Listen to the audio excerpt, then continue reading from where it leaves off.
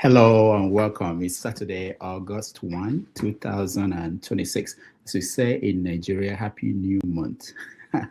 It's a new month and very important month, the most important month of the year, I think, for Nigeria, because election 2027 is starting officially this month. It's starting this month. So here are the stories that are making news all across Nigeria, Africa, and the world. So I think the best way to start is to start with an apology. No, not from me, from a man of God. I'm going to be apologizing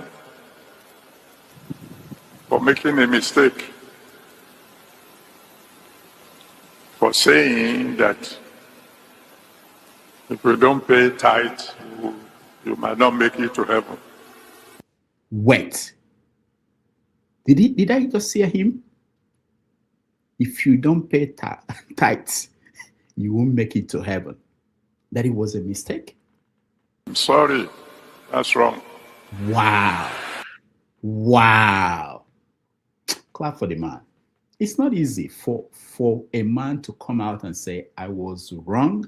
I made a mistake. I read the Bible. I misread what is in the Bible. It was written in English. It was written in Yoruba, but I misread it and I told you guys something that was wrong. I'm sorry. This is a great man. This is a great man. I'm telling you. Let's say him. That's not in the Bible. Wow. It's not in the Bible. Do you know how many other things that are not in the Bible that they've said at the pulpit? Do we know? But give it to the man. Give it to the man. So is he going to refund all the tithes that were paid?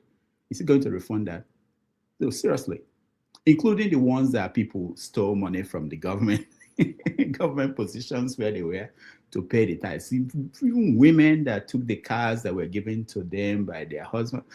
Is he going to refund the money? Is that going to happen? I don't know. I'm just trying to find out. Anyway, so that's a good way to start, and we give credit to him, because some people will stick to their guns. They refuse to come out and say they were wrong. But this is a man of God, honorable man of God. So thank you, Pastor Adeboye. Thank you so much for being a great man to come out and say you were wrong. So we go from there to political news, where people are never wrong, never apologize. No, seriously. Let me start with something that will interest you. I know that we made fun of the First Lady when she talked about akara and quickly and giving people money to start business of frying akara, and but now something has changed. Something changed. Let me start from the beginning. Let me show you this. This was a picture, a story from 2023 during the campaign. The First Lady came out and told us, I begged Shetima's wife to give me 2 million naira. 2 million, just 2 million. She had no money. She had to beg. Now, fast forward to this present time, 2026, as we approach the next election. This is what she's saying now. Why I don't beg? Remi Tinubu does not beg anybody. Why would she beg? Let me read you the exact quote. I don't beg. God told me not to beg. This God, In 2023, God told her to go and beg Shetima's wife. But now God told me not to beg. It is whatever he provides that I work with. Yeah. I am teaching you how to learn contentment and not begging, Remi Tinubu. You see, he wants to say that there is no food for lazy person. As if she's been hearing what we've been saying, Where are you getting the money that you are giving out, the billions and billions? She said in that talk that well-meaning individuals are supporting her initiatives. Well-meaning. Do we know these people? No. What are they getting for supporting you? We don't know. See, this is a sign that we're still very far away, far away from best practice. Very far away. But at least we know she's not begging. She doesn't beg. She used to beg in the past, but the God that was talking to her at that time was, she couldn't hear exactly what the God was saying. And now she doesn't beg. All right, moving on. There are so many serious stories in the news. Election, like I said, campaign will start this year, this month. And of course, people are moving, politicians are moving around and actions are taking place. Let's watch Doris Ogala. Doris Ogala, that's ANC, what's the party? Shore's party. What the hell? AAC, yeah, African Congress, African Action Congress. Yes, Doris from African Action Congress. This is, she discovered that in Abia State, she had to pay 150 million naira to put up a campaign billboard anywhere in Abia State. And she didn't like that. Watch out. People are dying in the hospital. Workers are crying. Their salaries have not been paid. And you're imposing 150 million naira for a candidate. Where will I get the money from? Do I have a godfather who has stolen government funds? I should pay 150 million. I dare anybody to try and touch my billboard. All of us, we can pay without billboard in this state.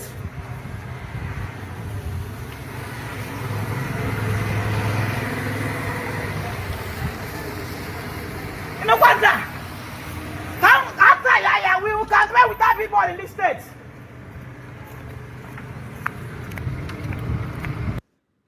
All right, that was Doris, Shore's party's candidate in Abia State for governor.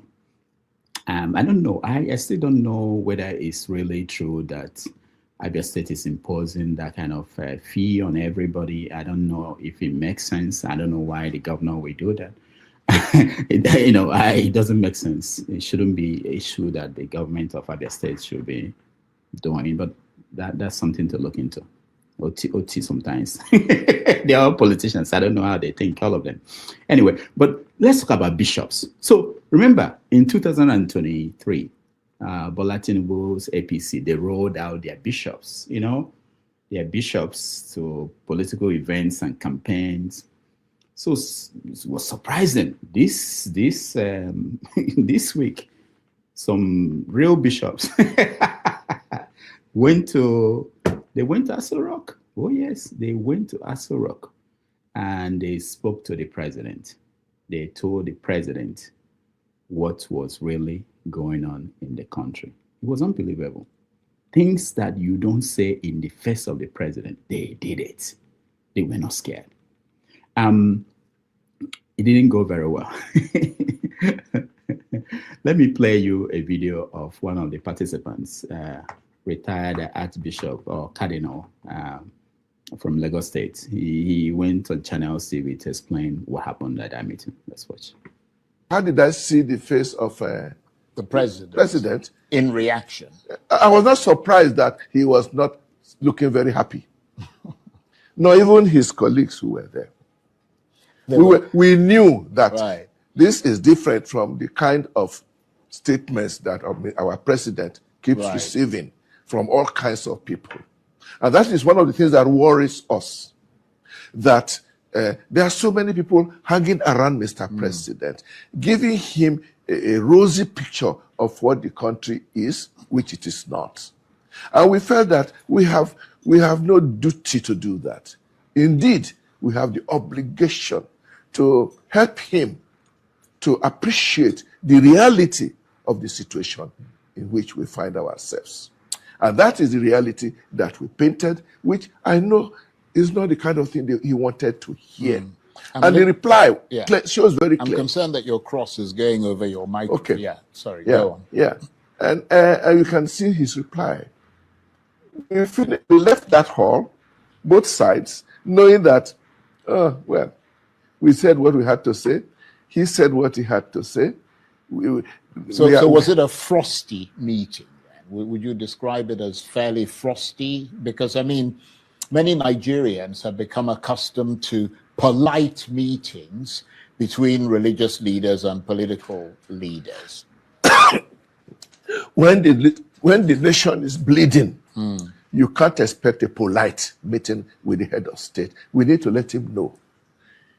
And his reply is that the nation is not bleeding. We told him our economy is not helping our poor people. He told us the economy is doing fine. Practically speaking, he told us quite clearly that he did not agree with us. Again, I said, we're not surprised. We didn't expect him to agree with us. We have done our duty. We have delivered our message. And we have a feeling that somehow along the line, somebody will show him a few of the things we said. All right. That was the bishop talking about what happened at the meeting. But let's hear the president, because the president responded to them, and we have the video. Yes. Before I was born, there was a hunger in this country. And I have no control of the population development of Nigeria, trajectory. And that is why you have membership in your various faiths and churches, to give hope to people and give commitment to humanity and the true sense of it. What? Wow. Before the president was born, we don't know when he was born, but all that we know is that before he was born, there was poverty in the country. So why are you making it look like, it just started under him? Very good point, Mr. President. And then he told them, it's your job to give hope to the people. Forget about renewed hope, the agenda and all those are nonsense. It's the job of the churches to give hope to people. Don't push it to the president. Come on. What are you doing then if you're not giving hope to people? What are you doing? All right, let's hear the president more. Our founding fathers did their best. They left us a nation, and we owe it to our generations yet unborn to build a nation of unity, stability, and prosperity for the future. Yes. A nation of unity and prosperity for the future. Once he uses prosperity, he's done. Any other person staying there talking anything else, he's gone. The president is gone. Meanwhile, I told you that the election is moving on straight, and we saw the commissioner of police. They are very important people at this point. If you're a candidate and you're running for office, you want your votes to count, you want your supporters to come out and vote, you better know the commissioner of police. If you have a party event, especially where there is a Owambe or where there is, you have to invite the. So the commissioner of police in Lagos State showed up at the City Boy movement event in Lagos. Let's watch the way he walked in majestically, like one of the city boys. He owned the city. He is the commissioner. He's the man in charge. Watch him.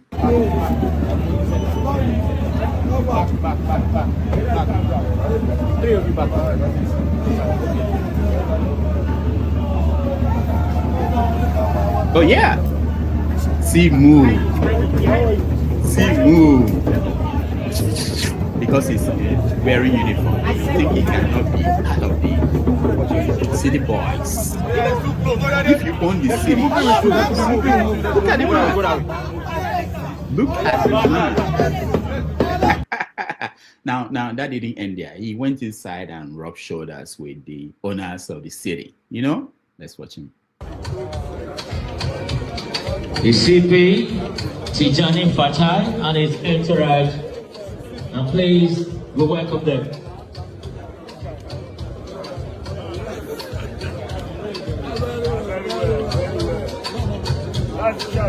That's the man.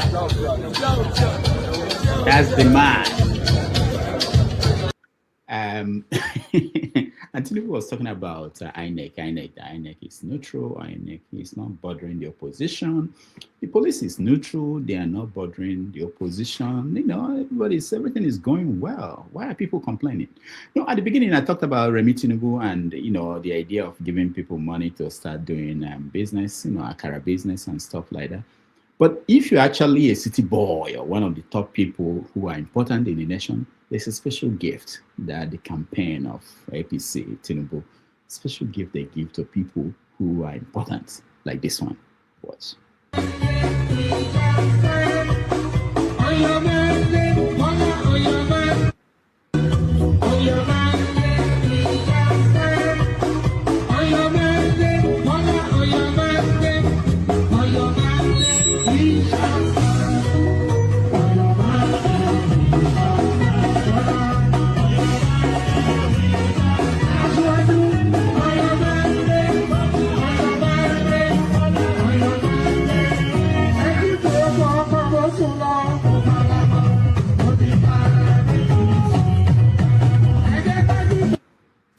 All right, that was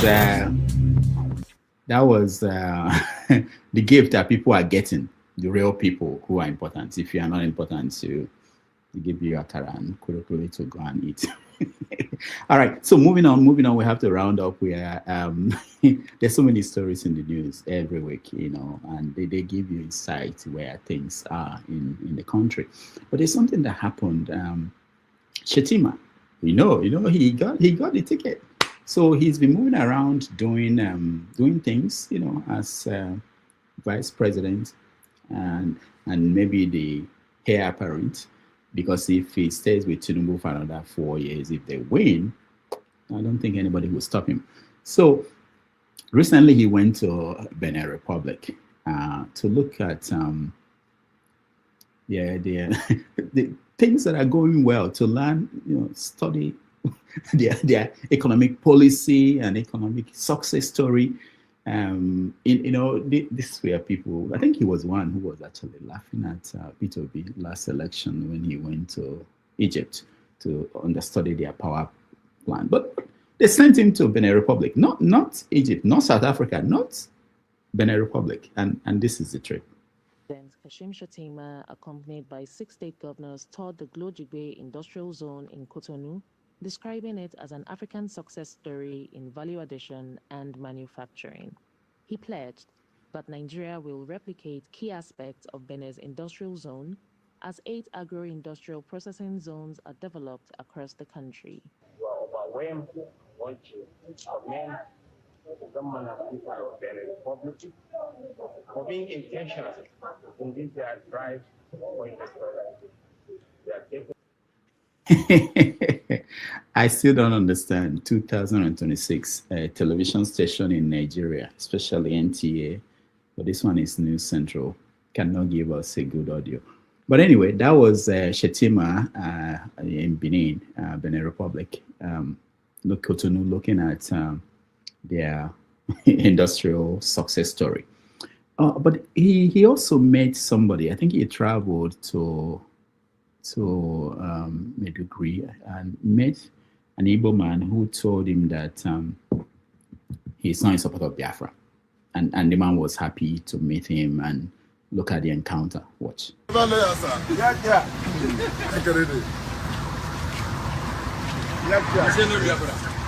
magana Biafra. To bande na je wana a gari kuma ina zan je oga. Sai dai addu'a oga. Kai dan kasa ne. Kasan ku ne ba wanda zai kore ka. Amin oga. Amin oga. Kai yamarin arewa ne. Iyo sala iri hada mu.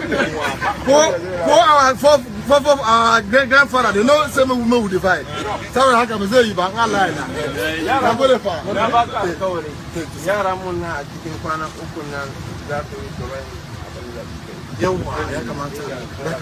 I was actually shocked that he called him Nyamere. I didn't think that I thought it was a bad thing to call Igbo people. I don't know. What do I know? I don't know. But anyway, this is the encounter. And you look at Shettima. Shettima is always not smooth, not comfortable. I don't. There's something about him. Maybe I'm misreading him. This is an opportunity to show his human side, and he doesn't smile. I sound like Trump. Which brings me to the final. No, not necessarily the final. There's one other story I want to put out there. Oh, we are totally out of time. But let me get this out. There's something that happened in Spain.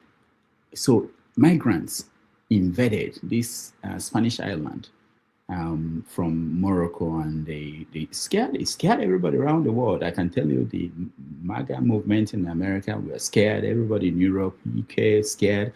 This is what Africans plan to do. Let's watch. Dios mío de mi vida.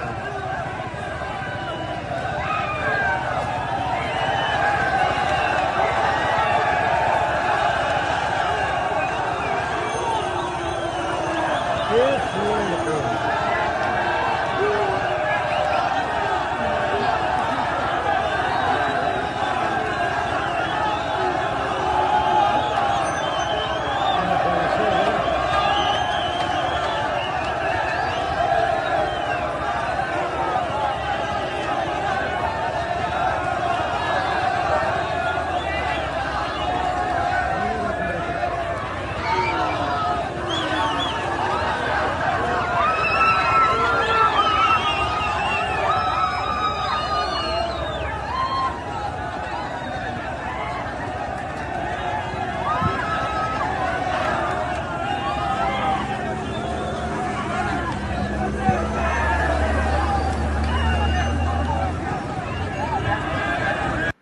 That was scary, you know, if you think about it. Just imagine 50,000 people running into your country.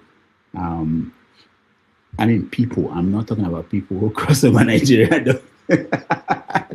Those are our brothers and sisters, according to Balaus Mohammed, governor of Abuja State. You know, but this scared them. It scared Spain. They had to send in the troops.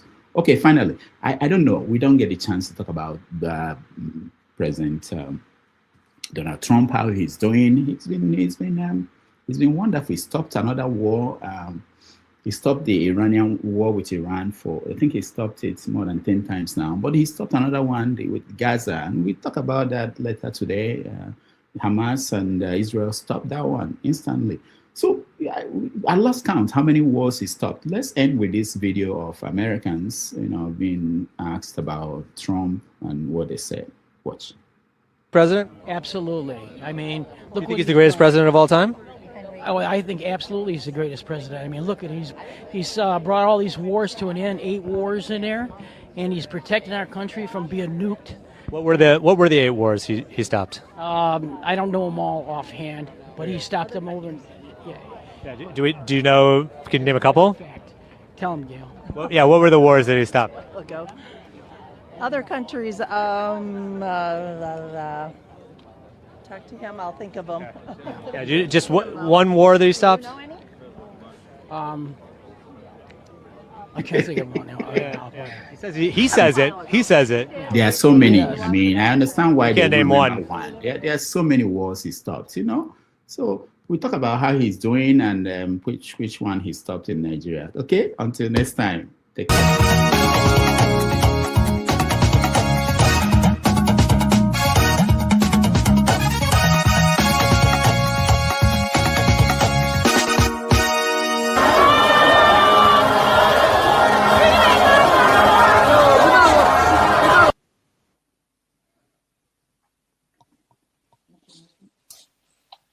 No, this rally make my blood pressure go up.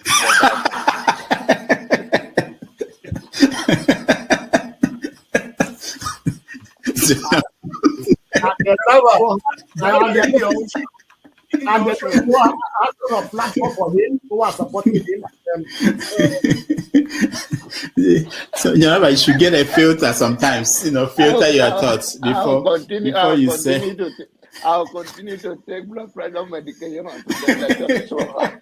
Why are you getting high blood pressure, Jonathan? Now, I'm not taking medication for myself. I'm taking it for people like some of you guys that after the January, February something, and then people like Cyril, that is a good spoiler. I thank God for his life. It's working for my. And I am ready to die defending Nigeria in whatever way. When it is God's time for us to go, it is. And you took my time to God. You are ready to defend Nigeria. I gave you my time. No, I'm coming. Alexi, hold on. You already started. What I'm saying, defending Nigerians is this. I gave him my time and he's using it to defend me. No, sorry. I'm sorry. I hope that Nigeria wins. I'm never going to wish any president evil so that I can say I told you so. No, I won't wish them evil. I hope. You see, I'm not praying. There's no point. I can't pray for Nigeria to be fine. I only hope that Nigeria wins and Nigerians win. Because if you choose a dodgy doctor who has a dodgy record, who has, all sort of accusations leveled against him, to say this doctor, we think he's done this, or this doctor, this surgeon, yes, he's a senior surgeon, he's the most whatever surgeon, but there are a lot of accusations leveled against him. If you choose him to operate on you, and you tell me to pray for you that it doesn't kill you surgery, what's the point? I can't pray. You might make it, you might not make it. My prayer won't change anything. So I hope Nigeria and Nigerians win during Tinubu's 4 years. Thank you. Thank you. Uncle, right? I have the right to address Shirley the way I like. You don't know what Shirley did to me. So learn to control your emotion, right? That's the only thing that I'm going to tell you. But if you don't want to control your emotion and you insult me here, I'm going to insult you 100%. Okay. You understand? You cannot insult me on a normal ground. Fiscally, you can't insult me, right? I will treat you like a child. If you insult me physically, I will handle you like a child. I don't care your age. Do you understand? You are powerful over the camera, so you can say whatever you want to say, but you can't yet say it to me physically. You understand? I will handle you like a kid. Can we arrange the meeting ground? Can we arrange the meeting ground? So let me control your emotion. You understand? Please don't take him out. I also have a right to respond because he mentioned my name. There's no need to take him out. All you have to do is to meet them or something. And you're taking too long to manage them. Comment. What did you say? Comment. I know, but he mentioned my name, so I'm asking to respond to him. When he gets your time, then you make a... No. He mentioned my name. If you want to make it rowdy, I will take you out. Take me out, you son of a bitch. Take me out. You think you're a big boy because you're moderating. Take him out, please. Hello, come on. Don't use such word now. Don't forget, that state is now an oil-producing state. So they now have derivation, if you are not aware. So if you want to speak for anybody, please do not defend a Kalata like a Yabelo. Please do not. Okay, let me respond to him. 1 second. Do not defend a Kalata like a Yabelo. Do not. All right, thank you, Mohammed. The people of that state. Can I respond to him? No. Then go to hell. Rudolph, go to hell. All right.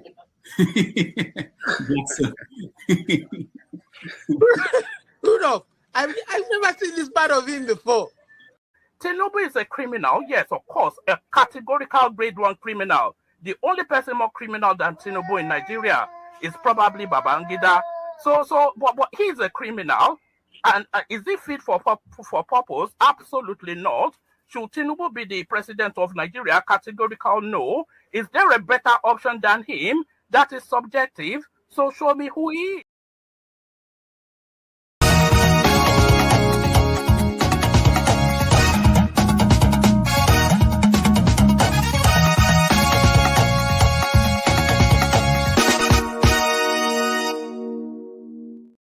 Anyway, we'll try to tolerate everyone's opinion. But I'll say that each time I listen to forefathers, I go with a neurological deficit. To be honest, like some kind of neuro that I get more blunt. In fact, if I listen to him for a whole year, I'll become an idiot. To be honest. Because I don't know, maybe the ancient stuff that he has in his background, maybe they whisper to him ancient things. He doesn't say anything modern, he doesn't say anything thoughtful. And I think that he should start becoming sensible, really, in his debate.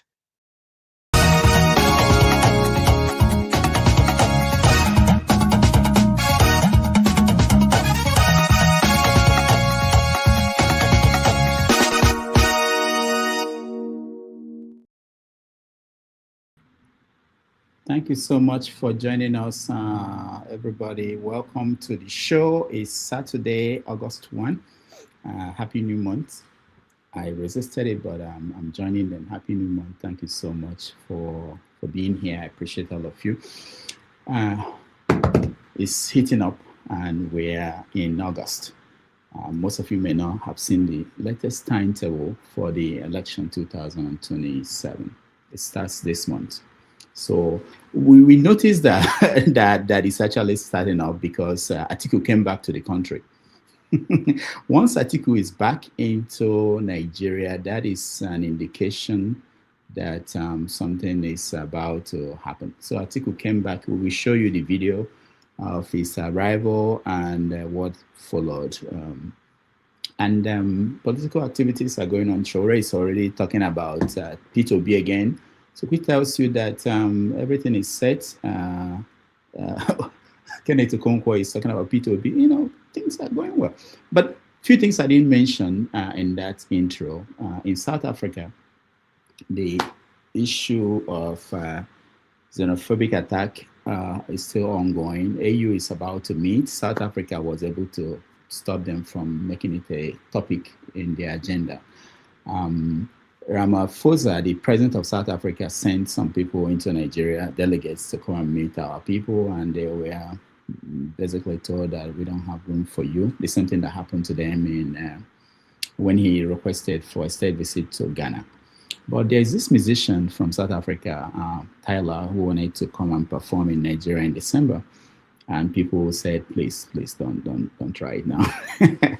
Shore was an odd person who came out to say, you know, she should be allowed to perform in Nigeria. You know, we'll talk about that and see. I don't think Shore's idea that actors and actresses and musicians, they didn't have anything to do with what was going on. But the question I have was really, did they say anything? What was when this was happening? Did they come out to say this is not right? Because Julius Malema, you guys may know him, continued to say that you guys, my people, this is not the right way to go. Let me play a video of him that I saw recently. Nigeria are owned by black Nigerians. They own properties. Nigerians in that entertainment industry, they are not competing with South Africa. They are competing with America. Doctor, can you hear me? When you see a Nigerian artist, when you see a music video of a Nigerian, you will mistaken it for Americans. They are moving. You are busy with machete. People are working on themselves. People are beginning to appreciate that there is nothing better about America. Africa is more beautiful and more richer than America. Even here in Africa, we can do it. All right, that was Malema, always on the side of Nigeria, telling his people that, you know, you don't treat people this way. So the top stories today is Hamas talking about disarming in Gaza. We don't know whether it's going to happen or not, but Trump already came out to say that I've ended another war. People are taking issues with that, and both Hamas and Israel, they don't agree with what Trump is saying and the details. All right, let me welcome people who are here. Welcome to the show, Man of Prestige. Welcome. The World Cup is over, is it? Yeah. So, who won? What do you mean who won? I don't know. The game was played in Yasiri. The final was played in Yasiri. I mean, don't be so daft, man. That was the celebration. Those 50,000 immigrants went for celebration.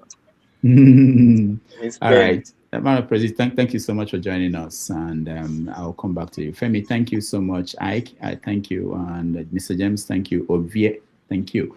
All right, so let me get you, just go around, everybody, get any story you're interested in that that you think he has to get a kind of shout out on the story or let people know it's going on? Man of Prestige, let's start with you. Yeah, thank you very much. Greetings, everybody. It's good to be back on the platform. And it's always very, but I've been listening sometime, But having said that, you played a video recently about Tyler. He has officially canceled the concert, which is good because we don't want her to come to our country and take our job. The South Africa say we are in South Africa taking their job. So let Tyler stay over there. If we don't want him to come to Lagos or Nigeria and take our job, it's good that he canceled it. I mean, there should be a reciprocity in that. Nigerian government should be bold and go after them. But you ask what is different. You already said that. The main story that is happening all over the country is Gianni Infantino. He, about trying to create a subsidiary, of FIFA, which is a commercial branch of a FIFA. That's supposed to have net the FIFA about 20 billion. I mean, it was a good idea, but this was structured under Joshua Kushner. It's the brother-in-law to Trump. Kushner, the younger brother. So he was supposed to be an investment in that. It's a private investment equity. I think it was under JT Morgan or something like that. I don't know the private, but the guy just do anything like he do. We know what happened during the World Cup, what he did and everything. But that wouldn't happen. But there's an underlying story to this story. Everybody, Dr. Damage.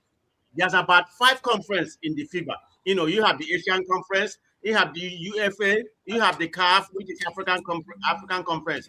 You have the South American Conference and the CONCACAF, which combine North America and some Caribbean countries. So when this came out, UFA was the first to say, if we don't rescind this, we don't want it, we're going to boycott the World Cup. And guess another conference that spoke was the Asian Conference and the CONCACAF. But guess who is supporting it? Of course, it's the Africans. It's all about money. It's all about money. It's only CAF. I think South America didn't say anything, but CAF was supporting it. They are only about money. This is the problem with Africa. They don't reason. They don't know the implication of what Gianni Infantino was trying to do. Only Africa is supporting it, but right now they're going to pay for it because they're not respected. Instead of coming out to say something, of course, our man from Ovia side, he's from Delta. What's his name? Picnic. He said that it's good for Africa because Nigeria is supposed to benefit about 27 billion. But you don't know the implication. You are giving part of FIFA to a private company or the commercial part of it. That's going to change the way FIFA is supposed to be. FIFA has a lot of money. But right now, Gianni, whatever Infantino is supposed to run for re-election in March, I don't think he's going to get it. He has overplayed himself. So that's where we are in that regard. Thank you. All right. Thank you so much. Just to surprise you, Mr. Man of Prestige, I had the Ugandan football chairman talking about the money they were getting from FIFA. Why they supported it. They were saying that this stadium was built by FIFA. I didn't know that those things were going on, that FIFA was building stadium in Africa. So you have to understand, you have to pity them. Maybe without the money from FIFA, they won't be able to. They don't collect the good. They are not utilizing the money. This is the problem with Africa, particularly that picnic, the guy is one of the 37 members, in the board. They are not using the money. Look at our girls. Our girls playing in Morocco right now. They didn't have a single friendly. Look, that's why there's no synergy in the match. They just lost to, Malawi because there's no synergy. They didn't arrange any friendly. It doesn't matter what kind of talent you have. If you don't have a friendly, if there's no coherence, that's why they lost to Malawi. Because if you look at the match, Malawi, they play okay, but players were kind of lethargic. Our goalkeeper, Nado, the best goalkeeper in the world, he gave them, she gave them two free goal mistake. But that's another story. But the point I'm trying to make is that even all this money they give them, they're going to use it. Imagine what the NFA secretary said. The reason why he did not arrange match is because nobody wants to play Nigeria. Nobody wants to play the Falcons. What kind of nonsense is that? All right. Thank you. Thank you, Prestige. Femi, welcome to the show. Good morning. I hear you. I don't know why you dabble into sports. Just stay in your lane, doctor. Go ahead, Femi. You just come here and be turning everything upside down. Anyway, so still on the sports fever. Go ahead. Yeah, I'm looking at the Commonwealth Games, even though I caught up to it late, as well as ongoing WAFCON. But just to correct something, Man of Presi said, Nadozie is not the best goalkeeper in the world. He's the US goalkeeper. She's probably among the top 5 or so. Anyway, and when she was in PSG, she was easily probably one of the best goalkeepers in France. So I just feel it's nice to put that straight. But on to other things. Okay, I did mention that. I suspect you may have mentioned the Osun elections, the controversy that been brewing. When is the election? Doctor, I'm not interested in Nigerian election. I've told you we are wasting our time. We are wasting our time. Yeah, well, I know. What you meant to say, maybe I should edit it. What you meant to say is when is the next? We need to look for another word, but it's not election. Now, selection. In fact, it's no longer selection. Yeah, we have to find another word. Selection. I think you're doing injustice to selection. Although I'm not interested in Portable versus Okucha, but sometimes in Nigeria, if you don't laugh, you cry. So sometimes maybe we need, they canceled the rematch, Abi, and it's begging. Nigeria, we need content. We need more content creators. Since we can't create anything like ordinary tissue paper, so let's continue creating content. And of course, you probably may have mentioned the ongoing re-editing of history, how Abacha died. I've listened to all kind of variations of who was there, wasn't there. I listened to, I think it was some Omar Seye, and I forget who was the D. Was it DS? Amakri. I'm sure you saw that the different variations of what both of them said versus what Al-Musafa has provided to us. So I mean, it's still an ongoing conversation, and even as we find ourselves where we find ourselves. And finally, quite importantly for me personally, and I think maybe if everything is done right, finally someone has given a revelation. It just turned out to be Tinubu that implemented it. What some of us have been calling for, the NIMC amended act, whereby every single, we have like 1,000 different, you have NIN, you have BVN, you have, we like lining up for everything. So hopefully now that they've put over everything underneath one single umbrella, they will finally harmonize it so that the next time you, for example, doctor, you go back to Nigeria to do your FRSC driving license, so you stop driving illegally in Nigeria, you won't have to line up for too long. So I'll keep it that way. But of course, we're very interested in the ongoing issue with between Iran and the US, especially on one hand, and how they're trying to harmonize that one too with the Ukrainian conflict. And for those again who feel that talking about Nigeria without talking about the world means that we're talking nonsense. Maybe by the time all of us start, see, doctor, go and learn how to ride bicycle again, or maybe donkey, or the way we used to walk from maybe for someone like you, maybe from, in my own case, from Akoka to Bariga, we might start walking again. It's not a joke. Okay, thank you.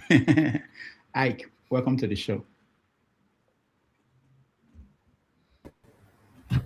Good afternoon, good morning, good evening, everybody. Happy to be here.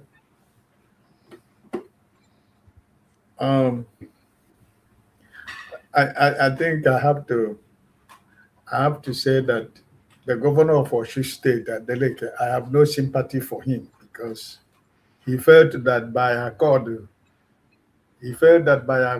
trying to say they are going to support Tinubu for presidential election, that is the only way he can become governor of Osun State.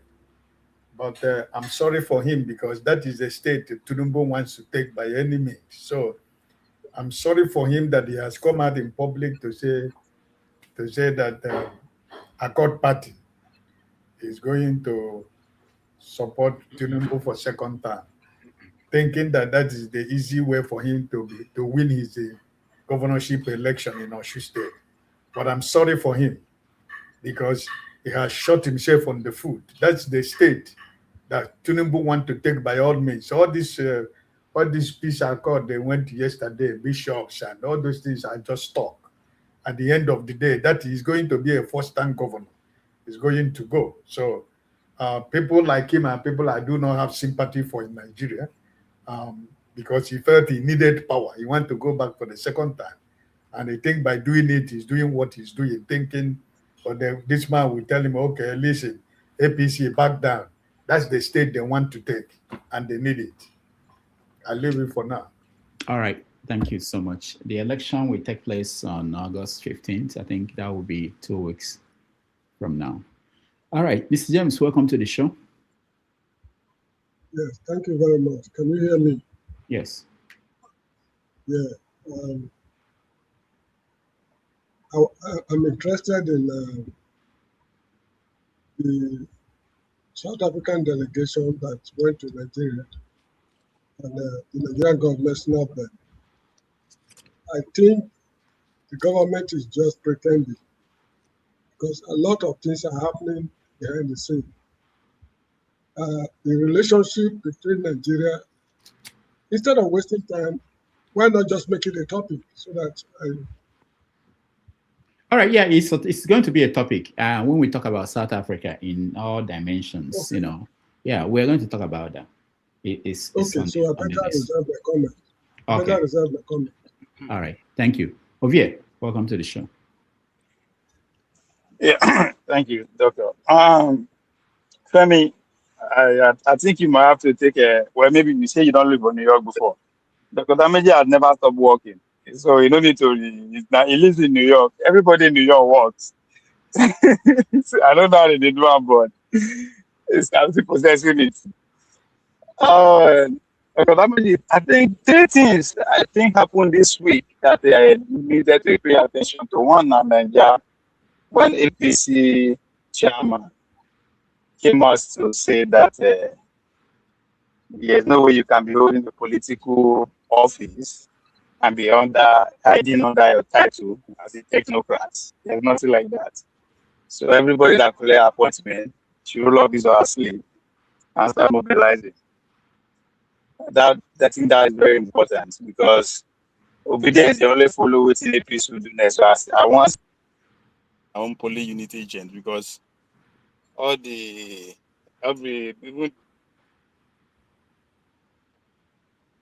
even the military guys that are coming in, all of them will join. We will follow to the poly unity agent. That's one. In America here, I think I don't know if you will pay attention to the ChatGPT, the cloud. I mean, all the AI warehouse acquiring rare books, and they are destroying them pretty much. They are they are shredding all the books. And you came to mind, you always advise people to write books, but I think you should add this to it, that people should start buying books. If there's any book that you know that's out there that is important to you, especially those books that are rare, that are limited in print, or they're no longer in print, they are destroying them in their millions, because the future says that we will buy knowledge now. Maybe your great-grandchildren, the way they throw around books, we know one is another thing. They will come, they have to be subscribing to pay for common things that we take for granted. Then the revolution that is happening in New York, when Mandani came out to say they are going to establish state-run grocery store. In New York, I don't know if they borrow and they have 5 boroughs that they are going to start with 5 boroughs. So the first few months of the grocery opening, they will get 30% off bread, milk, and all that things. But as time go on, they will standardize the price. So, and I think that's the next thing. I think that the whole nation will gravitate towards that, regardless of how they will mismanage those kind of pretty much close to free things. I think it's the next thing. The whether win or the current capitalist system that they are currently building in terms of the cloud capitalism will win. But I think with the way they are planning it in New York, with the way they are talking about it, and going by the fact that Democrats pretty much own the media, they will market it in a way that even people for Idaho or North Dakota will start asking for their own grocery store too. We might be witnessing a revolution that will come and take over the world in the next couple of years if the rate that they are going, they succeed. So those are Thank you, Ovie. You mentioned something that made me think. I had that, I still use CDs. I don't download music and stuff like that. I'm not yet there. But I had that people are worried about ownership. That when they're moving us to the point where you don't really own anything. People don't own movies. It's not like if you want to watch any movie, you go and bring it. So if Netflix, I subscribe to that and you want to watch something and it's not there anymore, even if you paid for the past 10 years, but you don't own anything, so you can't watch it. So anyway, it's something important to think about. All right, Masca, welcome to the show.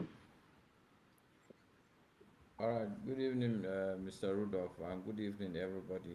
I think the most interesting topic for me is the fact that a South African artist is coming to Nigeria. That's the one that I would wait for. Is she still coming? No, it has been cancelled. Yeah. I don't know whether she's still coming, but No, I know yeah. a lot of people who are pushing back, and I will support a pushback. Yeah. But I will wait when the topic is up for discussion. I have a different case. That too. But Dr. Dameji, let me call you out. You wait now. Oh, sorry. I think they don't. Masca, you're looking 20 years younger. What happened? I thought it was your junior brother or your son. I swear to God, I thought the same thing. I want to go and Masca. I could not believe my eyes. Maybe What because happened? I'm wearing cap. No, you just look younger. Maybe you've not seen me for a long time. No, there's something going on. Fountain of youth. Well, you should find out. He looks younger as always, but now only when you flex with the muscle. Then you say in doctor they don't get PhD. Then you cut it off. Who's this man? Maybe now waiting they confuse you with that. All right, let him finish. Master, go ahead. Well, no, at me, I'll wait until I'm sure we are just doing the round. Yeah, So okay, all right. The thing is up for discussion, and then maybe I can try and address Femi's concerns. Why instead of growing older, I'm growing younger. Okay, KJ, welcome to the show. Thank you so much, Dr. Dam. I decided to breeze in because I probably not be here tomorrow. Tomorrow is my birthday, and oh yes. A lunch in the capital with a very important gentleman. So I may not be available, but it's good to be here, and I thank all of you. So we are not important. I thought we are family. My friend, after 4 years of being together, I'm heartbroken. So, man of prestige, good to see all of you, Dr. Mr. James, and every one of you. Masca, yeah, I think if you tell me as a picture expert, I would say because of the light and the background that he has changed, and the color of his shirt suits very well with the curtain behind him. So that gives him. All right, I haven't said that. Go ahead to say, Dr. Rudolph, I expected you to catch what is going on. Rudolph, what's her name now? Doris Ogale was in Abia State to give a sound warning to the governor. I played the video. I talked about that. Okay, and then of course the security meeting that they had in the southeast, saying that the southeast is now the most endangered part of Nigeria, and federal government was sounding a warning to the. So I'm wondering how that is, because it's difficult to understand why they hold a South Eastern Governors Security Forum to discuss the according to them, government cannot fold its hands and watch the Southeast go into, in their own word, going to, So we are wondering, by the statistics available, Southeast still remains the most peaceful part of Nigeria. So we're really wondering what is going on. Then there was a very big meeting in Umuahia, where our uncle, Aguirensi, was the governor. Alex Oti, again, was able to put together a very high-powered 60 years remembrance for him, on which his brother, one of his relatives, spoke very eloquently about the importance of argumency. Yeah, so it was a kind of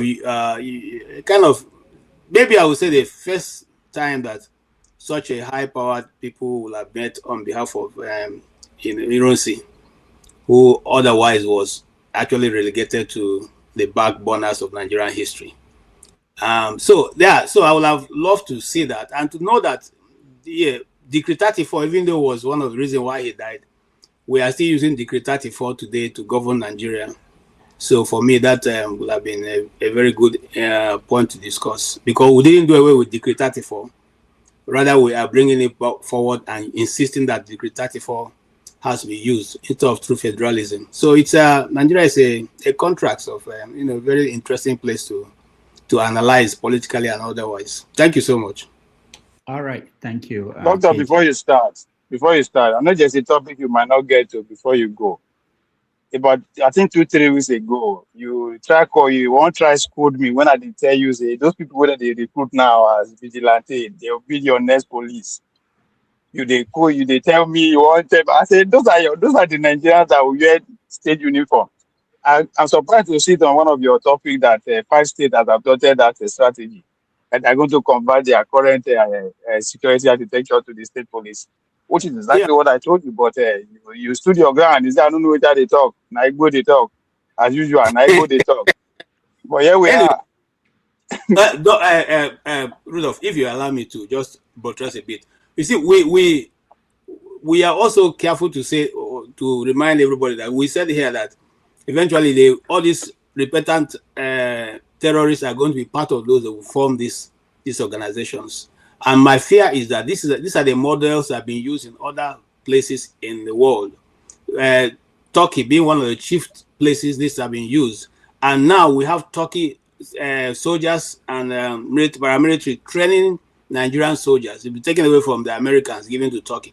My question is, are we looking at an unfolding model on how to take down Nigeria and Islamize it? That's for all of us to be looking out for. Thank you. All right. Just before we start, let me show you in Edo State, Ovie's home state, they demonstrated their forest guards. Their training. They showed us off to the governor of the state. They just watch and then comment at it. Ogida Barracks in Benin City, the Edo State capital. 497 newly trained forest guards are all set to hit the ground running and make Edo State unbearable for criminals using thick forest as hideouts after unleashing mayhem.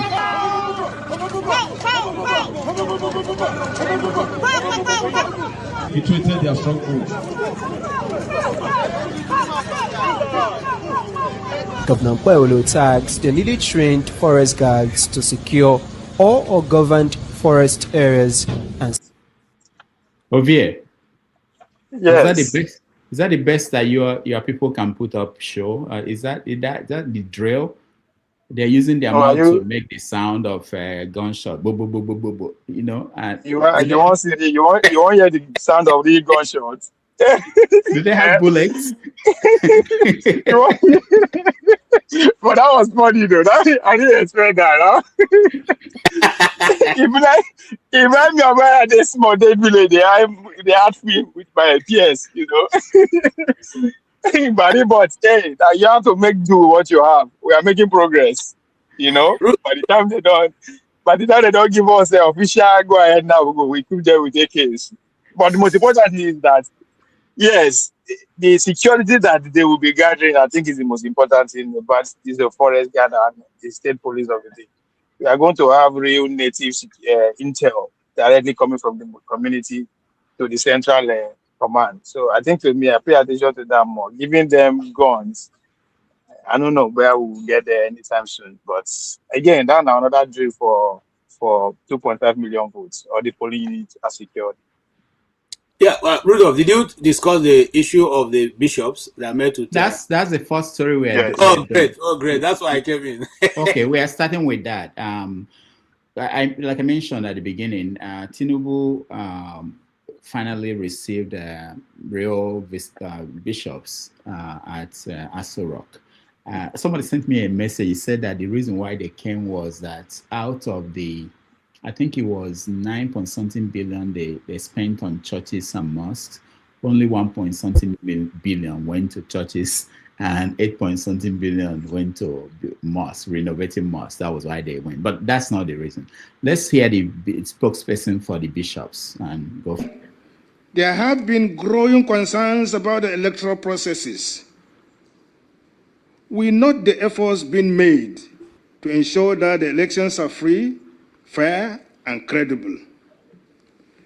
It is our hope that you be on the forefront in demanding that the Independent National Electoral Commission, INEC, delivers credible elections to ensure that Nigeria is set on the path of national development and integrity. This ought to start with making voters' cards easily available to all eligible voters and end with election results that reflect the true choice of Nigerians. Adequate and timely funding of INEC is required to ensure that the agency inspires the confidence of citizens. All right, that was the president of the Bishops, Catholic Bishops Association in Nigeria, speaking in front of President Bola Ahmed Tinubu. This is Tinubu's response to them. Yes. Before I was born, there was hunger in this country. And I have no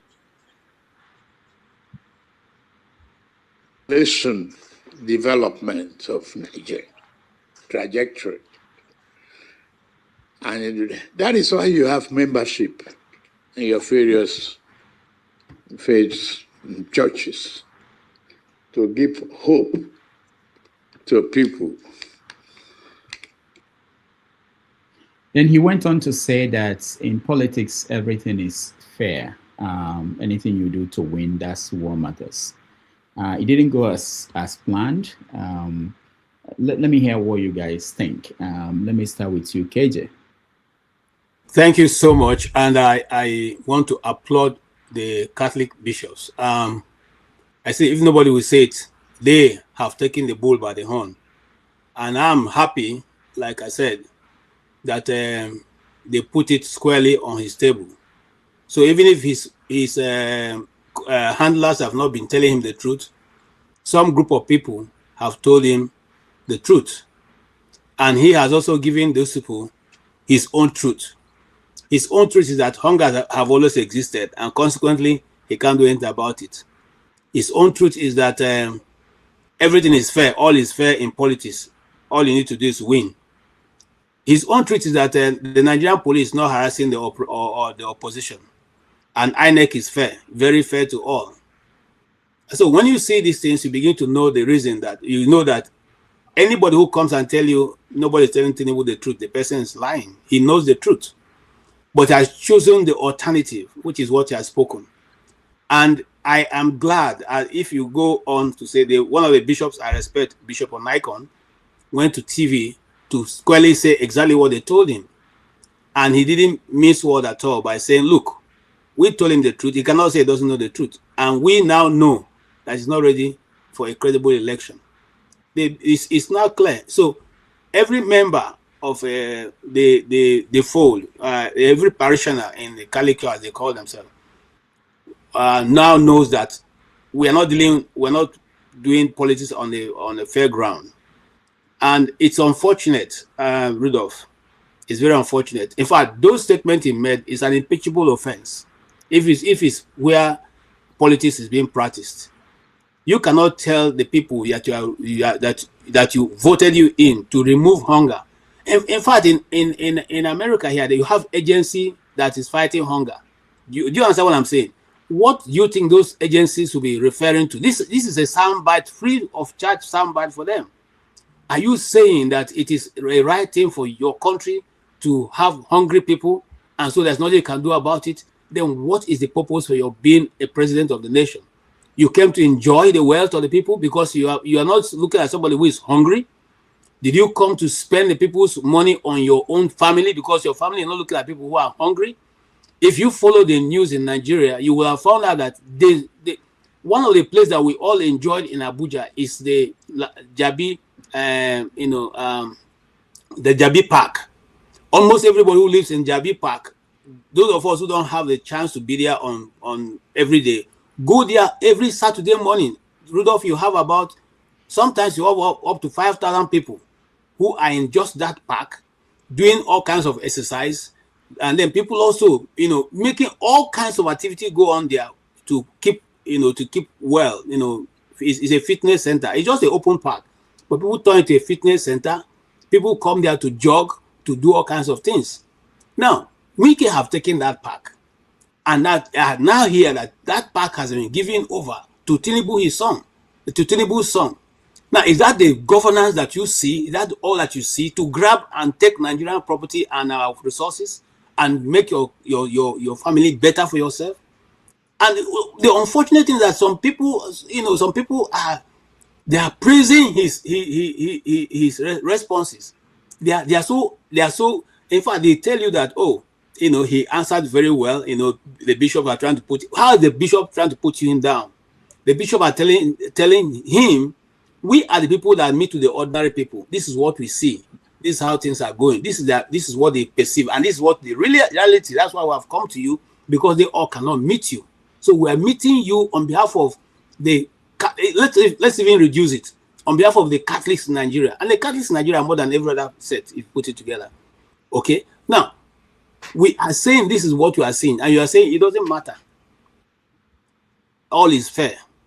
But you see on the news every now and then, in fact, the worst one was the one that just happened the day before the Catholic, some days before the Catholic bishop went there, which is with Peter Obi and Shehu.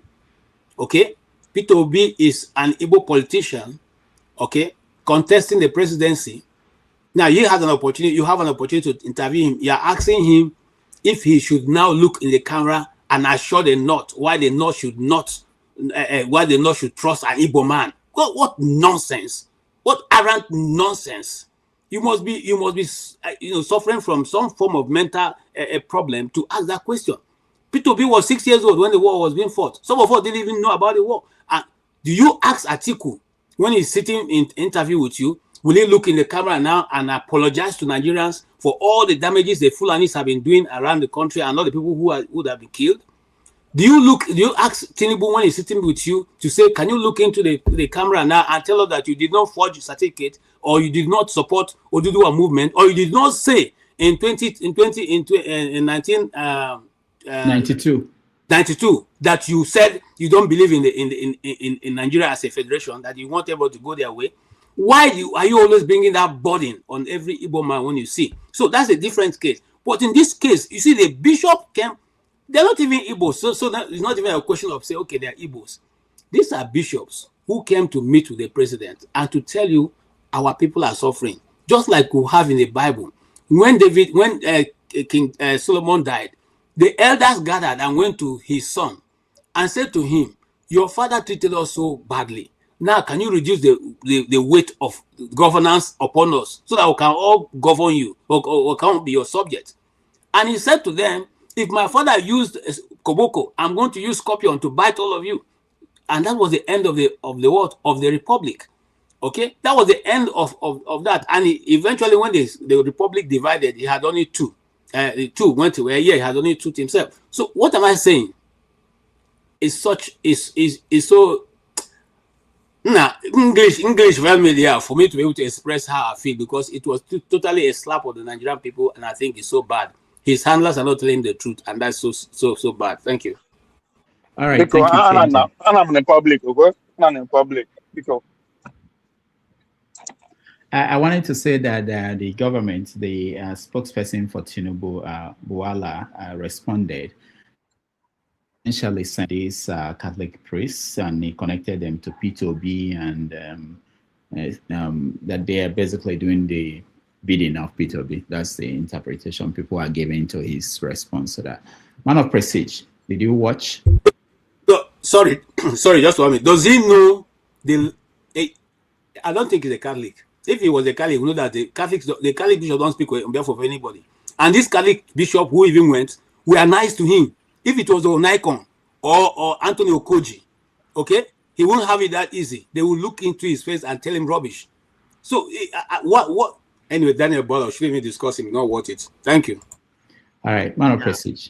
Thank you, Dr. Damage. My first statement is to Ovie. Ovie, how come you did not update us about the Commonwealth game going on? That's your territory, man.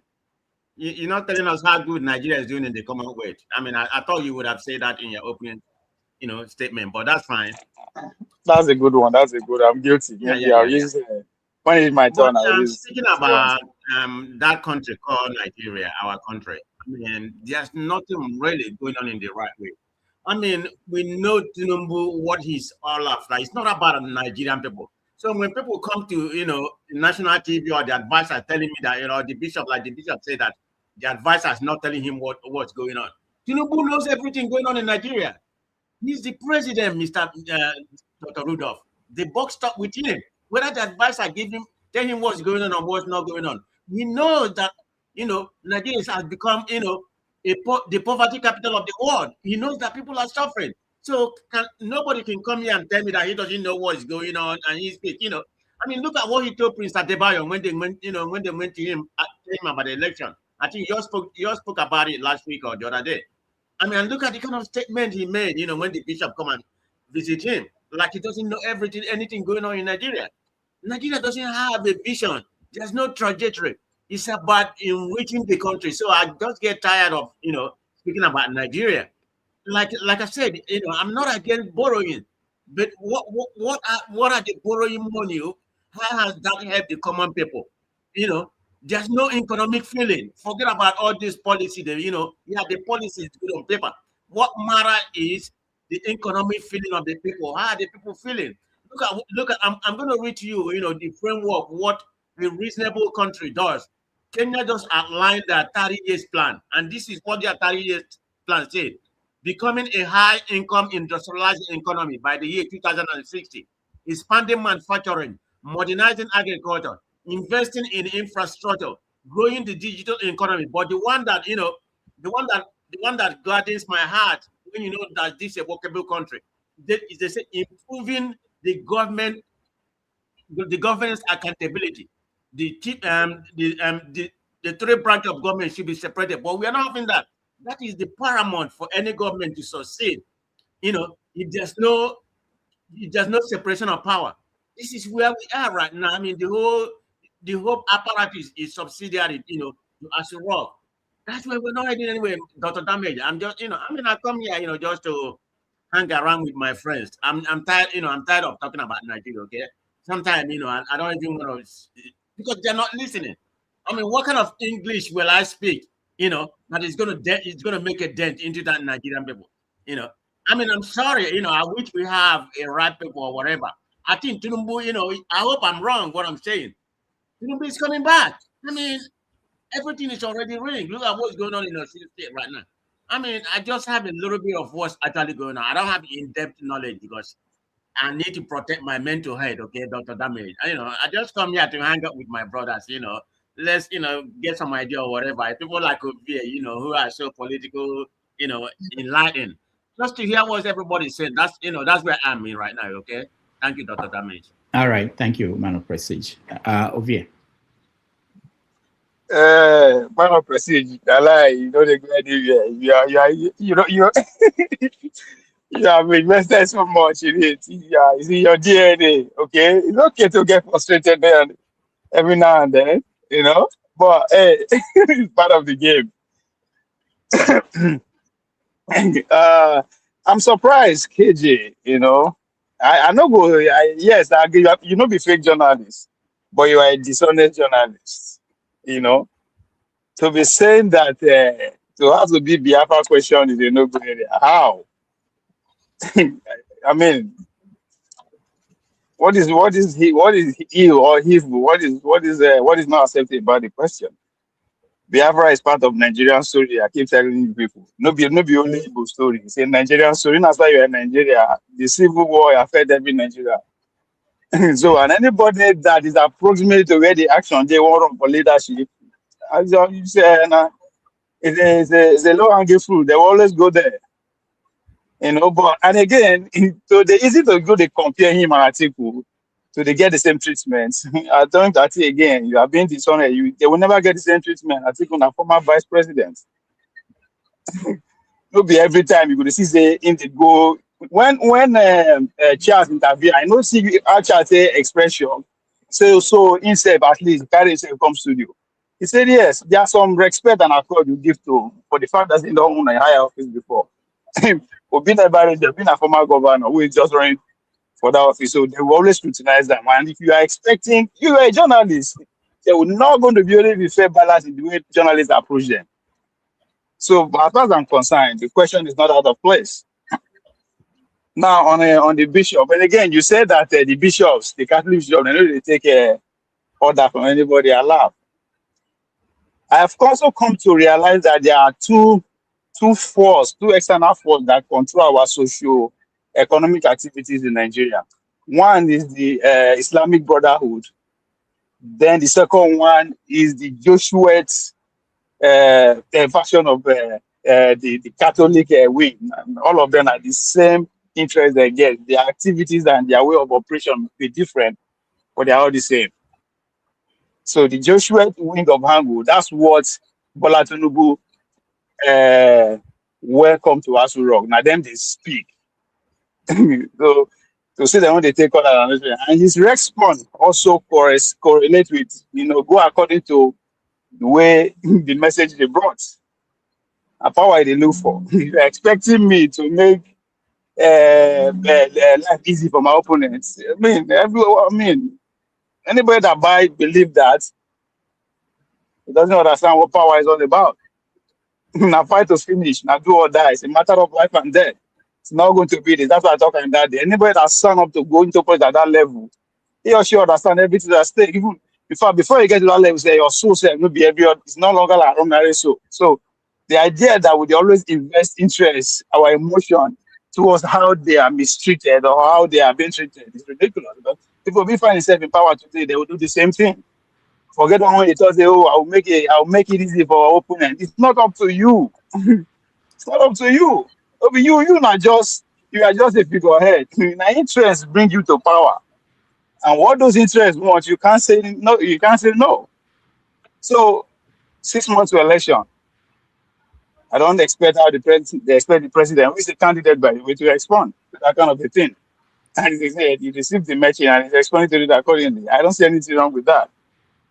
I think by now we should done we don't spend 4 years for this platform. If not university would they go, we don't get diploma to show for it. So we can issue one of it. After the next election, we issue one certificate. There's nothing that is happening now that is new that has not happened 4 years ago, either in Nigeria or in America. So I went through hell. So we can be emotionally attached all we want. They don't care about us. I talk and even power at that level. If you don't have a national presence, you don't count. I keep saying it. You don't count. So to take the collective, the collective of all the Catholic bishops to go deliver a message, and I wish when I watch that thing seriously, Dr. Damiji, from part of my mind just do is I wish good luck has 1/10 of the kind of man we Bola Tinubu regards to power. Maybe the man for continue for a presidency. If you always don't have that political madness, just apply just 1/10 of what Tinubu is doing, because that's how you handle power. Because everybody wants you out. Even your wife said, we start with Aisha Buhari, he wants you out. So if only good luck exercise a little bit of what Tinubu is doing, Nigeria's story would have been different a little bit. Either good or bad, I can't say, but a bit different. So this is power play. The man in power, you know where all the bodies are buried. It's part and parcel of the democracy. That's what we want Nigeria to be. It's been there. It's been an Iran boys. He walk up to where he is. So I don't expect anything different. I'm only marveled at the way he is carrying it out with the current situation terms of geopolitics. All right. So it's the way they're doing things. You know, Rudolph, can you give me 1 I'll give minute? it to him. I think Okay. okay, don't understand what I'm saying. Now let me start from Catholic bishops. The Catholic Church is one of the richest. In fact, it's an institution. It's a C. So those thinking that the Catholic bishop came to look for something from the government, what are they going to go and look for? Do you know about the Jewets? The Hold on. Jewets? You don't need money from the government. Neither do they need any. It's not about money, it's about power. Do you know about the Jewets? Hold on. You know that society. I allowed you to speak. Now let me talk. No, I'm not talking about. I'm talking about a specific society that control things. So if you don't know that, say you don't know, I'm then we'll explain better. But if you know, explain to me so I know what you're talking about. No politics. Nobody is Sabian. If you are talking about people who are powerful in this world, the Catholic Church is one of the powers of the world. They are a C. It's part of the C. Okay? They control the economy. They control part of the currency in the world. So what are you saying? But so why you say they don't like money? Why you say they don't like money? Let us reduce Nigeria. Now, Catholic Church we talk about, not because Catholic bishops be that. They go on behalf of Imo State. They went on behalf of the Catholic Association of the country and by extension of the world. So what are you talking about? So stay on the mission. Forget the car. Stay on the mission. Forget where they went there for a specific reason and they deliver it. So what I am saying is that the message they took to the president is to tell him that our people, the people of my parish, our parishioners are suffering. And what we are asking you is nothing but a free and fair playing ground for everybody who is contesting so that the country can unite. That the message is totally straightforward. They didn't put any comma to it. Mind you, if you're talking about people who can easily accept other people, especially the Muslims, it's the Catholics. So I don't think the Catholics were out, the Catholic bishops were out trying to do something in any other hidden way. They were just trying to say, this is how bad the country have gone. Maybe you don't know. We are telling you direct to you, your table. Having said that, I want to pivot back to what you said about Peter Obi. You see, the question, and I really find it a bit strange when people say you are talking about somebody's comment, you say maybe the person doesn't do that. No, you can give your own opinion and leave the person's own. Let the person in his foolishness continue to have his own. You may not agree, it's okay, but don't say the person doesn't know what you're talking about. Now, let me tell you, for you as a candidate, presidential candidate of an Igbo descent, in the first place, you have to fight that narrative, which many people have already debunked, including people who participated in it. Adeboyega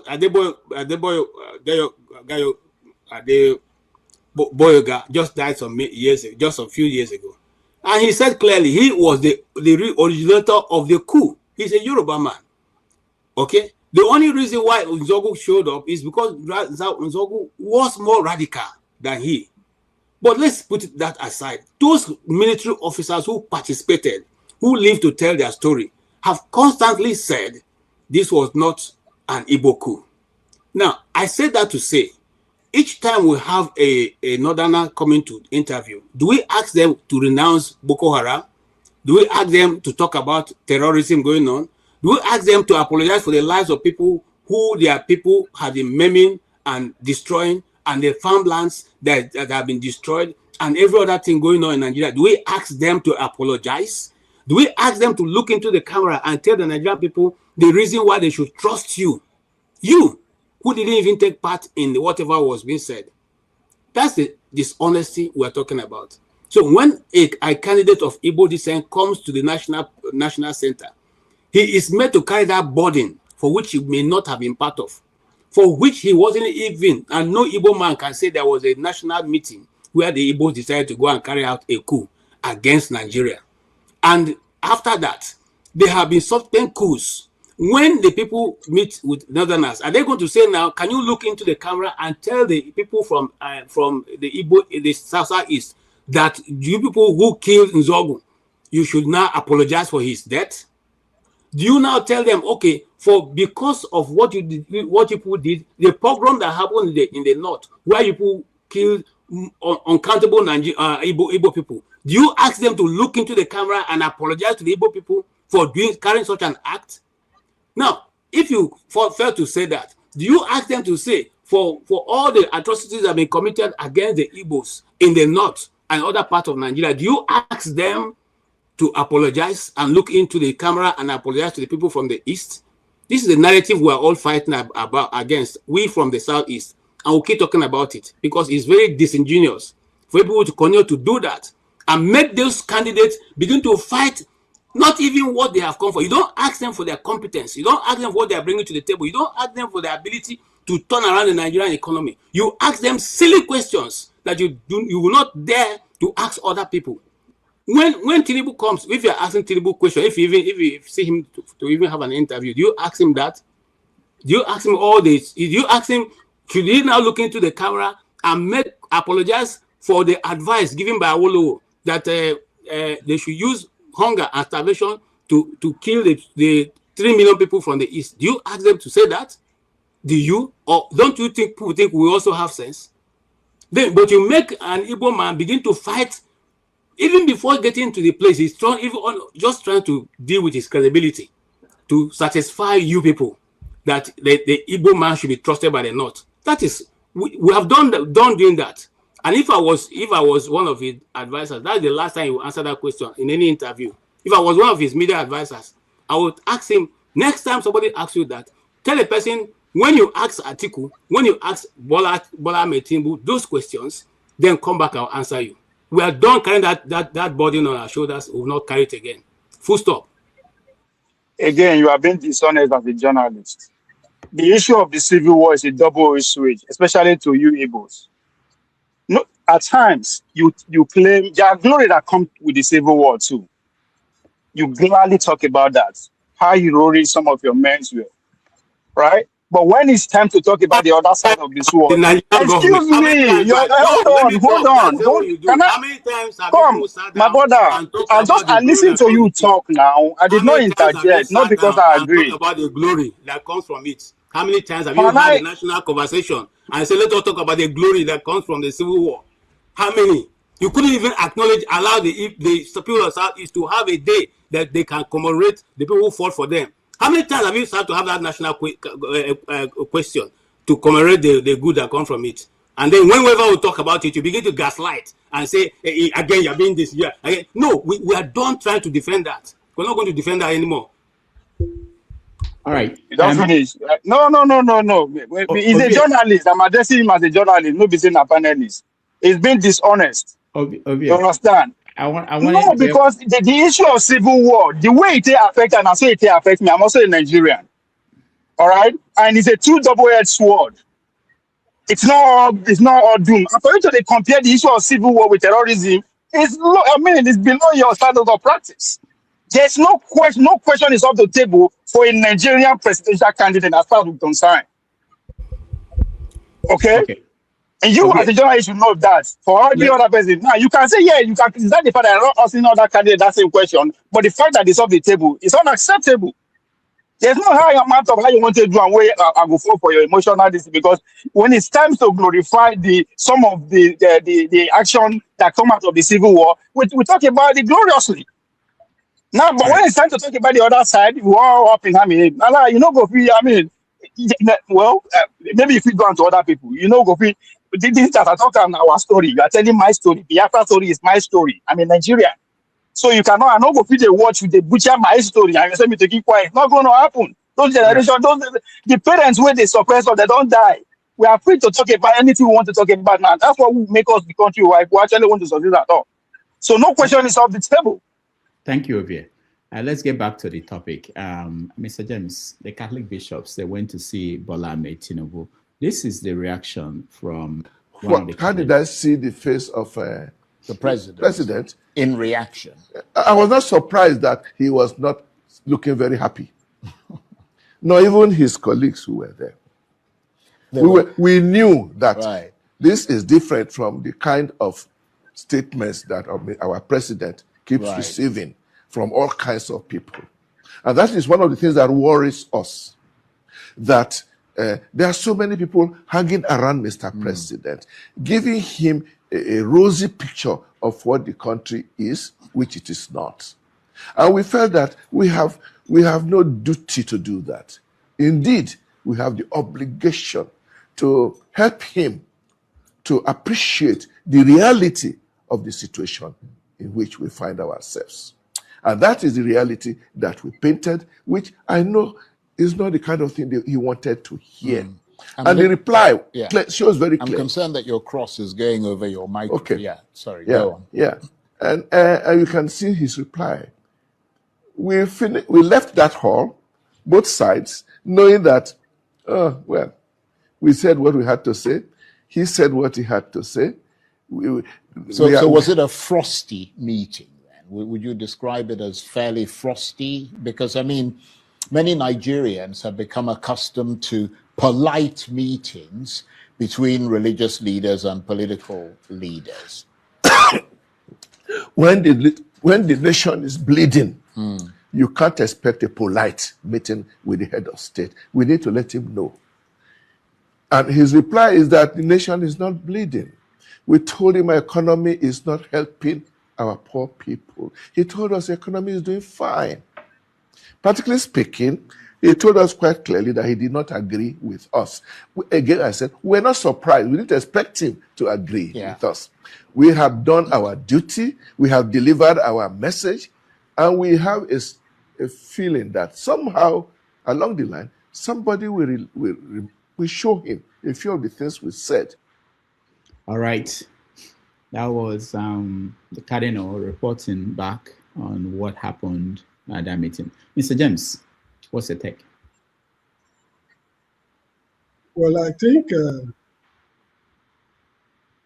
Cardinal, I don't know, I don't want to be seen to be biased because of my stand on religion.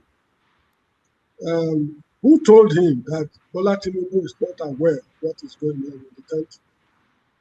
Who told him that people are painting a rosy picture? Bola Tinubu is fully in control. That is how I see it. I've been against the introduction of religious leaders into politics. They should leave politics for politicians because the rules, let me call it the Machiavellian rules governing politics, they are in no way compatible with religious teachings. So a clever religious man should distance himself from politics. But again, some people will say they are representing a constituency, that's the Christian constituency. This is a very funny development. I cannot really comment on properly because anyway, Nigeria is beyond redemption. That's just how I see it. Thank you. All right. Thank you so much. Ike, did you weigh in? No, I left for a long time. I just came in. Okay. So we're talking about the bishops. I don't know if you watched the of their visit to Aso Rock. Their goal was, according to them, to present the true picture of things to the president. And they came out not happy. Yeah, I followed it. I listened to it, and I saw the Archbishop yesterday, on the channel. My brother James, you are saying that Tinubu knows everything. Nobody is supposed to tell him. We have to be honest. Tinubu doesn't know 85% of what is going on in his country that is their president. Because he's covered with the people who are not telling him what is going on. They wake up in the morning, they go to Aso Rock and sing his praises. On your mandate we shall die, and on your mandate we shall sing. And that's all you want to hear. They will tell him, the whole state of Delta State now is for APC. The whole state in Imo State now is APC. Hope Uzodinma has delivered APC for you in Imo State. This person has delivered this state for you in this place. That's all he wants to hear because he wants to come back second time. He doesn't care what is going on with your life. He does not care. All this story they are saying, this man doesn't care about you for 1 minute. So, about the visit, You don't need to say because you don't want to be biased about religion. We are not talking about religion here. We are talking about Nigeria as a country. Because even other Muslim sects also, the Muslim leaders, they used to go and visit the president. They go there and talk about the national issue. They didn't go there to preach the gospel, but they went there to tell the president about what is going on in his own country, that is the president. So it has nothing to do with religion. It has nothing to do with your faith or your religious affiliation.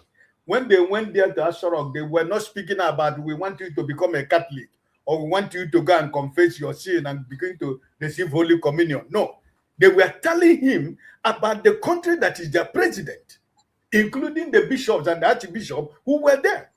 He's their president. They were telling him because these people are closer to the community, they're closer to the people. People comes to them every day after their services in the church and in the mosque. The communities go to them to ask them for help. So has nothing to do with religion. It has to be for you to stand as an elderly man like myself and say this is what the truth is all about. Because you owe nobody nothing. You don't owe anybody any apology for speaking the truth about your country, Nigeria. You owe nobody no apology. And nobody is going to do you anything. So the idea is about is speaking about you don't want to be biased about religion. It's the statement that is unacceptable by me coming from you out of your bundles of experience. It has nothing to do with faith or religion, what you believe in. You can believe in anything. Nobody works against whatever you believe. It's your personal belief. I don't have any problem anybody believing in whatever he or she want to believe. But when it comes to national issue that compass and concerns everybody, we should take away this issue of, that has been our problem. The issue of religion and tribe has always been the problem. And at this age that me and you are now, I'm 64, I'm going to 65. By next year, I'll be 65. Why shouldn't I be bold enough to tell the president of Nigeria to his face that is a disgrace for him to be the president of Nigeria? What do I have to lose? I don't have anything to lose.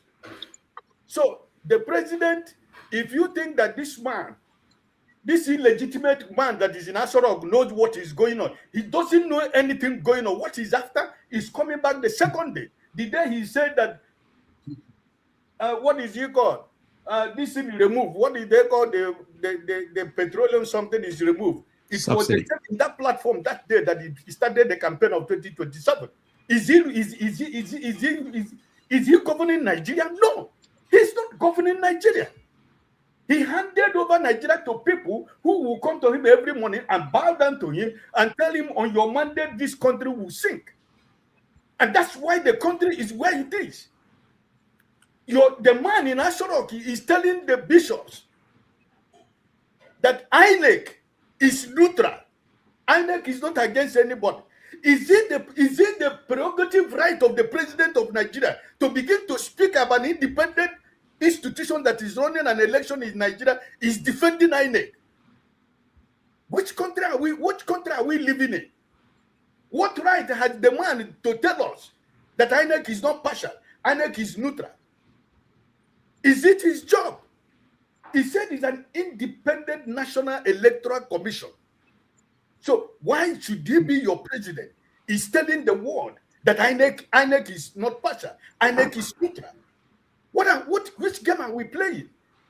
So it is my first time I would say thank you to the bishops or the Christian who went to see the man in Asarok, because this is the first time I see the letter they read and they communicate the issue. After that I have seen a situation where these people were able to be bold enough to stand before the man in Asarok and tell him to his face that he has failed this country and that is driving this country into a one-party state, which will not augur well for this country. They told him to his face, because he is the man who said that he is happy when the oppositions are in crisis.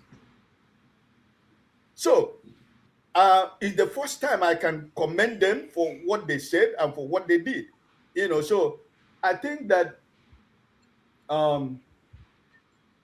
this kind of bold, steps if we see community leaders, human rights activists,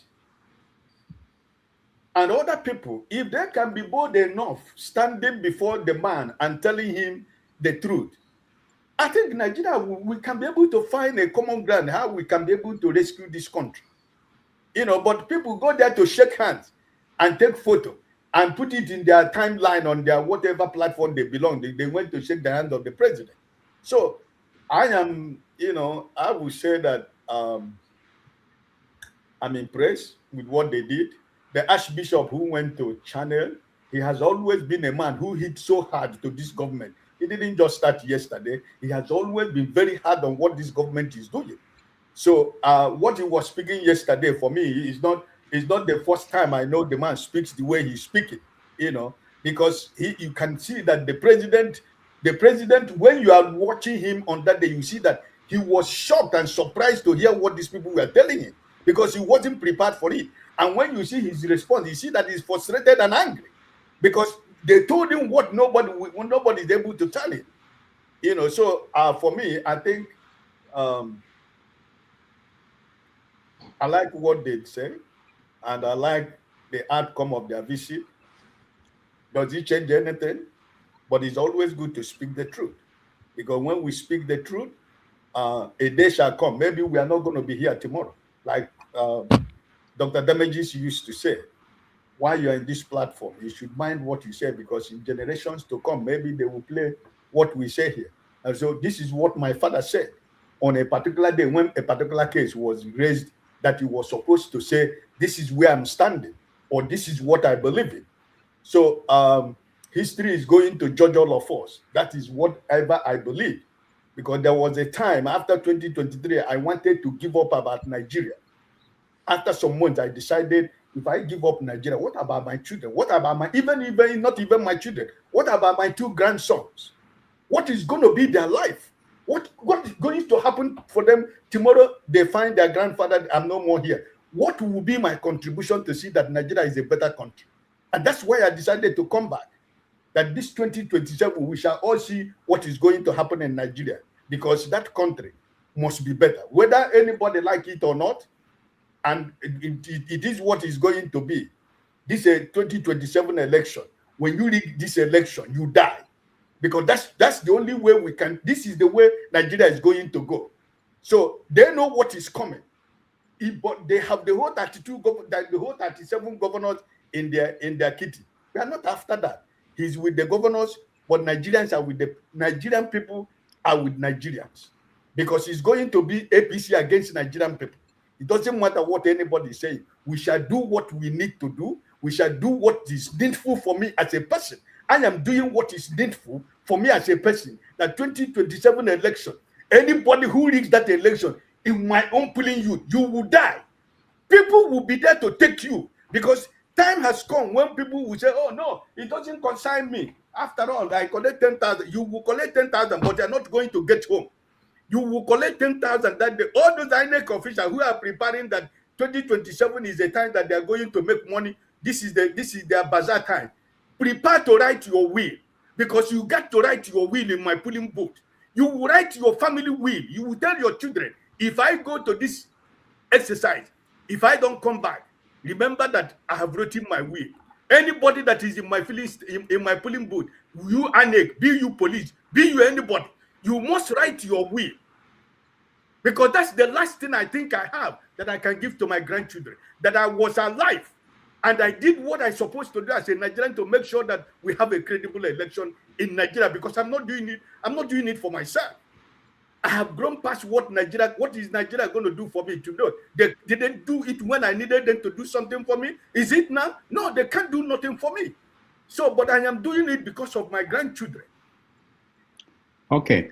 I just want to say that this channel does not support violence. I don't think that Ike is saying that he's going to go to Nigeria during the election and that he's going to stay at his polling booth and he's going to do anything to anybody. I think he's just passionately talking about the need to protect the votes. We're moving away from this topic, but before we do that, let me just play this video and maybe mentally we can think about what the bishops did and compare it to what the Oni of Ife did in this speech. Bola Ahmed Tinubu came very prepared, and the result is obvious. From the public governance and the private sector, what is happening in this country, we have never experienced it before. If you go to the capital market of Nigeria today, we are getting to a market capitalization of over 140 trillion. Never in the history of Nigeria. Also, the foreign reserve of this country is now getting to $52 billion. This can finance importation in the next 3 years conveniently. The projection is there clearly that the dollar is going to be well stabilized and there will not be anything to shake our foreign exchange. The disparity is so close, no more arbitrage, no more rent seeking. We are now ready for real production in our country. Also, the truth be told, the turnaround in the economy of our dear country, the legacy of Mr. President will definitely speak for him. A very bold decision he took. We're seeing the impact.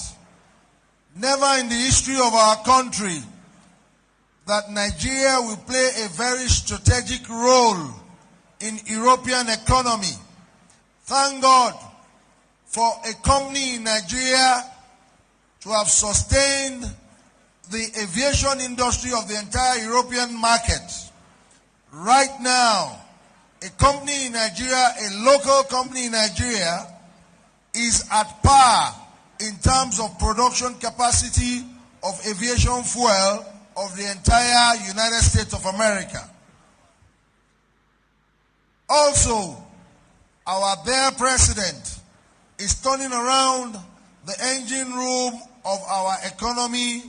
Look at what just happened with Ajaokuta Steel and NNPC, the strategic agreement in providing gas for an industry that they said it can never work in our country. I can go on and on about things that this government has achieved. On behalf of all the traditional rulers of this country, we are very proud and very happy to be associated with this government.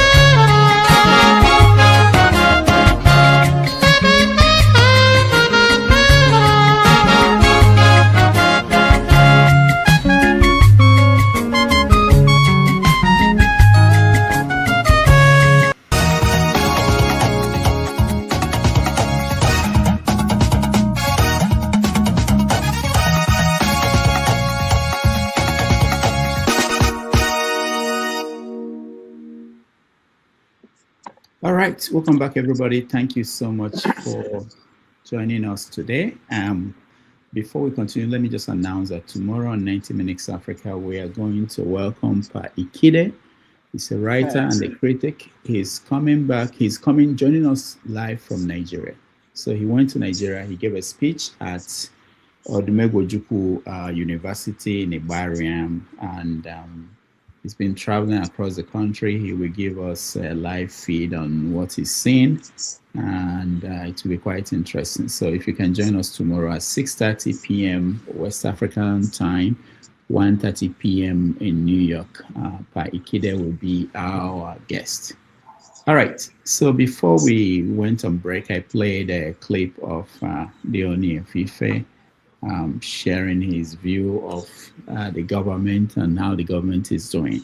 So you can contrast that to what the bishops did. The question is for anybody is the role you play. There are different institutions, traditional institutions, the clergy, but who are they responsible to? What is their responsibility to the nation? I want to hear what you guys think before we move to South Africa. South Africa is the next topic. KJ. Yeah, okay. Okay, you are talking about the role of the clergy and that traditional institution. Fortunately for us, Rudolph, both roles are supposed to be responsible to their people. They honor the higher honors, right, lies with the bishops, whose desire, just like Tinubu said, is to sell faith. But what Tinubu was asking the bishops to do is to sell fake hope. He said that they are selling hope. So if hope is the ingredients of the church, then they shouldn't lack it.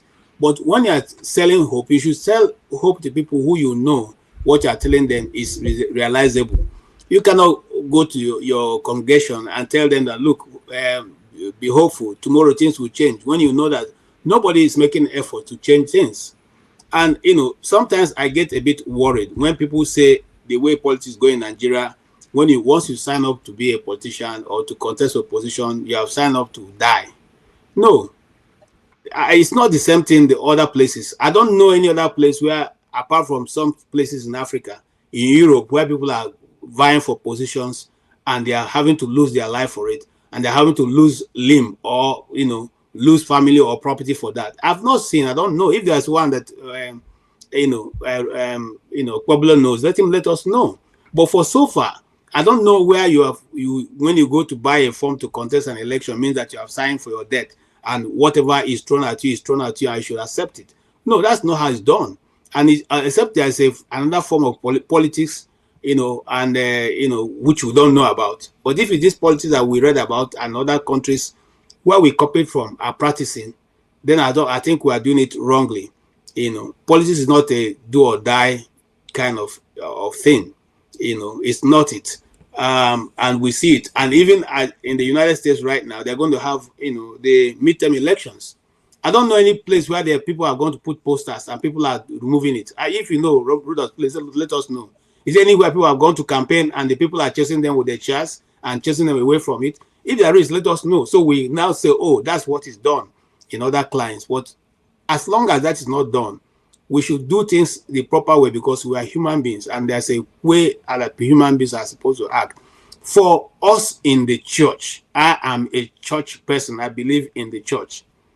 We allow our people to exercise faith, but faith in seeing that some things are coming, are being done to bring about the hope that you are looking at.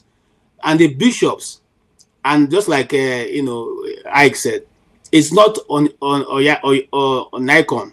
If it's on Nikon, he is a more blunt man, and he will tell you without any form of reservation, because these people have also. Let me tell you, most of what people don't know is that at the end of every church service, thousands of people go to the leaders of those ministry, or even branches where they're supposed to give help and collect all kinds of help. In fact, I can tell you, some churches have warehouses of food so that people come and at the end of service, you can't go home. You don't have what to give. So they will not come out. The church won't come out and say, this is what we do at the end of every Sunday. or every Wednesday and all that. And when it becomes overwhelming and you can no longer handle it, then you have to deal with the issue that's making the people not be able to, work for their living. For instance, if you are living in Benue people, you know that we are all farmers there, and the Fulani have taken off all the farms. So how do people eat? How do you want them to eat? How do you want to pay their rent or their children's school fees? It becomes virtually impossible, and they begin to live from hand to mouth. Rudolph, have you noticed that there's more wickedness now in Nigeria than any other time? I saw a video 2 days ago that made me weep. A guy stole chicken, 2 of them, Rudolph, maybe just to satisfy hunger, and they were quiet. 2 lives wasted for 1 chicken. That never happened anywhere before. It has never happened. Somebody stole small things. They will beat.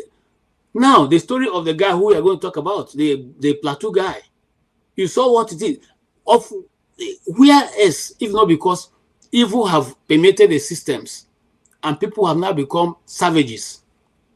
If not, can a human being sit down and do that? Then coming to the traditional institution. Before now, the traditional institution should be people who, because they are benefiting, their philanthropies come from the people to them.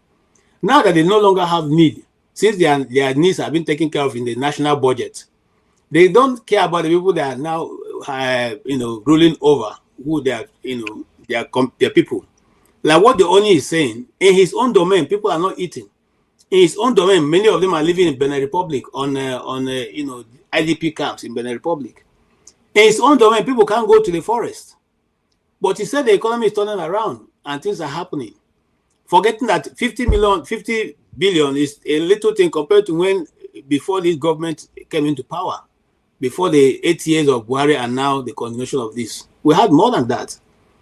You see, so we are on people, unfortunately, we are not straight with our people. And Rudolph, I went to one office yesterday. You know what the man wrote on as I entering his office? He said, "It is the land of the brave because of the people that are brave." I'm just trying to paraphrase it. We are land of the brave because of the brave. Thank you. I got it right now. Okay? America is the land of the brave because of the brave. Those people who call the bluff off. It's not because they just wrote it there. We must come to a place where our people will call bluff off, call these people off. Because you are saying this thing because you want political patronage. But you know that when you finish, you go home, people are going to line up in your front house to collect their daily living. Is that how you want to live the country? Is that how you are happy? I would not like people to line up in the front of my house to collect me, be the person giving them food. I would not like it. I want everyone to be able to fend for their living, take care of their family. We are not asking you to give us the Escalade you are driving or the private jets you are flying. We are saying make room that people can be able to just earn their daily living. They are not asking for too much. Earn their daily living. That's all we're asking. Thank you. All right. Thank you so much, KJ. Ovie, let me come back to you as we round up on this topic. What did the bishops do wrong?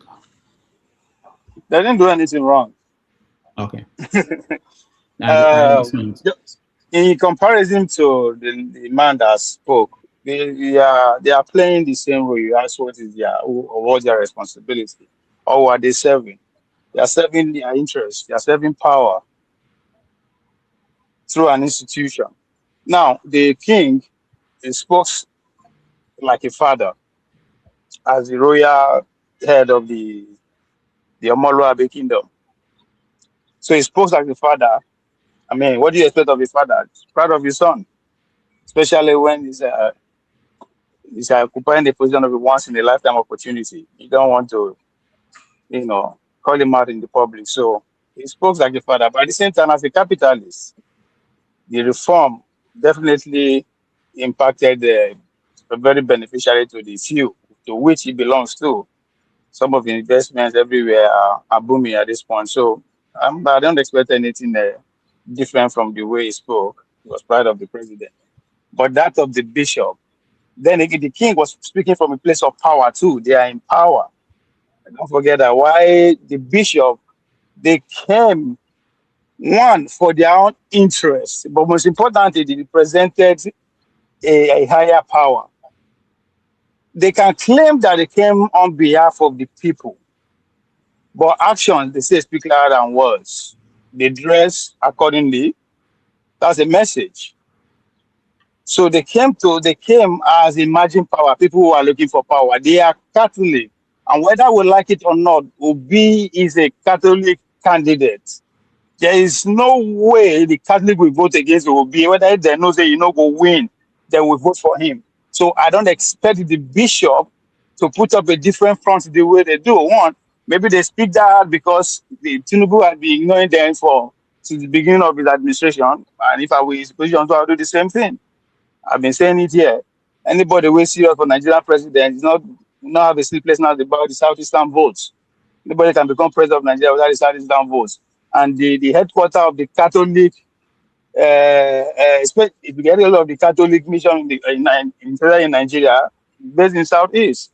So I expect them to stick to their goals. I don't expect them to go against their son. Nobody will do that. Just like the king, the man from the king was also speaking as a father, protecting his son, being proud of his son. So I don't expect the bishop to come as to throw their son under the bus. So especially coming from the angle of concern, yeah, it's a given. That's what everybody will see. But the man who is sitting in power is a political animal too. They've been in the trenches together. So and they respond accordingly. So, but most importantly, we will not be deceived that they are serving anybody's interest other than their own interest and the power they safeguard. All right. Thank you. Mr. James. I think, will it not be better if I comment on South Africa and tie it to what is happening in Nigeria? No, because yes. There's a link. No, we're moving over to South Africa. Let me premise the topic, okay? Since you want to talk about it. So several things have been going on since the xenophobic attacks that recently happened, including efforts by Ramaphosa to visit Ghana on a state visit. He sent a delegation to Nigeria to visit Nigeria and talk about reactions. And of course, the South African musician, Tyler, wanted to come to Nigeria to perform in December, I think January or December, I think January. The pressure was too much and she was forced to cancel. I also understand that Trevor Noah was also invaded, quote unquote, invaded by Nigerians on his social media, calling him out for not speaking out about what South Africans were doing to other Africans. So that's what's going on. And of course, I mentioned that at the AU meeting that is coming up, they wanted to discuss xenophobic attack on Africans in South Africa, but they lobbied. South African members of the planning committee lobbied, and they were able to get that out of the list of things to discuss. So that's what we have. Shore here is saying that individual people in South Africa, artists, should not be held accountable, responsible for what the people in the country are doing. That they are not responsible, that it's the government that people should hold to account. All right. So go ahead, Mr. James.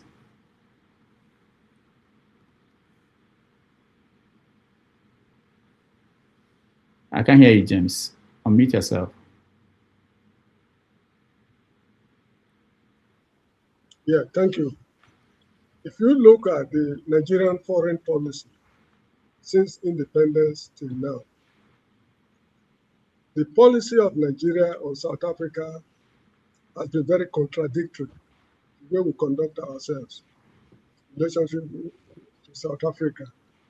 During the days of Balewa, because of religious reasons and the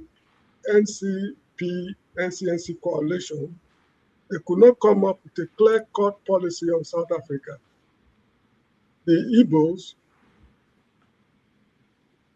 were in support of negotiation. That is NCNC, sorry, not the Igbos. NCNC, I mean, it's virtually synonymous, but not the Igbos. The NCNC representative in the government, they were open to negotiation. Whereas the Northerners, that was Jajawanchuku and others. The Northerners, because of their investment in Britain, they were also open to negotiation. But however, what is happening is that there were contradictions because the government was regional. A section of the country was against negotiation while the others were in support of it, and that affected their relationship. Then after that, Ironsi came. Ironsi spent only 6 months. He could not make his mark properly before he left. Then Yakubu Gowon came. Yakubu Gowon was not actually against South Africa, but in order to please the people, he pretended to be in support of South Africa. But his heart was in Britain. That was how he managed the affairs of the country for 8 years. And one interesting thing I've been eager to bring to the attention of the public is this. During our war against a party, that war was very, very hypocritical. People in the Nigerian government officials were doing business on personal level with the people of South Africa. Mr. KJ, I will send you a document. Whosoever is interested in reading it, kindly forward it to the person.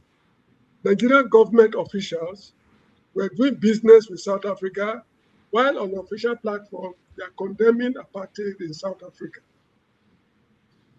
The director or whatever the chairman, they call him on Daily Times, something Ogunso went to South Africa clandestinely, and while he was there, he went to Pretoria and Johannesburg, where he was quoted as saying that South Africa is a country of cannibals, where the whites feed on the blacks.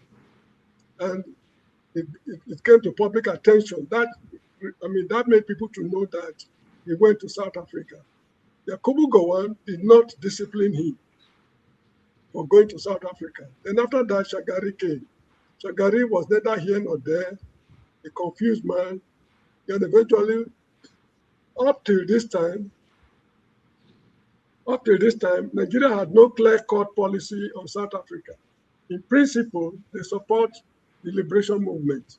But in their activities, government officials were doing good business with South Africa, particularly Umaru Diko and one other guy whose name I cannot remember, who was the Minister for Commerce. Was it Bello? I can't remember. Anyway, they were doing business on personal level with the government of South Africa. Then after that, Murtala Mohammed Obasanjo administration. That administration made it categorically clear that is independence for the whole of Africa or nothing else. They were able to come up with a clear-cut statement that Africa is the centerpiece of Nigerian policy or something like that. Now they did all they could. And in fact, despite all they did, other African countries, should I say, they do not appreciate what they were doing. Anyway, that's how the relationship has been going on, forward and backward. But the point I want to make is this. Even during Babangida's time, it is alleged that Nigeria crude oil went to Liberia. From Liberia, they siphoned it to South Africa. There are a lot of instances of this kind of things going on. Then there was a professor called Patrick Wilmot, a sociologist at the University of Ahmadu Bello. This man was vehemently opposed to the government of Nigeria. The South African Relief Fund that was collected, the money, the substantial part of it, according to him, was embezzled. And not only that, there was a national committee against apartheid, headed by Malam Aminu Kano. That guy was so radical in his approach to the extent that the government asked him to step aside. And this caused a lot of confusion between him, his followers, and the government over South African issue. The Nigerian government officials were not interested in chastising South Africa for their apartheid policy. Now, the ANC boys, the ACP, and other liberation movement, they were in Nigeria. They saw the corruption that was going on in the system. They knew that we were embezzling our own money in their own interest, in their names, but they were not in a position to do anything. So at the end of the day, when they finished their business, they went back home to South Africa. They could not tell the people of South Africa how corrupt the Nigerian system is. Because if not for Nigeria's effort during Obasanjo Murtala Mohammed's era, South Africa would have still been an apartheid state up to today. They laid the foundation. They took the United. They were ready to go to hell to free South Africa from apartheid. Then at the end of the ocean, when they went home, as I said, they could not convince. They could not tell the people what Nigeria and other countries did for them. Probably because they too they benefited from the corrupt practices, and also they were not in a position to let the people know that they enjoyed the benefit of corruption. Now let's tie it to what is happening in Nigeria today. I was listening to Shobowale, I think on Arise News or channels, I can't remember. His name is Shobowale, an elderly man. The man said that the delegation of South Africans came to Nigeria without informing the Nigerian government. I think they went to Ghana or something like that.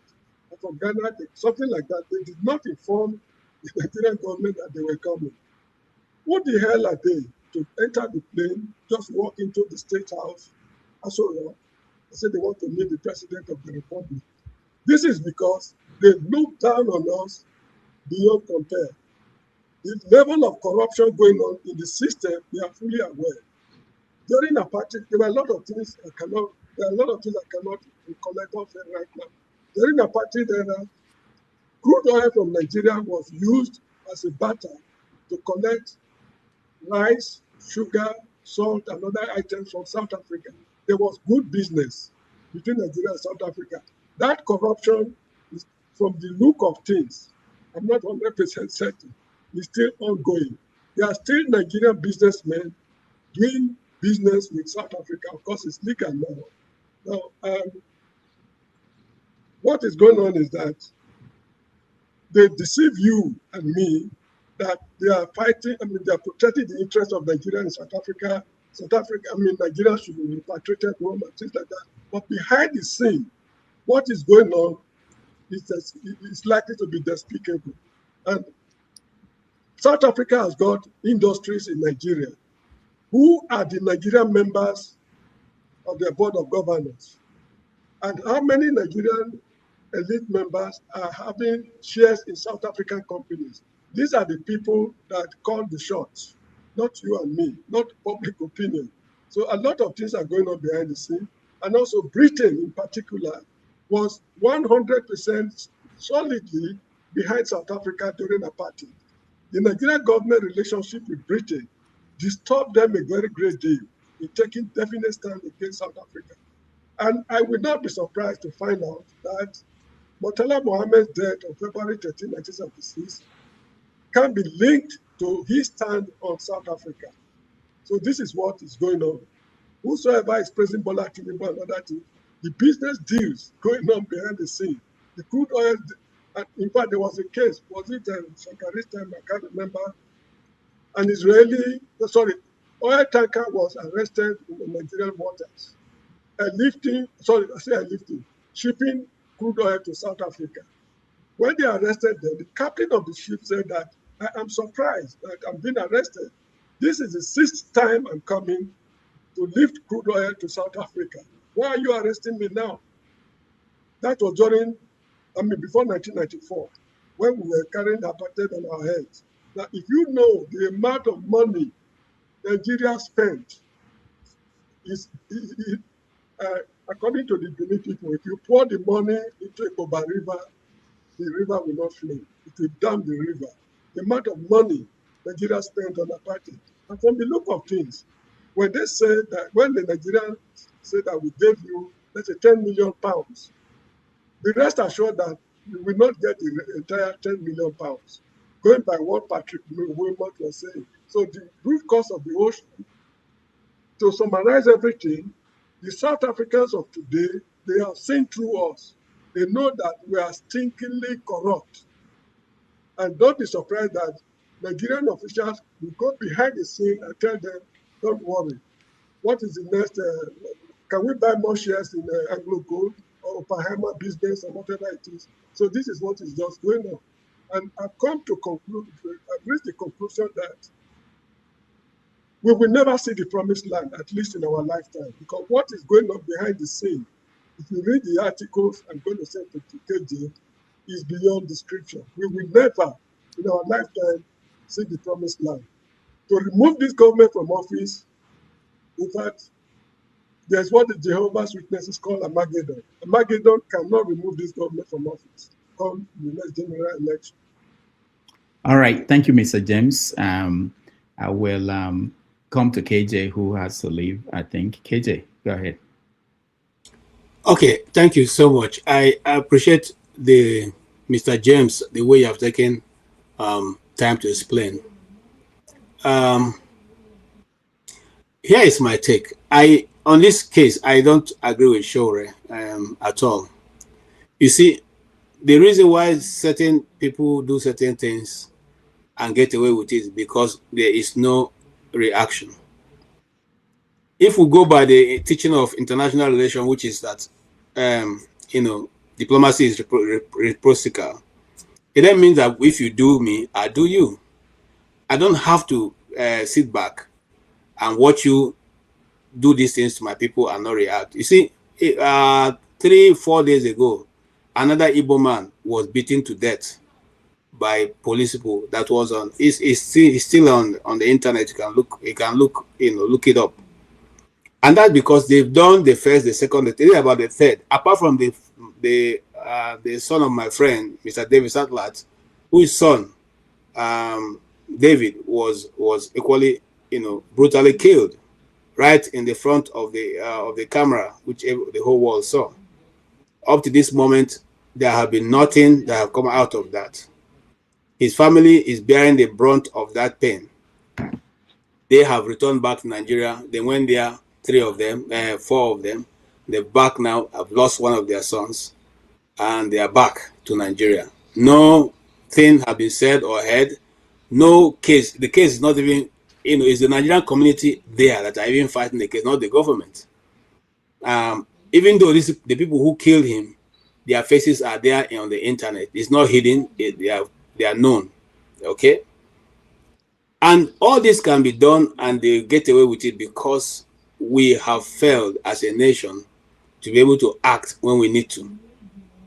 I don't see, even Ghana as a nation is made up of less than 43 million people. And Ghana is taking a stand against South Africa. And unlike in our own case, where the South African government sent a delegation, Ghana, it was the president that wanted to visit, and the Ghanaian authorities said no. At this point, we don't think you should come to our country. So until we continue to stop this mumurity we are doing, and we call it, I don't know what to call it, You see, and I don't blame anybody. I don't blame this country for doing this, because when you know that the people have,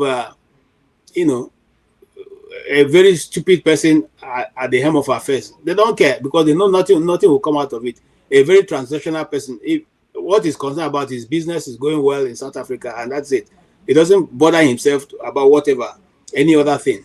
If not, tell me, why would these things be going on? And up to this moment, there have not been any serious action taken. I hear from the grapevine, I cannot be quoted, that the minister, even when the minister took a very strong action against it, she was queried. She was queried for taking that action. So there's if you're wondering why I've not heard from her anymore, it's because she was queried. So now, upon this, on top of this one, you want to come and perform in our country and collect our money. When they're telling our people to get back to your own country, you want to come to Lagos, and the people who are going to come to pay for the, the money and give you money are Nigerians.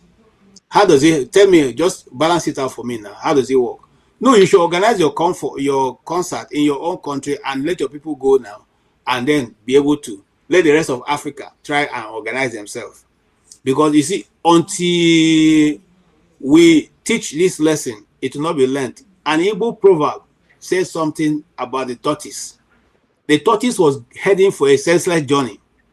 So his friend called him, "Tortoise, you are heading for a senseless journey. When will you be wise to come back?" He said, "Not until I've been disgraced." So we are heading on a disgraceful, they are heading on a disgraceful journey. Until we teach them that lesson to be disgraced, they will not learn it. And they will not learn any lesson until we make sure that they've learned it. So if you ask me, in fact, a long time ago, I would have even by now called back the ambassador. If not for anything, called back the ambassador. Okay? Because we can do without South Africa. I mean, what have they been doing for us anyway? What has South Africa been doing for us? It's just how many days ago that they've got independence, they will now begin to relate at that level. If not before that time, what was coming from South Africa? Nothing. Okay, nothing. We were the ones, whether by corruption or not corruption, because I hear people say, "Oh, but the money didn't get to them." Whether it got to them or didn't get to them, at least we know that more than 300 South Africans are holding Nigerian passports given to them officially, for which they were using to canvass the world because they couldn't travel on their passport. So even if we didn't do anything, that alone is good enough for us to beat our chest and say we were. Remember, Dr. Rudolph, that Nigeria was called a frontline state. I read that in government. Are we in Southern Africa? No, we are called a frontline state because of our push for the end of apartheid and how we suffered consequently, and very consequently for it. I mean, seriously for it. We suffered a lot of serious issues for it, and so we cannot say now that South Africa is free, and some miscreants from the village, as somebody will describe them, who are walking about bare naked in the streets and marching with some very funny grass on their head and all that, and now telling us that we are the problem of their society. Now that the Nigerian people have left Southern Africa, what has happened to the place? The streets are locked. Can you see they posting the videos they're making now? Those shops are locked. You have looted the shops. Okay, what are you going to loot tomorrow? Nothing. If you loot a shop today, it won't be there filled up tomorrow for you to loot. So at the end of the day, you are destroying your own country. Let us not give them the elbow to lie on, to say, continue your destruction. Let us also let them know that what they are doing is not fair to the rest of the country. So totally, I accept and I agree that the young lady, for whatever reason, she should discuss with her country, her government, and her people. Look, let me tell you something, Rudolph. It is a very annoying topic. I mean, that's why I'm everywhere. A minister in South Africa came out to say, in fact, Nigeria should tell them where the drugs are. There should not, we should, in fact, calling the whole Nigerians drug addicts. And the federal government didn't do anything. They said it was a careless statement. What kind of stupid response is that? Okay, but that is what it is. Okay, that's what it is. Nobody is responding as a government should, and consequently, they are going around in their foolery to think that is how things are done, or they're looking at us and saying we have nothing to offer. So we should also, like Rufai have been saying this long time, we should have hit them hard where it pains. By now, they would have woken up from their slumber. I don't know. Yeah, Mr. James, you want to say something to me? Or? Yes, thank you very much. I'm going to talk now, you. Yeah, hold on. Mr. James, hold on, okay? There's a question for you on the comment section. Some people they had issue with what you said about NCNC. Yes, that's why I'm putting up my hand. Okay. The issue is this. I don't sleep, wake up, sleep, wake up. Action Group is a Yoruba party. Sorry, was a Yoruba party. Whenever I say it, Yoruba don't chastise me. NCNC is predominantly Igbo. ACP is predominantly Northern Party. Unity Party of Nigeria of those days was predominantly Yoruba Party, but they won in Bender State, which is, not all parts of Bender speak Yoruba. So when I associate NCNC with Igbo, I don't think it's anything bad. The party lived up to its expectation. People like Jajawan Chukwu and others, if not for those guys, the ACP would not have been able to steady the affairs of the country up till the outbreak of the Civil War. So people should stop being tribalistic.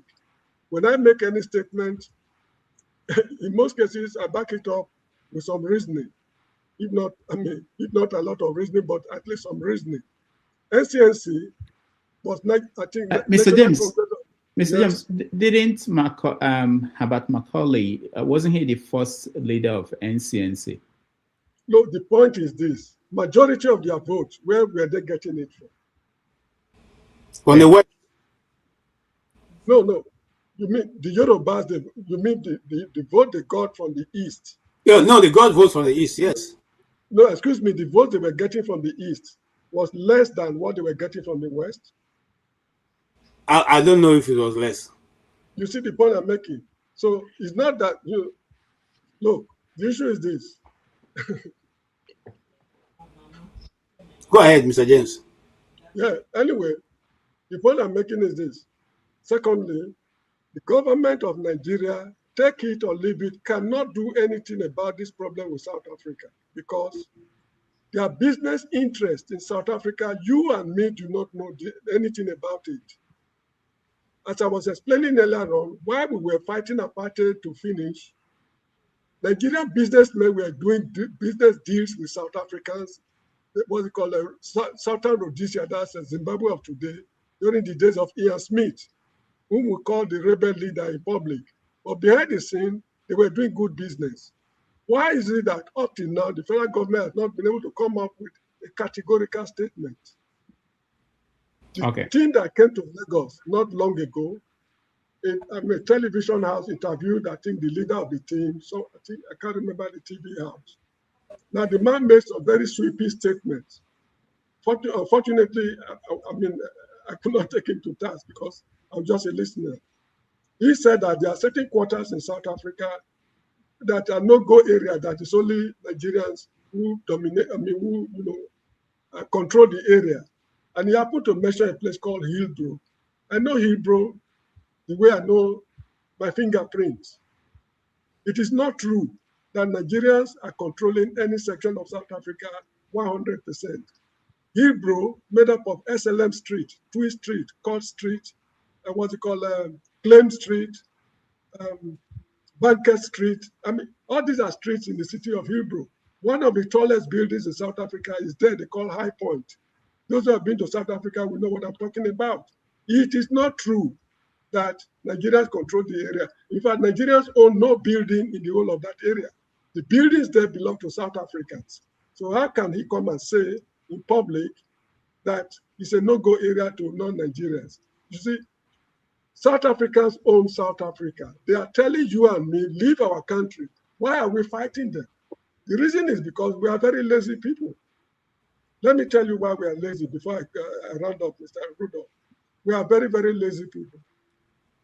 When I was in high school, there was a boy, my classmate, they called Anthony Anyasi or something. Anthony Anyasi. He said that people are saying that the Yorubas are lazy people.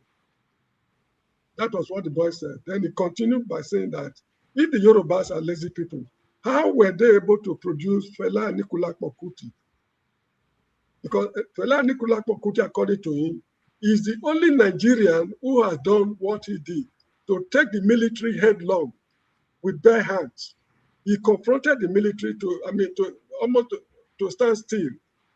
It's only brave men that do those such things. So when we are talking about being hardworking, it does not require muscles. Engineering does not require muscles. It requires brains. What Jacinta is doing in South Africa today, how many Nigerian radio producers can do it? That lady was a radio producer. You get the point I'm making? For a radio producer to force the country on his knees, appear before the president and put matters to him, and they're trying to reach compromise with her, know that she's not a lazy woman. South Africans, they want to take their country back. The country belongs to them. If you come to my house and I don't want to receive you, what can you do about it? It's my house. I'm the lord of my house. They own their country.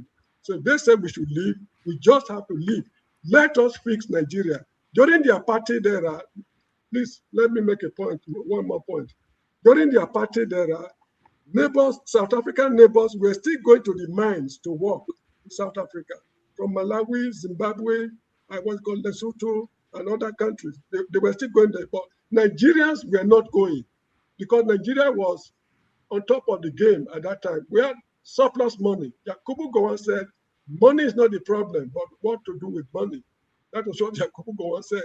We were not going. It is because the country has nosedived. We're already in shit. This is why we are not going to, in fact, kissing the devil. Let me put it that way. So if they say we should leave, I think they are doing us a lot of good. Let us come back to fix the country. What went wrong? A situation whereby kidnappers will be kidnapping people and the sponsors of terrorism are left unchecked. I mean, what do you expect? Do you expect such a country to get out of the woods? So these are the issues we should take into proper consideration. And the level of corruption in Nigeria has no equal in Africa as far as corruption is concerned.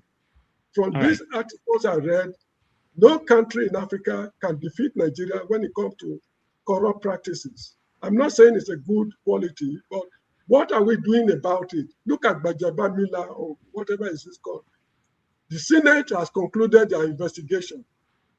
Gbajabiamila was not called. The man who allegedly received 400 million, the man who gave him the money was not called. So what kind of investigation did they carry out? At the end of the day, they will issue a white paper and say this is exactly, I mean, so we're a bunch of jokers. This is why I believe that Nigeria is irredeemable. Nigeria is beyond redemption. Thank you, Mr. KJ. Please, I will send you the article. All right. If Thank you you, don't Mr. mind, James. forefathers, I will also send it to you if you don't mind.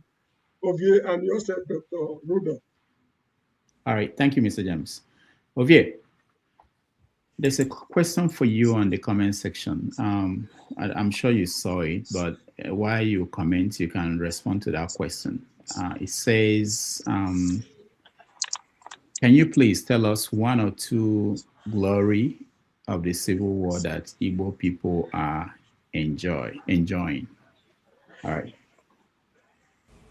Go ahead. Who's talking about enjoyment?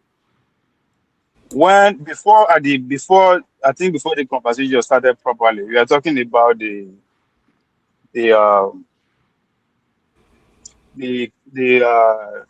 as a convention or the symposium that was held in some part of Southeast on behalf of the late Nigerian dictator, President Kola, the guy that was assassinated in 66 or what? Oh, you're talking about Aguirre. Yeah. No, those are the it was KJ that spoke about it. Yeah, but what was coming after? What was coming from the so-called symposium? Why did he bring it to there? Why was he encouraging more of that? The truth is that it's a civil war that takes place, and there's a conversation that needs to be held in both ways. So for somebody to come and say, "Oh, this part of the civil war is not good," and this question should not be asked, it's not acceptable. Especially when you are looking forward to lead the country. Whether we like it or not, it's still a scar in our history, and it's still very fresh. People who fought that civil war are still alive. So yes, anybody who wants to lead the nation deserves that kind of a question. As I said, you can criticize the fact that the journalists have been biased with the question. They are not asking the other candidate the same question. That is a given. That I agree. But to say, "Oh, we should not ask this question," because of what? He's from that place. The action took place in this region. We want to know what they think about it. We want to know if it's still emotional at stature. What happened, and if it does, it's human, it's accepted, it's still very fresh.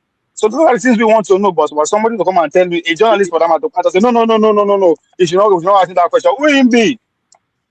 You are running for president, for God's sake, expect anything.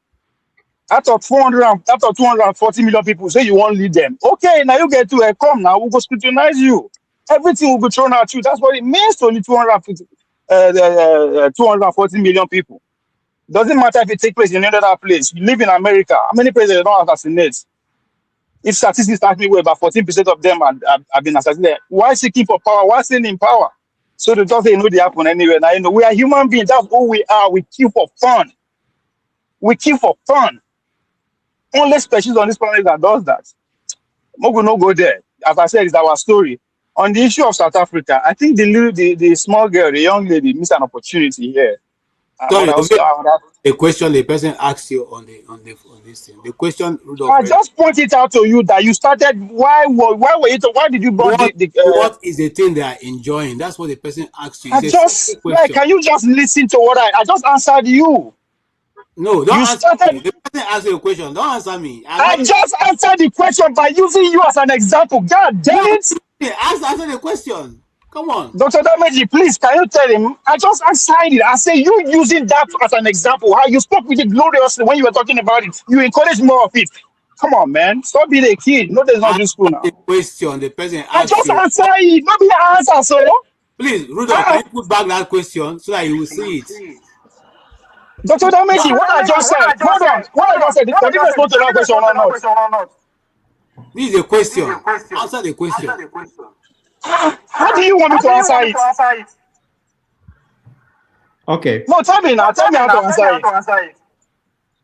All right. So I said when you started this show by talking about that event from a good faith. Is that a fact or not? Okay.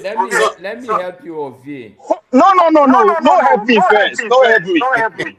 What's that? Did that answer? Somebody's echoing, I bet. It's me. Good. So when me citing that as an example, it's not good enough for you. You were the one that body you talking about glorious. You encourage more of it. Why did you encourage more of that? If it's not good. Rudolph, you were here when I spoke. I don't know what the person asked you how to do what I said. Now the person, hold on, okay. Sir. All right, hold on. Wait, hold on. You don't understand. Hold on. Obviously, you don't understand my answer. Hold on, please. Now my time. Dr. Dameji, did you take my answer or not? You say I should give you two, I give one. You guys, first of all, you guys have gone so far away from the topic, and I want to get the view of other people. Sometimes when people watch this and they want to follow the conversation, it goes on this tangent. It's not helpful. But let me say this. Let me explain everything for you guys. It's interesting that Obi raised another issue, which is the interview that Shemun had with Peter Obi. It was something that people had issue with, including Aisha Yusufu, Rufai, or Seni, for different reasons. Okay. Somehow, for me, the point Obi was making, I kind of agree with him. Anybody, if you are running for an office, you can be asked any question. You can answer if you want to. You have to figure out how to answer the question. I don't think it's the fault of. You can say that the journalists asking the question didn't ask a good question. Yeah, but they have the right to ask that question. The other part of it is that for people supporting a candidate, they can raise issues with the questions, and that's a feedback for the journalist. It's also right. I don't have any problem with them. If you are supporting a candidate, raising an issue that this reporter didn't do a good job, that's normal. That's okay. But the role of the journalist is to ask any question. If they fail, they will get a feedback immediately, from people. So that should happen. So I don't think there's any issue. But in terms of when they were talking, the guy that asked the question on the comment section, I was thinking that you would talk about when they talk about, like typical people saying that during the war they were able to refine petroleum, they were able to do this. No. Hold on. This is not the. Hold on. You can say. Hold on. Now me talk say people they use them as also a positive opportunity. I believe me talk. So somebody cannot put the context into my head. Anybody if raise up in hand here say Obino they get sympathy vote because of Biafra. Can anybody do that? Anybody if swear say Obino they get one single vote because of sympathy for the Biafra war? So what are we talking about? See, you just join military. My God, let me come back. Forget it. See, I know there's someone who knows it. Let me use my time now. I beg. Right. See, let me answer the topic of today. Dr. Dameji, at the challenge KG on Friday, me and him will talk about the civil and Biafra. Put it out there. Set time for us. I'm available. I will call up anything I want to that day. Making accept my proposal. Handshake. Virtually. We are debating this on Friday, if you are with me. KG, now you are the talk to. Gentlemen, the man quiet forever. Let me finish. When they talk, no, they talk again. The man quiet like that. Now, on the issue of South Africa, beg, leave me. I put a challenge. Coming for the I don't ready on Friday, this Friday, we dey go. Friday, Dr. Dameji, forward me the time and every other thing that needed to follow along. Let's go ahead. So let's talk about time. Arrange it anytime. So on South Africa, the girl missed an opportunity to actually stand out. Why do I say that? I understand a small girl.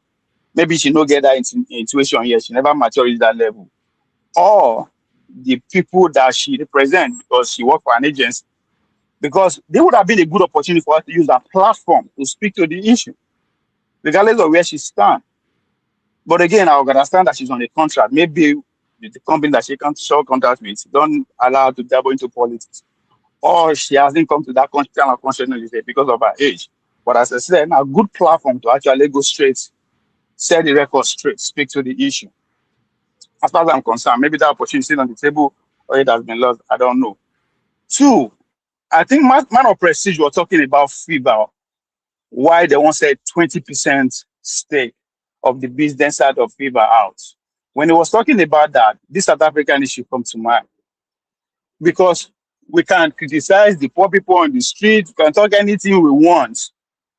It was a campaign policy by a group of politicians that if we get an opportunity to be in power, this is what we are going to do.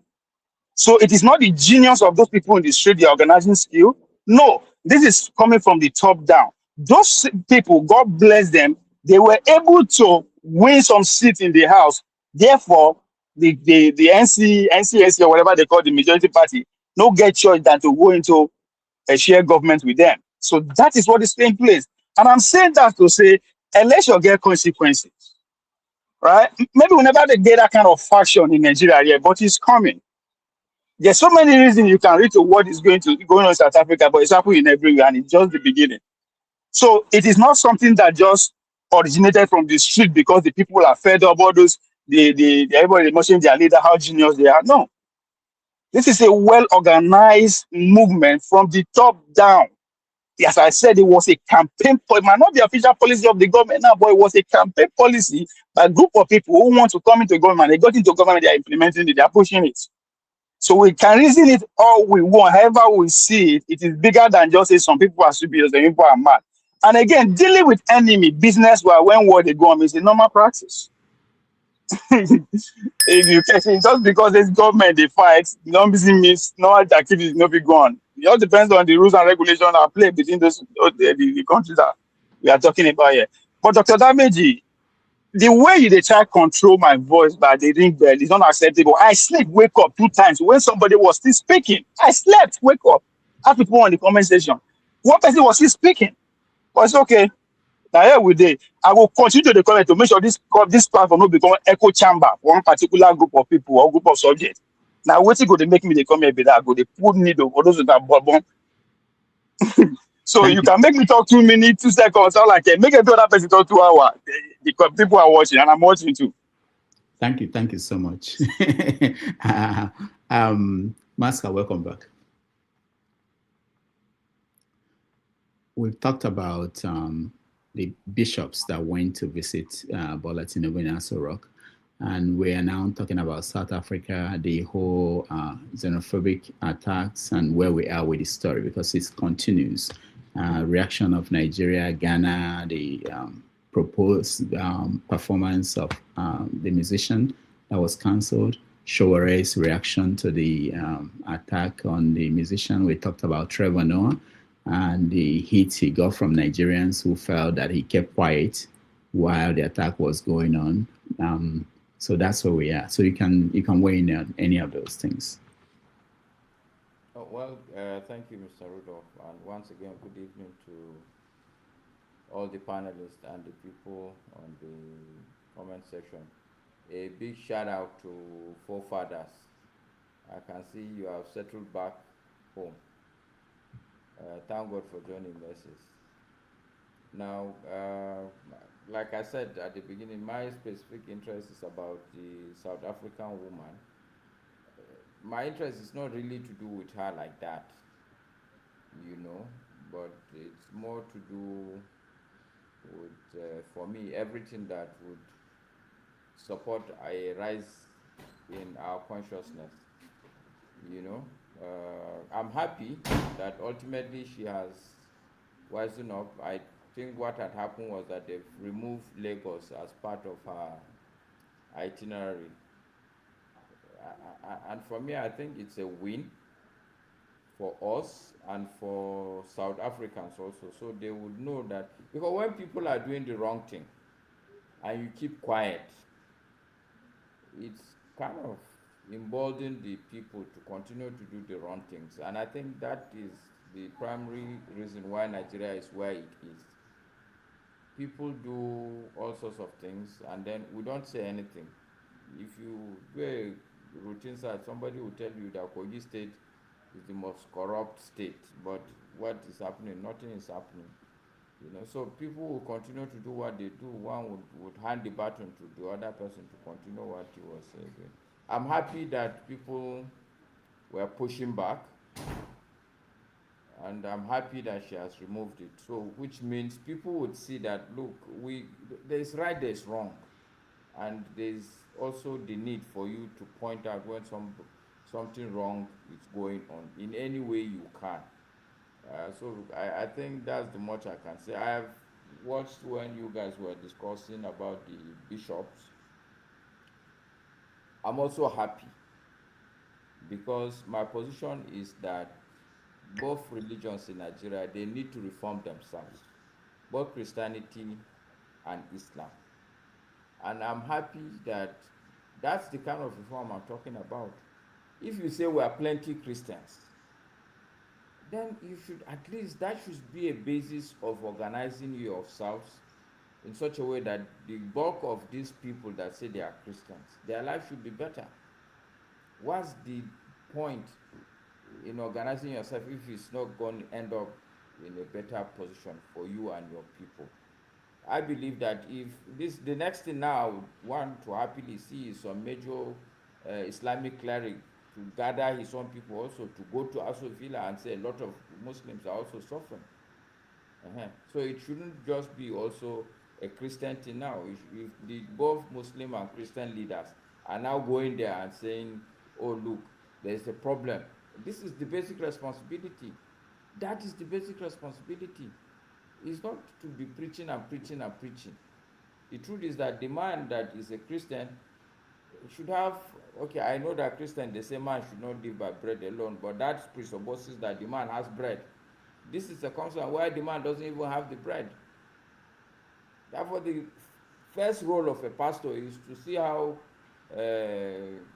people will get bread, you know. I think that it was a good thing, and I don't believe that it's a political thing. It was a social responsibility. It's them going, it's not, they are not going under any political platform. They are going on behalf of a social group, even if you call it religious group. A religious group is a social group. It's not a political group.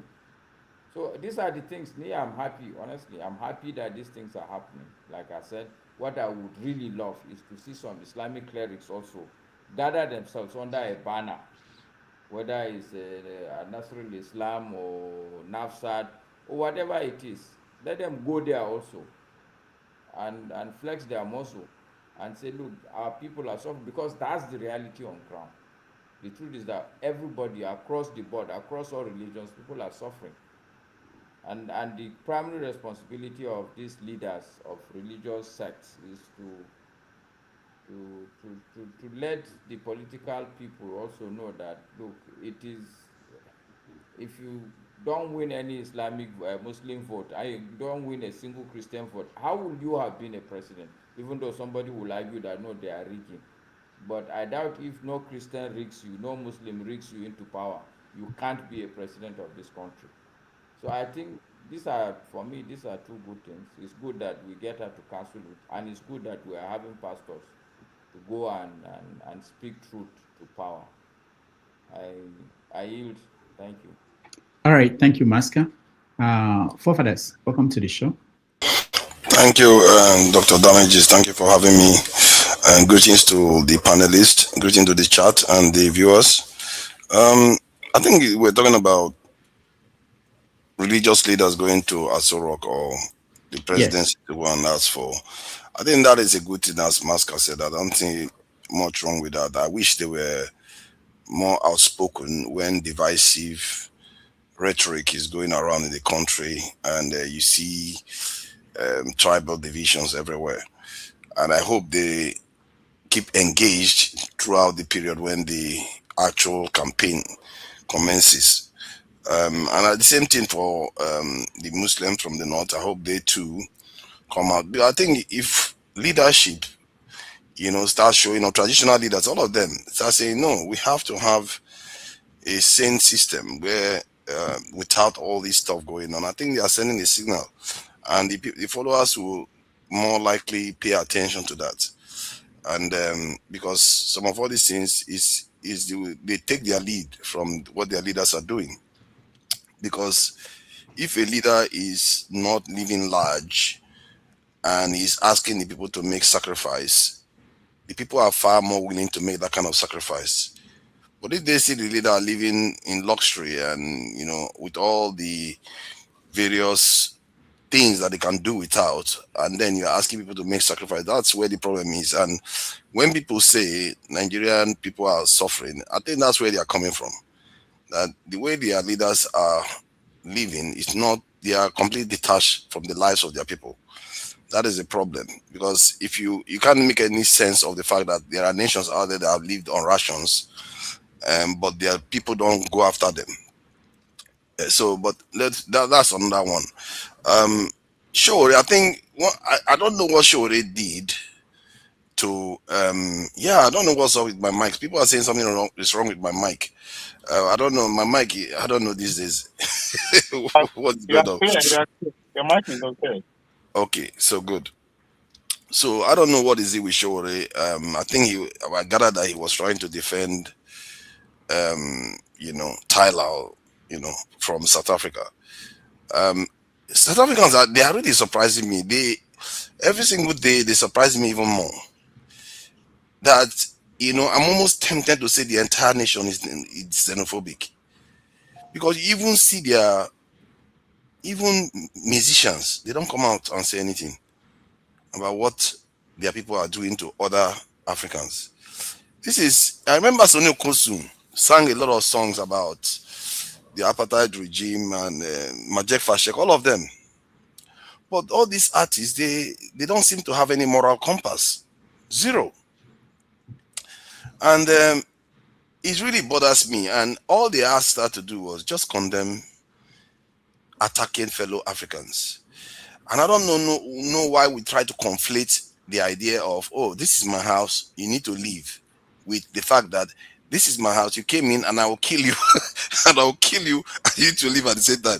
That is the difference. When you start killing people that are not yours because they are not from your country, don't be surprised when people start condemning you. And people should really stop saying that thing that, oh, there is their country, they have the right to. Who says that they never had the right to do that? But stop lynching people, stop treating people like animals because they are in your country. I don't know why people try to defend South Africa. When they try to do that, they're giving South Africans an excuse to misbehave. Yes, if people like Nigerians go to South Africa, they do drugs and all those things, they too should be condemned and treat them accordingly. They should be dealt with according to the law. But this idea that we'll have jungle justice and they will tell you that they are trying to uphold the law while they are breaking the law at the same time, I don't know what kind of mentality is that. That's recipe for anarchy. So I don't support what is going on in South Africa. I don't support Tyler being able to come to Nigeria, especially when she has had ample opportunities to condemn it. Sometimes I even worry that South Africa, the way they have been a kind of structured, those these coloreds are what they call in America the buffer class. They are part of the problem, because I gather that Trevor Noah is doing the same thing. He's hedging his bet here and there, pretending as if he doesn't know what is going on. This is the kind of shenanigans they play all the time.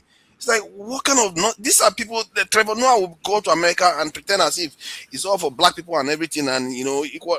But he sees fellow African being lynched, he will not say anything. And you wonder why South Africa is where it is today. When people like that are so two-faced, they are really, really two-faced, and you should be scared of people like that. I know, James, you wanted to say something?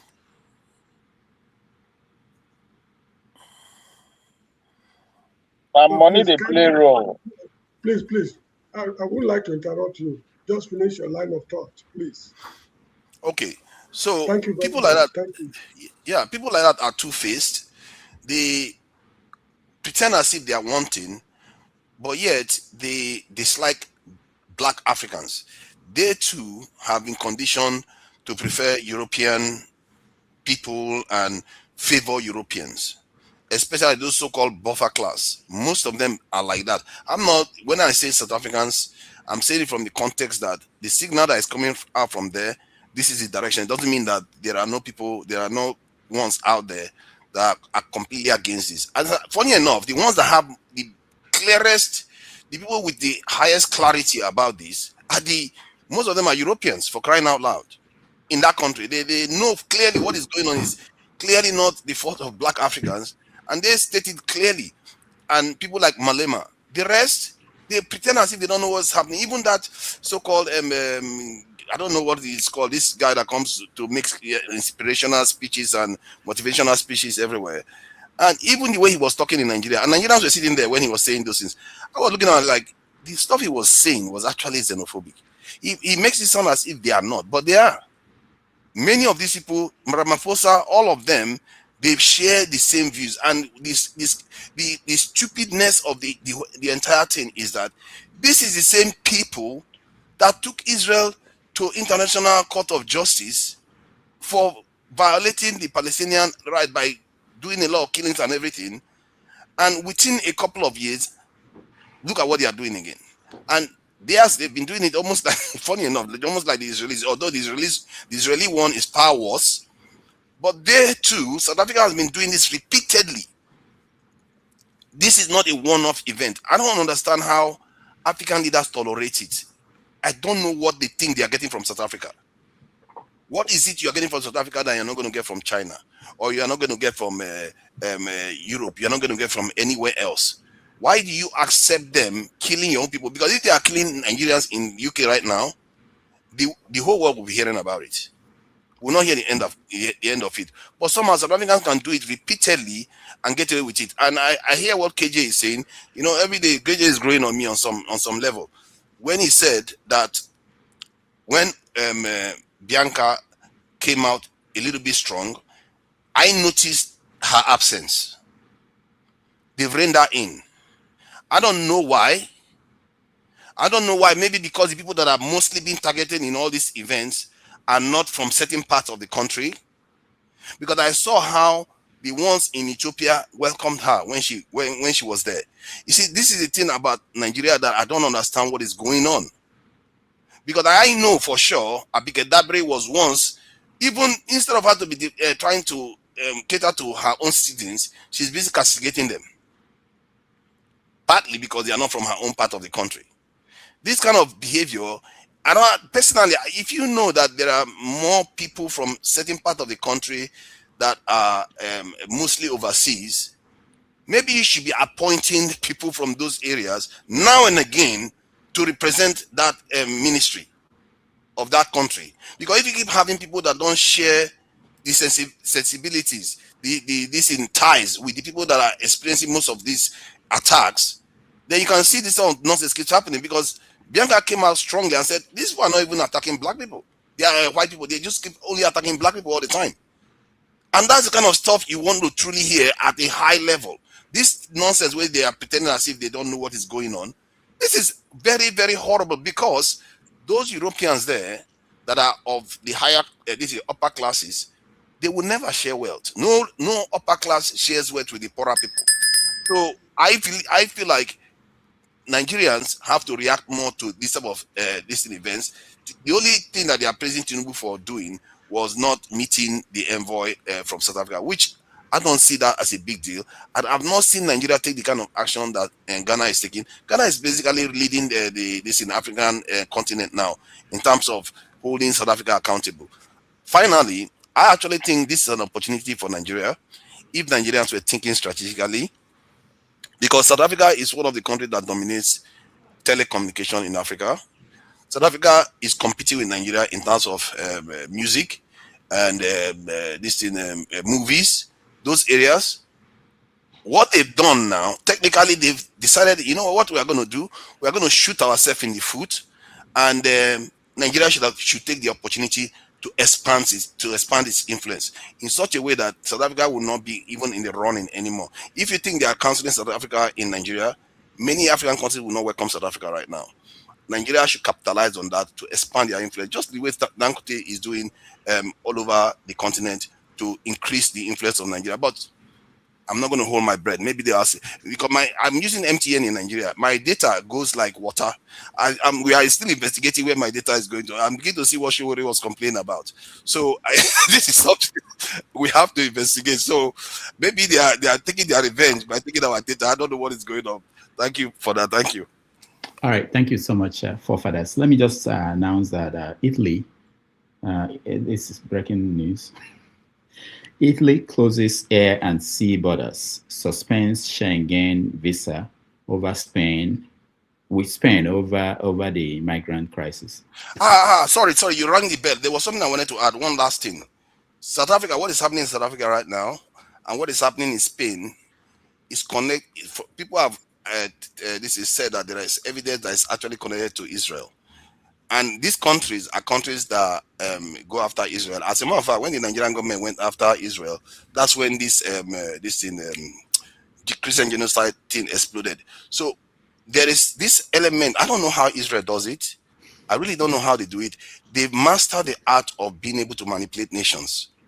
And Netanyahu was actually saying it in one of his speeches that he uses his own Jewish language to say. He was actually saying it that this thing that Spain is doing, they're not going to get away with it. And there is evidence. They are bragging about it. You see, that thing about Israel, they don't hide it. They don't hide it in their own country. They talk about it. They talk about all this that they are doing to other people. So we have to be careful, and that's what I find strange, that South Africa is falling for it, knowing full well that these people are after them. Somehow they are still falling for it. It tells you that the way, even if you know something intellectually, in terms of how your nation is influenced, is you have to know how to check people from manipulating your nation, because there's something about it that as an individual you can't block. And this is what South Africa is going through now. This is why when their minister come and tell you that something is going on here, maybe you should listen to them. There is something that is going on that we don't fully understand. Because what South Africa is doing now seems like a mad thing. Maybe in time we'll find out. Thank you. All right. Hold on, Mr. James. People are complaining I'm allowing Ovie to talk for 1 hour. Ovie is complaining I didn't let him talk for 10 minutes. People are saying I should give forefathers 3 hours. Ovie spoke for...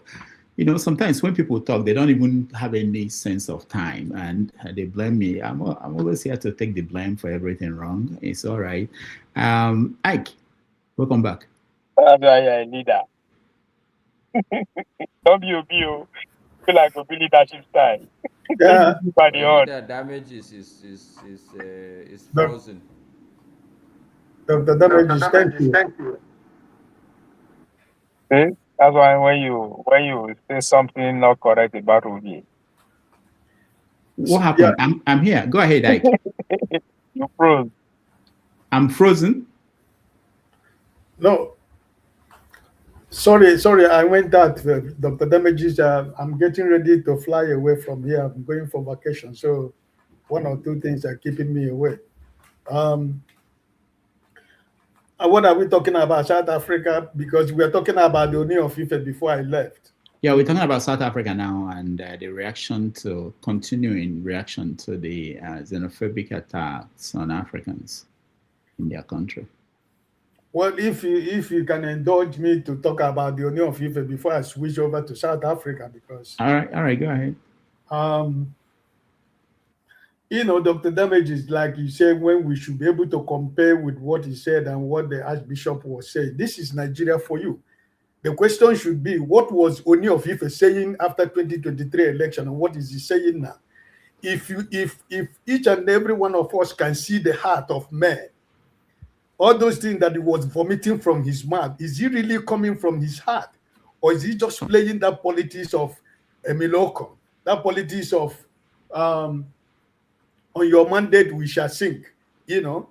So it is what it is.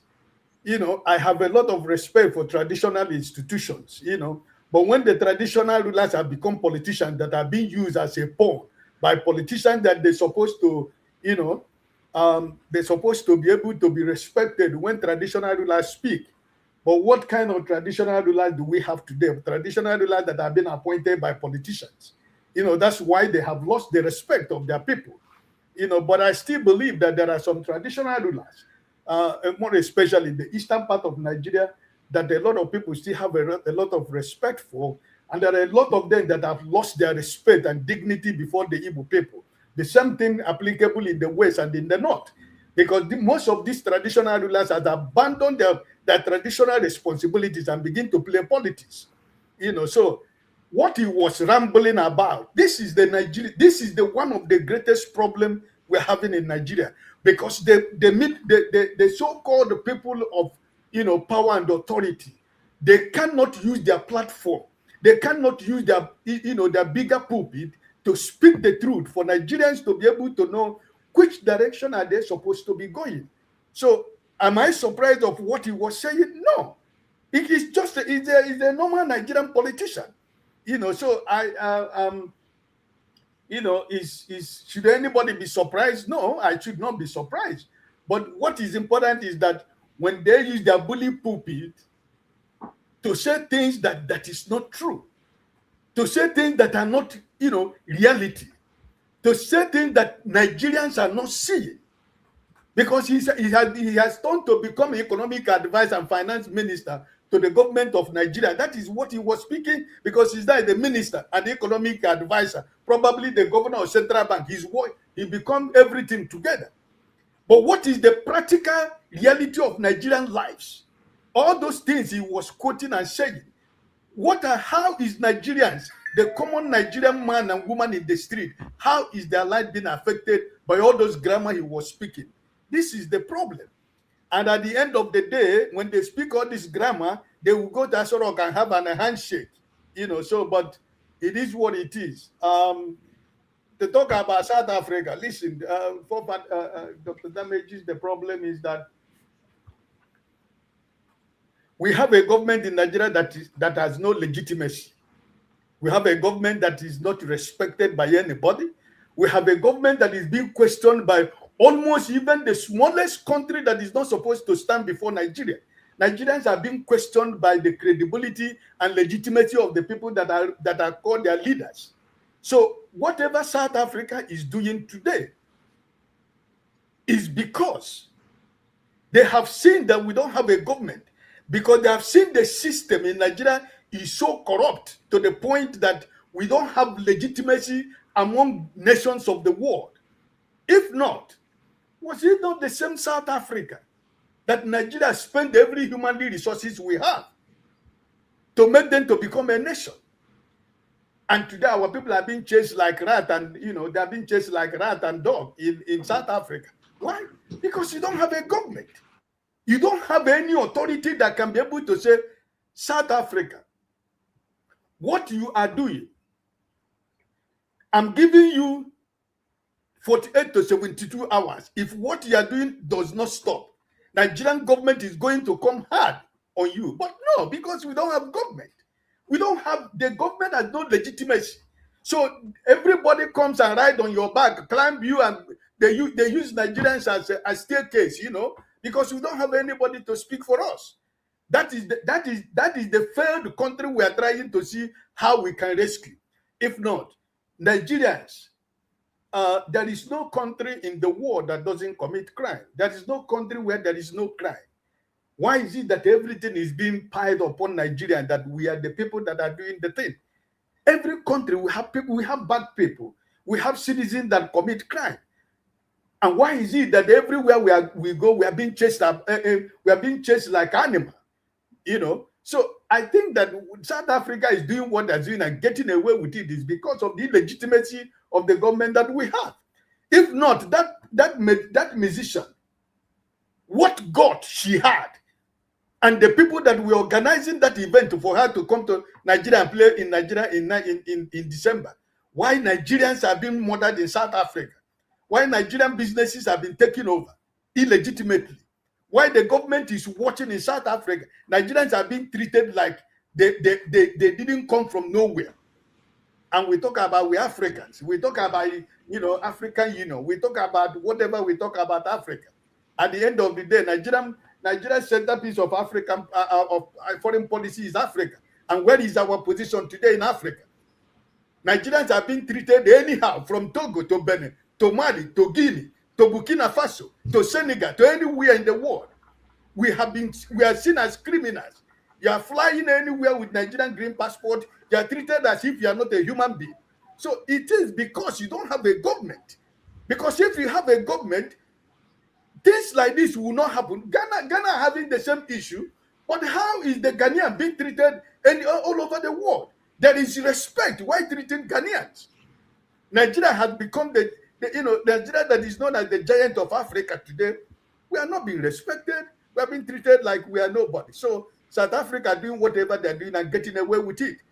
They have their companies in Nigeria. What are we doing? What has the government done in order to show that what these people are doing and Nigerian people in South Africa is not good? What has the government done? Nothing. It's all about speaking grammar. It's all about playing politics with everything.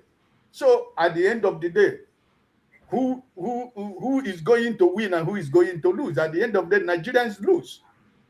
So South Africa, I feel that that musician, I'm happy that she was able to cancel that program she was planning to have in Nigeria, because you think that, Nigerian citizens, I want to be appreciative of Nigerian citizens who were speaking out that this concert should not hold.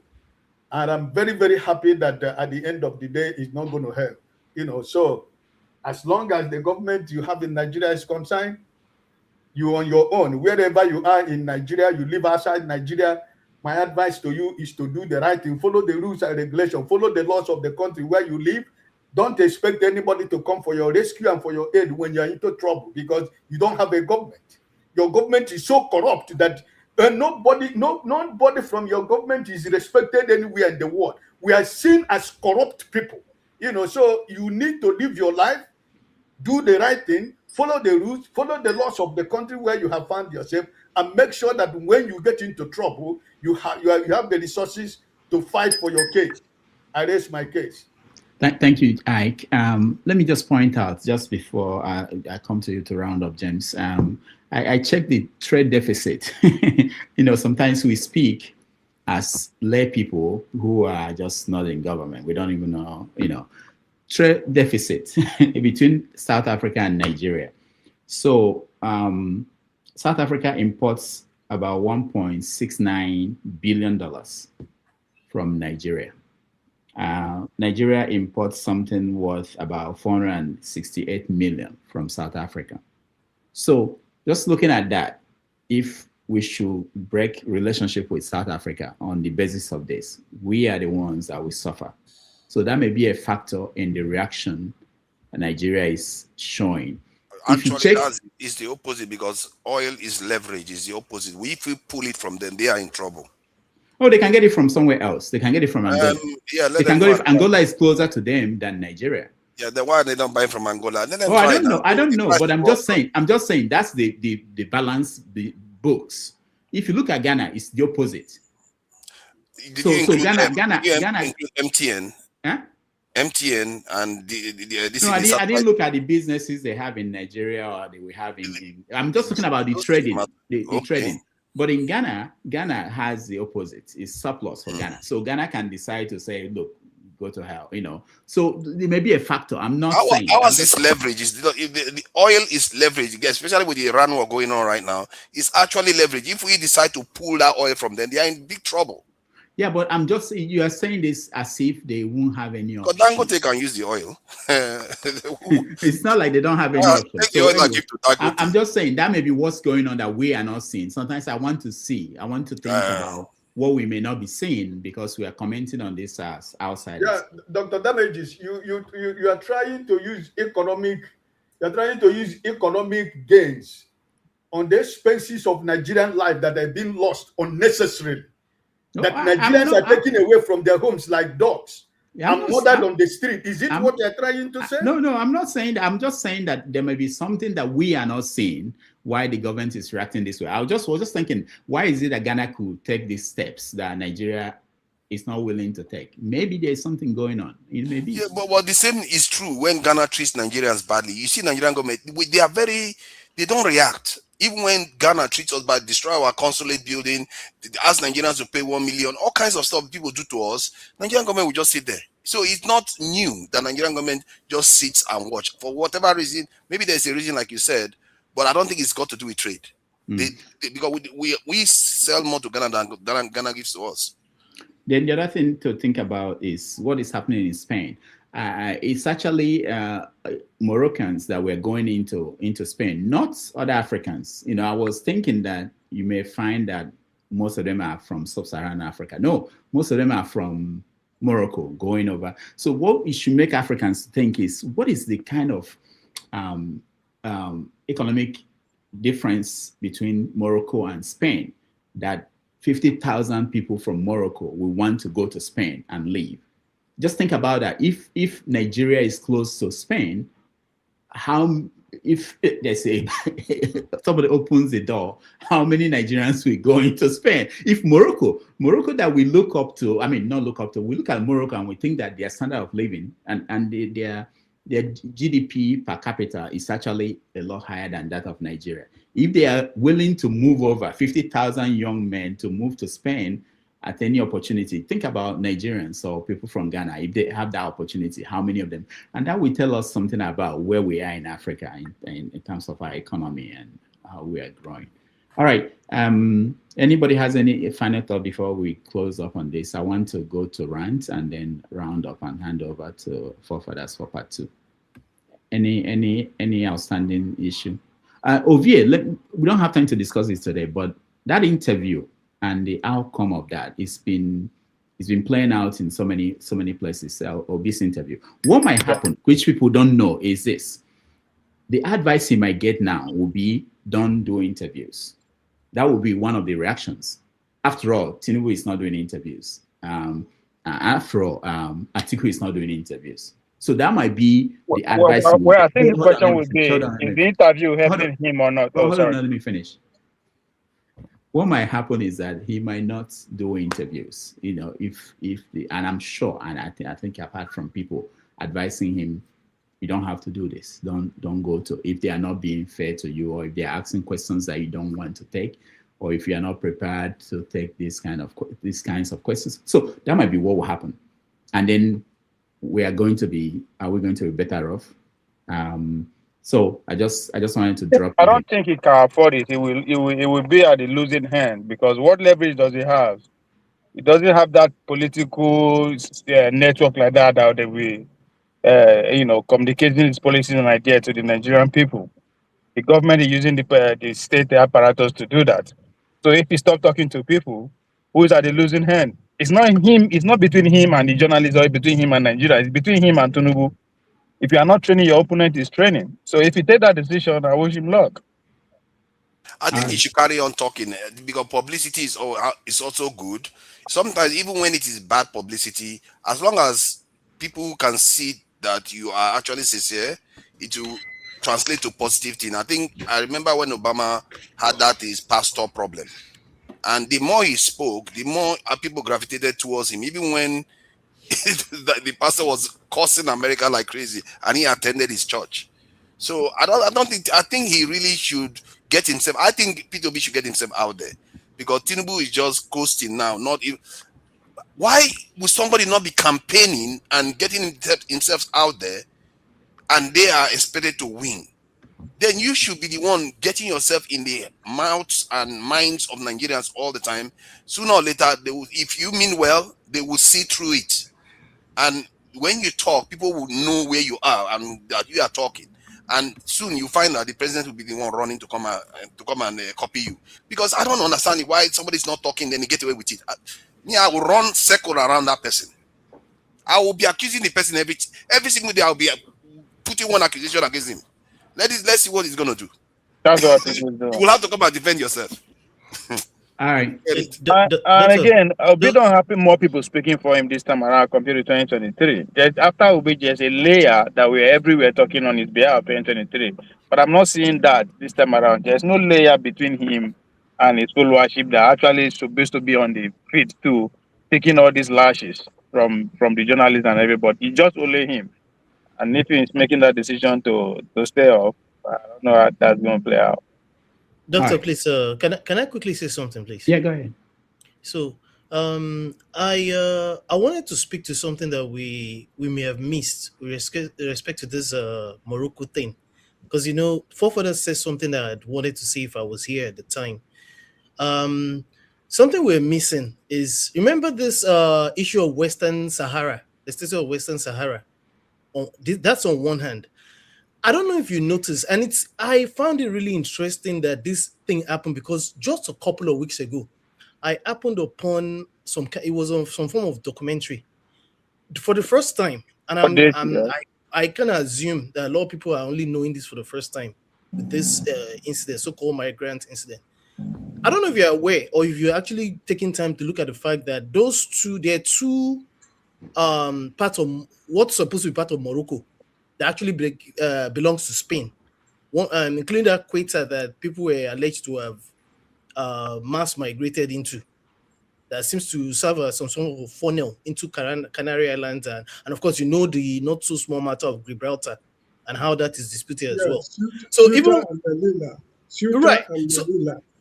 right, and it's still disputed. So technically, it's in Morocco. It's physically in Morocco, but it belongs to Spain. So when they're telling you, because media, this thing can be funny. When they're telling you people mass migrated into Spain, physically it's in Morocco. That's the irony. And the part where what Forefathers said is very significant is even I myself, because a lot of people will tell you, you people, you've come again, you are conspiracy theorists. It's a well-known it's not so open secret that Israel plays a part in a lot of what you see happening, even in Africa, even in South America. Anybody can say what they whatever to say. Sometimes it depends on what amount of information you have. That actually, this thing is not. It has nothing to do with Israel is a major player. A lot of things are coming to fore.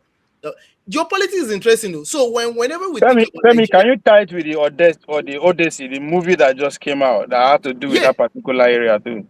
Yeah, you're right. It's a coincidence that it happened at the same time. Obviously, you see, there's a law. See, when they tell us all governments lie, the thing what we don't know anything. No. Nothing. Where would they play? We know nothing. Even things are happening in Nigeria, we know nothing. We think we're controlling ourselves. We're wasting our time.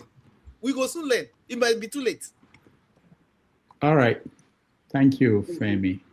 Okay. Any other talk on that? We take a break. Okay. We'll take a break. We'll come back with rant and round it up again. Thank you so much for joining us, and I appreciate all of you. You can like it at this point, share, so that more people will get to see this. And if you can support us, we appreciate it. Thank you.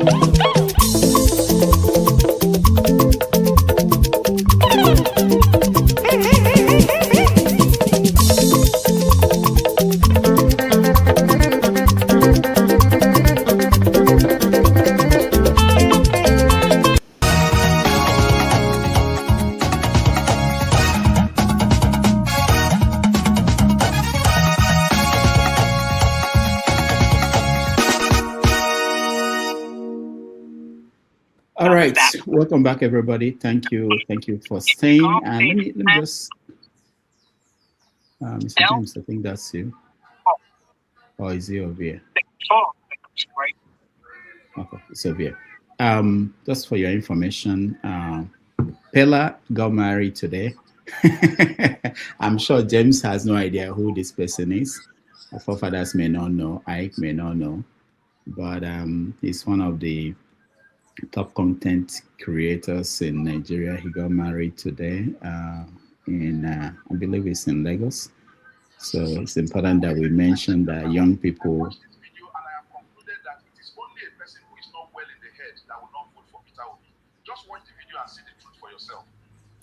Who is playing? Ike, I think it's you. All right. So that's, and then I want to point out, this is for you, forefathers. Nigerian army named Africa's best in counter-terrorism operations. Are you not impressed? No, I'm not even. Maybe it's the mean sub-Saharan Africa. No. It probably meant that because clearly we can't top this in Egypt or Algeria. Those are, they fought insurgency and defeated them. And Nigeria, I don't think is the best at it. Not even close. All right. Kenya's President William Ruto announces free university education for Kenyan students starting in September. I'm sure that Tinubu will not be happy about this. While he's giving loans to Nigerian students, Kenya is giving them free education. Now, we're talking about what's happening in Spain and between Spain and Morocco. So the conversation now has moved to population. And Elon Musk, most of you know that, is now reminding Europe that every year Nigeria population, newborn in Nigeria is about 7.5 million people are born in Nigeria, while the whole of European Union, they have 3 million new births. So Nigeria has more, 4 million people more. And the fear all over all over the right wing, conservative wing of countries in Europe and America is that this African population, this is what we are going to see if we don't do anything about it. Again, at this point, I remind you that tomorrow on 90 Minutes Africa, we are going to have Paikide give us real life reports out of Nigeria, where he is. And if you can join us, it will be fun. He has videos, pictures, real people he's talking to, and they will tell us what's actually going on in the country. All right, so we are now going into rant. If you want to be part of it, we'll give you the chance to rant about anything that is bugging you about Nigeria and Africa. We'll give you 2-3 minutes. Let's start with Mr. James. Yes, let me start with what Femi was saying about Moroccan territory that is still part of under Spanish control. I think during the colonial period or so, I can't remember, Portugal was having 2 cities in Morocco, Ceuta and Melilla. That's Portugal. While Spain was having an island in the Atlantic Ocean, not Atlantic, called Azores. For Spain to get to Azores, they have to cross Morocco. Sorry, they have to cross Portugal. For Portugal to get to Ceuta, Melilla, they have to cross Spain. Because, to solve the problem of the inconveniences involved, they decided to swap territories. Portugal gave Melilla and Ceuta to Spain, while Spain handed over Azores to Portugal. That is how those 2 cities in Morocco up to today are still part of Spain. Now, the question is, the African Unity, the AU, I do not know the reason why they've not discussed that issue at continental level. If they are saying that the whole of Africa is free, Ceuta and Melilla are on African soil. They are not free, they are still Spanish territories. So that is the history behind it. Then in the case of South Africa, the musician has been blamed for not speaking out. I'm not defending them because I condemn what they're doing totally. I mean, sorry, partially, not totally, partially. There's a reason why most South Africans are unable to speak up. You know, since during the apartheid era, while they were fighting the white men, there were a lot of illegal guns, thousands of illegal guns in circulation in the country. In the country, South Africa, if you use your gun to shoot somebody, the ballistician will be able to identify the gun that fired the shot. So they committed atrocities against the apartheid regime, and the government of South Africa up to today are still looking for some guns desperately, because for reasons best known to them. Now, these guns are still in circulation. The people you see roaming the streets up and down, demonstrating, over half of them have got guns on their waists, below their belt. I hope you are getting me. Now, if the South African police dare confront the demonstrators, it's going to be a national catastrophe, because the amount of illegal guns in circulation in the country is very alarming. Check it on the internet. The amount of illegal guns or wanted list in South Africa is enormous. So this is the main reason why most South Africans are silent. Because if you are seen or identified to be sympathizing with the migrants, you are putting your life on the line. So that is how South Africa is. And one thing they fail to realize is this. South Africa is on its way down. So as we are speaking right now, majority of the white firms are not reinvesting their profits in South Africa. So mines are closing down, adding to the unemployment problem. Now, if you read the Zondo Commission, I have the report. Whosoever is interested should contact Dr. Damages. I will send it to him. If you read the Zondo Commission, the amount of corruption in South Africa is very frightening. This is what is causing the whole problem.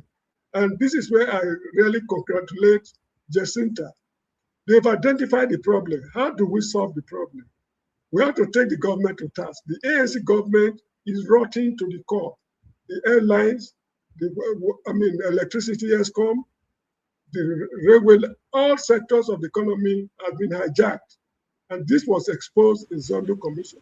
So the only way is to remove the ANC from office. So this is what is really disturbing the country up to now. But one thing I disagree with is the habit of killing people, beating up immigrants. South Africa is not the first country in the world, in Africa, that expelled immigrants. There are tens of countries in Africa that expelled immigrants. Nigeria, Ghana, a lot of countries have expelled immigrants. But there was no occasion, even in Ghana and Nigeria, where immigrants were being attacked. They were only told to pack and leave. And they left in peace, not in pieces. But the habit of opening fire on immigrants, shooting them, destroying their properties, seizing their properties, is unacceptable. And the government of South Africa is unable to do anything because they want to win the next election, which I'm very convinced they are going to lose catastrophically. So that's all I have to say. Thank you very much. All right. Thank you, Mr. James. Let me just point out, James, sometimes you talk about this idea, and I hear it here, that people should come back, like they should force Nigerians abroad to come back before Nigeria is fixed. I don't think that's... I'm not saying so. I'm not saying we should force Nigerians to go back. If not, I should be the first to go back. I'm not in Nigeria. But the problem is, we should fix the country. How was Nigeria during the apartheid struggle? If we can revert to that same situation, Nigerians will go home voluntarily. The amount of corruption in Nigeria is very frightening. If somebody like Bajaber Miller is allegedly accused of accepting 400 million, and the government is unable to probe him, so what kind of country is that? If snakes embezzling money in Nigeria, what kind of country is that? Crude oil is being stolen every day in Nigeria. What sort of country? So these are the reasons why we are suffering. Because that will fit into their own language, which is go back home and fix your country. Yes, Jacinta is saying you should go back home and fix your country. We have enough problems here. We have overdose of problems. So don't come and make our bad situation worse. So go back and fix your country. I'm just saying that, countries that are being fixed now, like India and other countries, they didn't send everybody that was abroad, the people abroad, to go back before they fix it. Anyway, that's by the way. Let's go to Ike. Ike, you have 2 minutes to rant. Why 2 minutes? Okay, 3. First of all, let me correct impression from Ovie. Ovie, 2027 electioneering campaign have not started. Political campaign activities will start by August 19. I don't see any other presidential candidate that has more than 10 people speaking for them right now.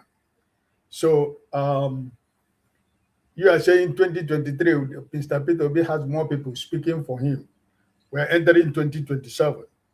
You should wait by August 19. We see if it is only Mr. Peter Obi will be speaking for himself. Okay? My rant is this.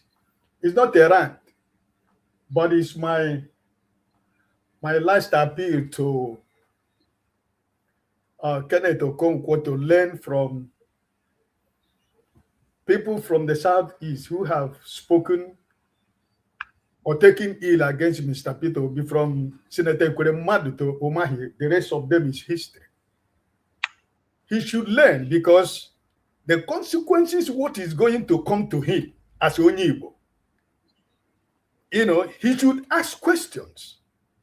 All those people from Southeast who felt that Mr. Peter Obi is their problem, the more they think about Mr. Peter Obi is their problem, the more they get into trouble.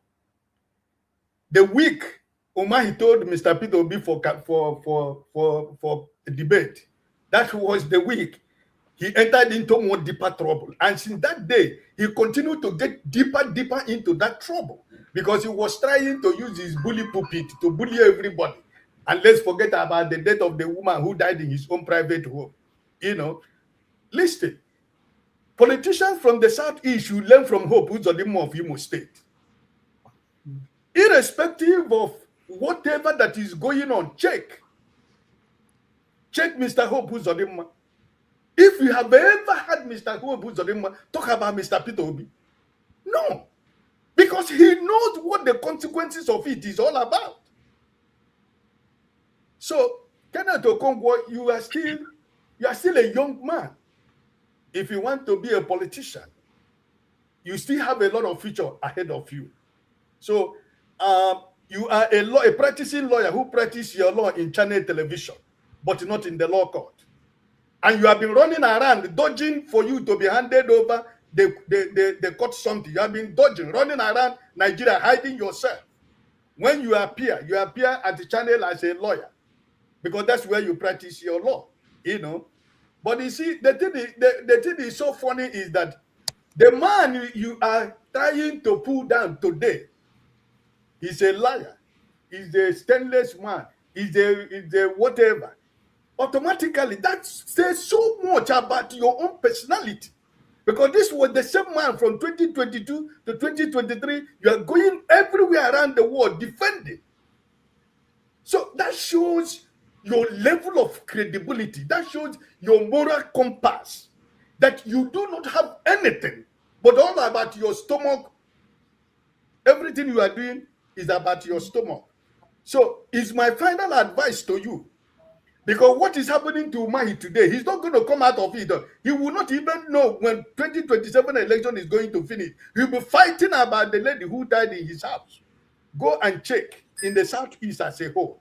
People who has gone against Mr. Peter Obi, look at Soludo, everything, upon his professorship. Where is his credibility? In the Southeast, he doesn't have anywhere. Umahi, Mr. Peter Obi is going to work in his own town. They will abandon Umahi and begin to follow Mr. Peter Obi. So I'm advising him. The campaign has not started, but he is beginning to call Mr. Peter Obi a liar, a this, a that. He practices law.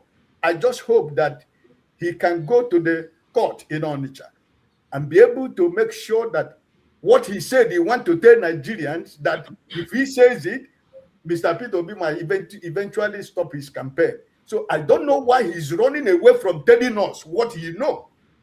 You know, so, but he goes to channel television to practice his law. Even when the journalist, Nigerian journalist has been bought over by politicians, try to, arrange his neck in his bed, he will still tell you don't know what you're saying. So that's my rant. I just want to appeal to my brother Kenneth Okonkwo to go home, think about what is happening to politicians in the Southeast, and know for how long is he going to continue to run this hide and seek game he's playing. It's not going to help him. At the end of the day, we shall know where we'll end. And that's my rant. All right, thank you, Ike. You know, I'm really sorry to say this, but Peter Obi is a classless, uncharismatic politician with little knowledge and zero depth. Okay. Look at just the lie that he just told. First of all, what he said is legally illogical. Defamation suit is a suit you bring against somebody for what he has already said, which you are alleging injured your reputation. But look at him saying he wants to sue Kenneth Okonkwo for what Kenneth Okonkwo said he intends to say. Lie. No, that's not how I understand it. No, that is what I'm saying. He has already commenced the suing before I said what I said. And when you're dealing with a Peter Obi, it's good to put everything you are saying in writing. What I said is on my X handle. And this is what I said. I said it is unwise for you to sue your spokesperson. Indeed. Because in the defense of himself, he may divulge some confidential information. I did not say anything whether it would destroy him or not. That is one. And I said it in response because he has started suing. Defamation suit commences with pre-action notice. Pre-action notice is telling you, you have defamed me. Give me all this. The 5 billion did not commence from the court. It commenced from his pre-action notice. Then the court you're going is just to use it to get those things you have already asked for, which the person said, no, you're not qualified for it. So just look at a man who wants to be president lying, both legally and factually. So what I said is there in the Instagram. All right. You reminded me of the video because I had it lined up. All right, let's go to Anna Electrical. Go ahead. Hello, everybody. Can you hear me? Yes, welcome. Okay, yeah. Good afternoon or good evening. Kenneth is disgusting. The kind of things he said in recent times is very disgusting, very inconsistent. He's actually made himself a caricature of whatever reputation he thinks he has. But anyway, he's only digging his grave and he's eventually going to fall into it. Just like Ike, let me take it off from him. Ike had made as if, I'm the one speaking the things he has actually said here. And that's quite true. Extend it to the rest of Nigeria. What of Ronald Mockery? Where is he? He's an ambassador designate, right? Why is he not serving? Where is FFK? He's ambassador designate, right? Why is he not serving? The consequences, let me say this. I'm not trying to sound spiritual, but Peter B is one Nigerian every responsible and patriotic Nigerian should line behind, because he's been tried and tested. When the time comes, we'll talk about that. But again, that's the man whose parents have sacrificed 2 of their children to the God you serve, you claim you serve. One is a priest. One is a reverend sister. Mine is, if God could not spare Father Mbaka to reprimand him, who is Kenneth Okonkwo and who is the rest of the people? Think of what Father Mbaka went through. just because of his utterances. However spiritually filled he thinks he is. He's a priest of the Most High God, we agree. But look at what he went through. That's by the way. Now, taking on from what Mr. James said earlier, I don't see how Jacinta is a hero. Well, she's a hero to those who she could be a hero to. Immigrants are not the problems of South Africa. It's bad governance. It's just like we had it in Nigeria years ago. Ghana must go. Ghanaians weren't the problem of Nigeria. Just like Ghanaians had it in 1969, Nigerians must go. Nigerians weren't the problems of Ghanaians. Nigerians left. Has Ghana become America or Britain? Ghanaians left Nigeria. Have Nigerians become Britain or Germany? No. The problem is poor leadership. The people should focus on the problem that they have, which is poor leadership, and also there are people being kind of like they allow them to be. Because if you allow bad leadership, you enthrone bad leadership, as Nigeria has successively done since 1999. Okay, leave Obasanjo era. Look at what we've gone through in the past 12 years. Bad leadership. Is Nigeria better off today like it was in 2015 or 2009? No. Until we get it right, until every country gets it right. It's even in America where we are. Immigrants problem, Haiti is the problem. Mexicans are the problem. Are they really the problem? The problem is the system. So all we need to know is we shouldn't be enthroning people who choose to be escapists, trying to make some people scapegoats of their inadequacies and their inefficiencies. And I think that shouldn't be encouraged. Jacinta is not a heroine or a hero. No, she's not. Blaming or killing immigrants, the approach, yes, is terrible. But even the idea of that the immigrants are the problem. Okay, immigrants have left. The problems in South Africa, has it been solved? They're worse off now than they were when the immigrants were there. I'm not condoning the bad atrocities of immigrants in the country of South Africa. I'm not. But immigrants aren't their problems. The problem is they have terrible leadership. I appreciate people like Julius Malema, Thabo Mbeki, who have spoken, very eloquently and well. And that brings to question characters like Trevor Noah and the other guy that goes about jumping up and down, preaching Pan-Africa, whereas he talks absolute nonsense and rubbish, that calls himself Vusi. So why can't you speak out? What you go about reaching every part of Africa, you want Africa to be one, yet you can't even condemn what your people are doing that is antithetical to the things you preach about Pan-Africanism. It makes no sense. I think I will hold it there. It looks like I came a little bit late today. In subsequent editions, we'll be able to say more things. All right. Thank you, Anel Lechuku. Just so you know, forefathers, we have another show after this, so you can join that. Let me just correct you. Reno Mokori, you mentioned him. He has a good reason why he has not resumed in Mexico. Stopped you from resuming your duty? Did the country reject you? What exactly went on? What is happening? Why are you waiting? Your colleagues in other countries have resumed duty. No, Mexico has not rejected me, not at all. You should understand that Mexico is right now hosting the World Cup. See? That's the reason World why Cup is over and Mexico lost. Tell him to go. I don't know. People come here and say anything they like. This is why he has not resumed. Okay. By the way, when I played Kenneth Okonkwo, in my mind I was thinking that I'm happy that he was not a journalist, he was an actor and then a lawyer. But then we have our friend here. I also knew that all the social media rabid attacks, he endorses it. Yeah. That's how he operates.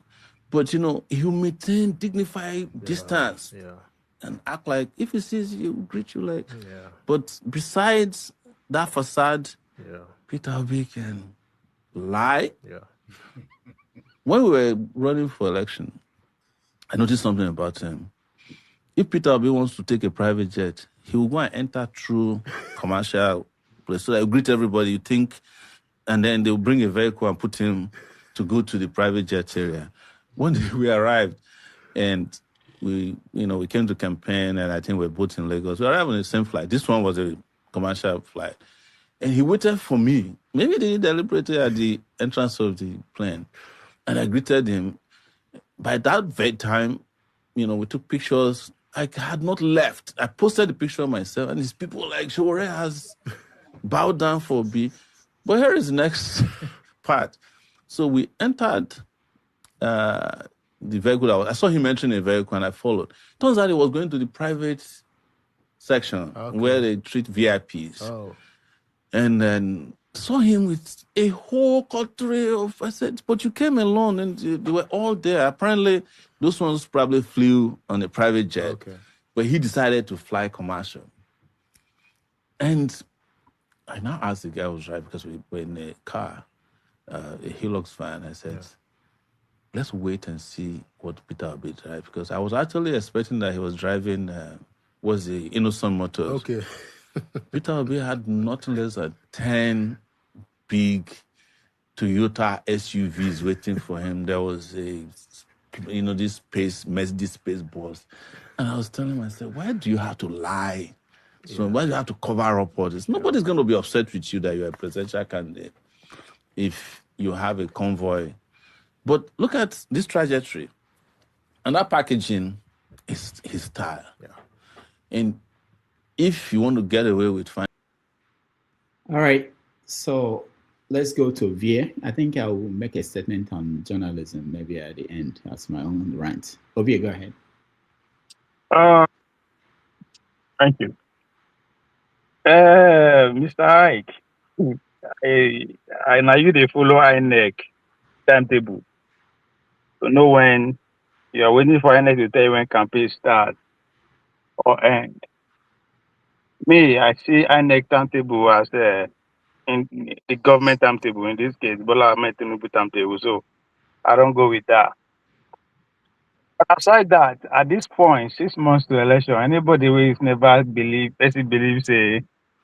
there is a contest between Tinubu and the rest of them, I'm voting for him at the other side to laugh. Because if I laugh now, they will say I know they're serious. And when I don't see others, I'm a conspiracy theorist. So I'll wait. And again, I will say, go and watch this Catholic bishop video again. If Tinubu sound like somebody who is still worrying about some vote, the pushback to the message with them bring on tells you everything you want to know. That every deal necessary to be made has already been made. The only competition I'm seeing going to 2023, why I'm still paying keen attention, is that of between Obi and Atiku, who finished second. If Obi finished second and maybe better his numbers, it's still on the play for 2031. Even though the conventional gentleman agreement says otherwise, but we have young people coming of age who will put that constitution to test.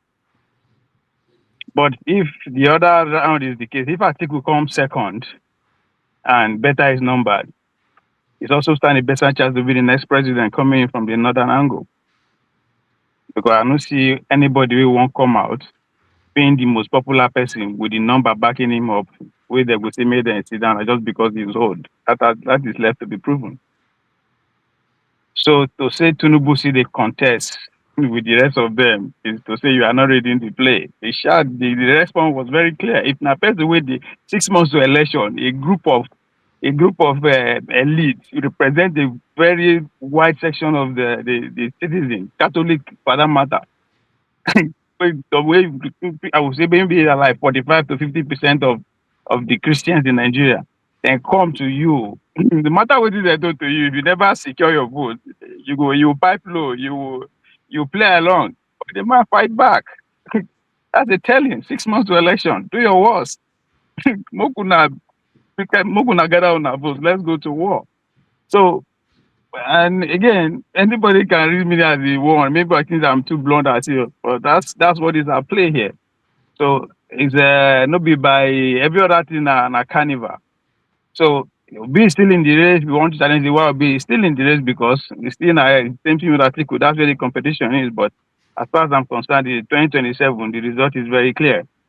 And if you are waiting 6 months, you see the wait. May I tell you when you will begin mobilize?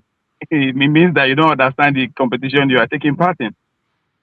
The third year, the last year of election, make sure all your organization out there, pocket organization in the village, you are synchronizing them, making sure everybody is in one accord. That's what it is at last, that's the home straight year. But if by 2020, 6 months to election, you never even know where your party will even go forward, nothing is, then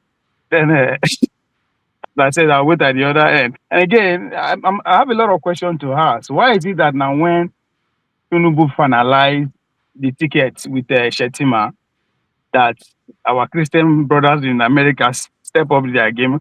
Because it was almost at the same time the boot on ground by the Donatom administration left to America. So it was kind of a good omen for the APC government in power. But all of a sudden, the Christian genocide narrative mission pick up again in America. And Obasanjo finally make it clear officially that he's in charge and he's officially backing the ticket. Even the image that they gave us a couple of days ago was also accompanied by a religious leader, then followed by this angle. So nothing that happened, nothing in politics. There's no conspiracy or not coincidence. All right. So I am not following I know they follow INA calendar because my bullet Tinubu calendar with that. Yeah, Okay, sorry, Rudolph, just sorry. Can I just make a little Webolo? Sorry, I don't know which one I'll call you now, but what I'm seeing there is a Webolo, right? Okay, one, I like to I'm a Catholic, okay? I'm a Christian, but I'm a Catholic. I want you to also remember that the Catholic wants to have a prayer back in the days. 2 prayers we pray every Sunday after Mass. Prayer for Nigeria, prayer against bribery and corruption in Nigeria, and prayer for Nigeria in distress. Abacha didn't survive it. That prayer started when Abacha was on the throne. Abacha didn't survive that prayer. He died on top of me. You heard it this year, right? He didn't survive that.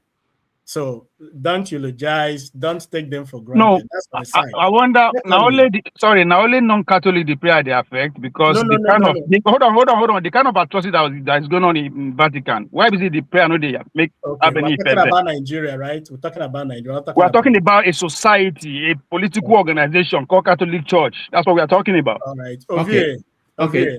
Another thing I just want to say, I'm sorry, Rudolph, please just oblige me. My other thing I just want to say is I've heard all you just said now. Tinubu this continuing in 2000 and next year, right? That's right. Is it a country you want? I think you live in America, right? Is that a country you're proud of? Is that how you read? Is that how you read reality, or you are just talking? Okay, this is why you speaking to reality. Okay, hold on, guys. Because I'm a realist. I speak. If we're ranting, I don't allow comments because of this, because it takes us away from what we're doing. I want it to be a continuous ranting from different people. So after that, people can maybe make a comment. Let me. I lost my track. Let me just play this because Ovia mentioned.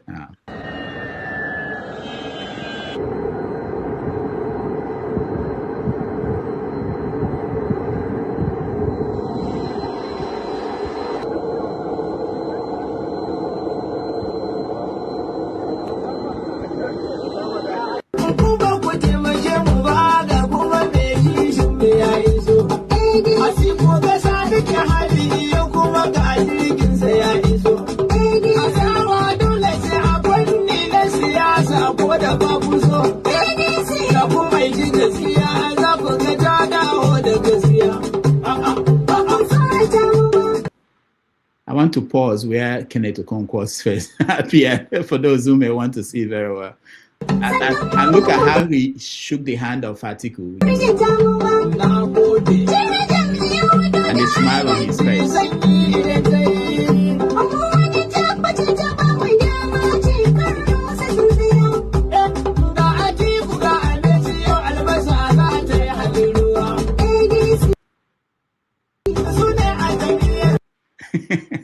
Doctor, to be fair to him, he's shaking the hand of the former vice president.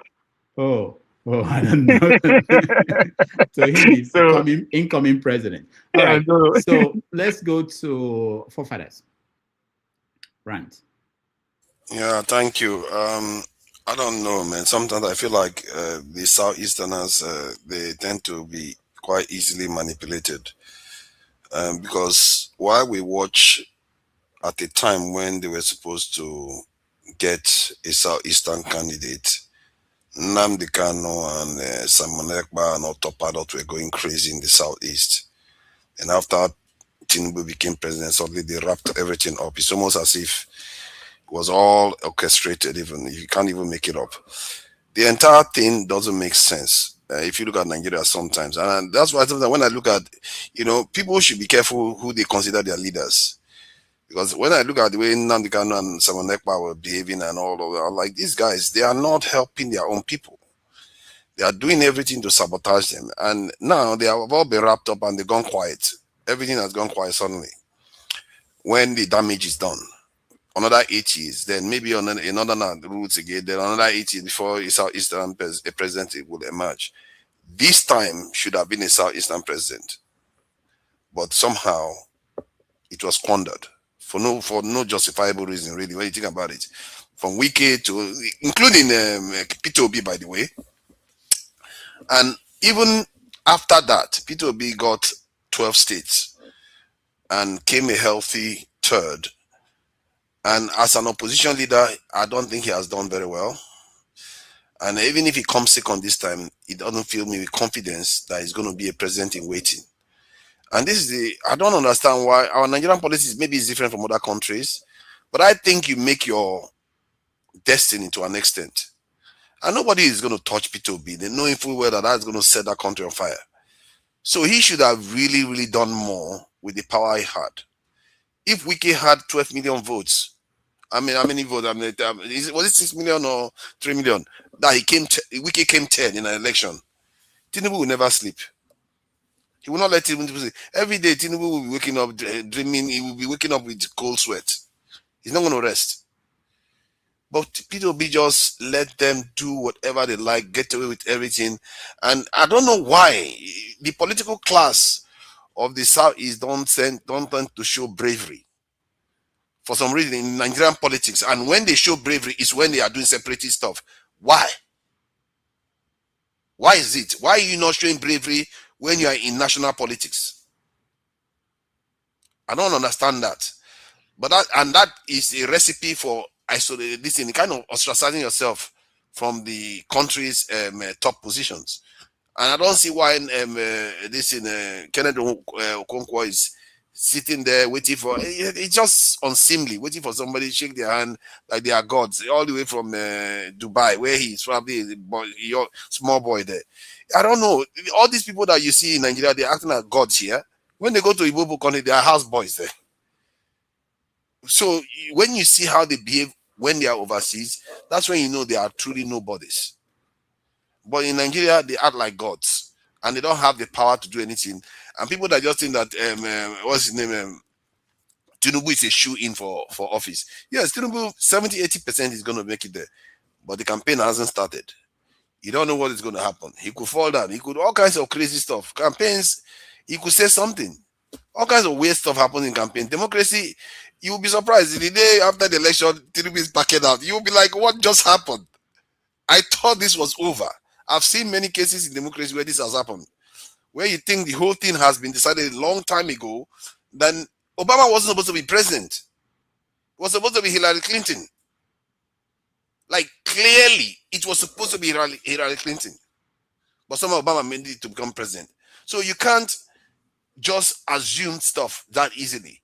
And even some people even argue that Jonathan was supposed to remain a president, but he didn't. So we don't necessarily know everything. All these people are just, especially, I really wish Tinubu carry on becoming cocky and becoming, like he's already a done deal. That is a jinx. In politics, it's a dangerous game to play when you start becoming complacent. that you have already made it into office. But we'll see. Maybe he's going to make it there. Chances are that he's going to make it there because Peter Obi and the opposition, they've not done a good job of it. Let's face it. Anybody that's supposed to be have to understand that even you that is supporting him, if you have his votes, you do more damage than he has done. If I had his votes, I'm telling you, Tinubu will campaign by force. Buala will not be able to cover enough for him. Because all you have to do is be saying stuff, then they will have to keep defending themselves.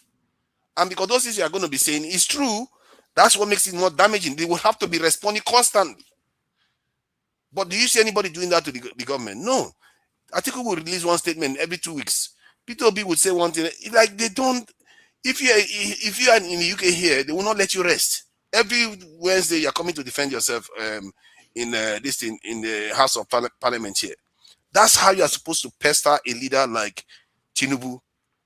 If Peter Obi had pestered him a lot, that's why people that support Jagaban, they hate Peter Obi a lot. Because whenever he criticizes Tinubu, they come after them. But he should never have stopped. Because as long as the reason why you're criticizing me is to better Nigeria and it's for the Nigerian good. Why are you stopping? What is he going to do to kill you? Let him try now. If he kills you, then you get the Southeastern president.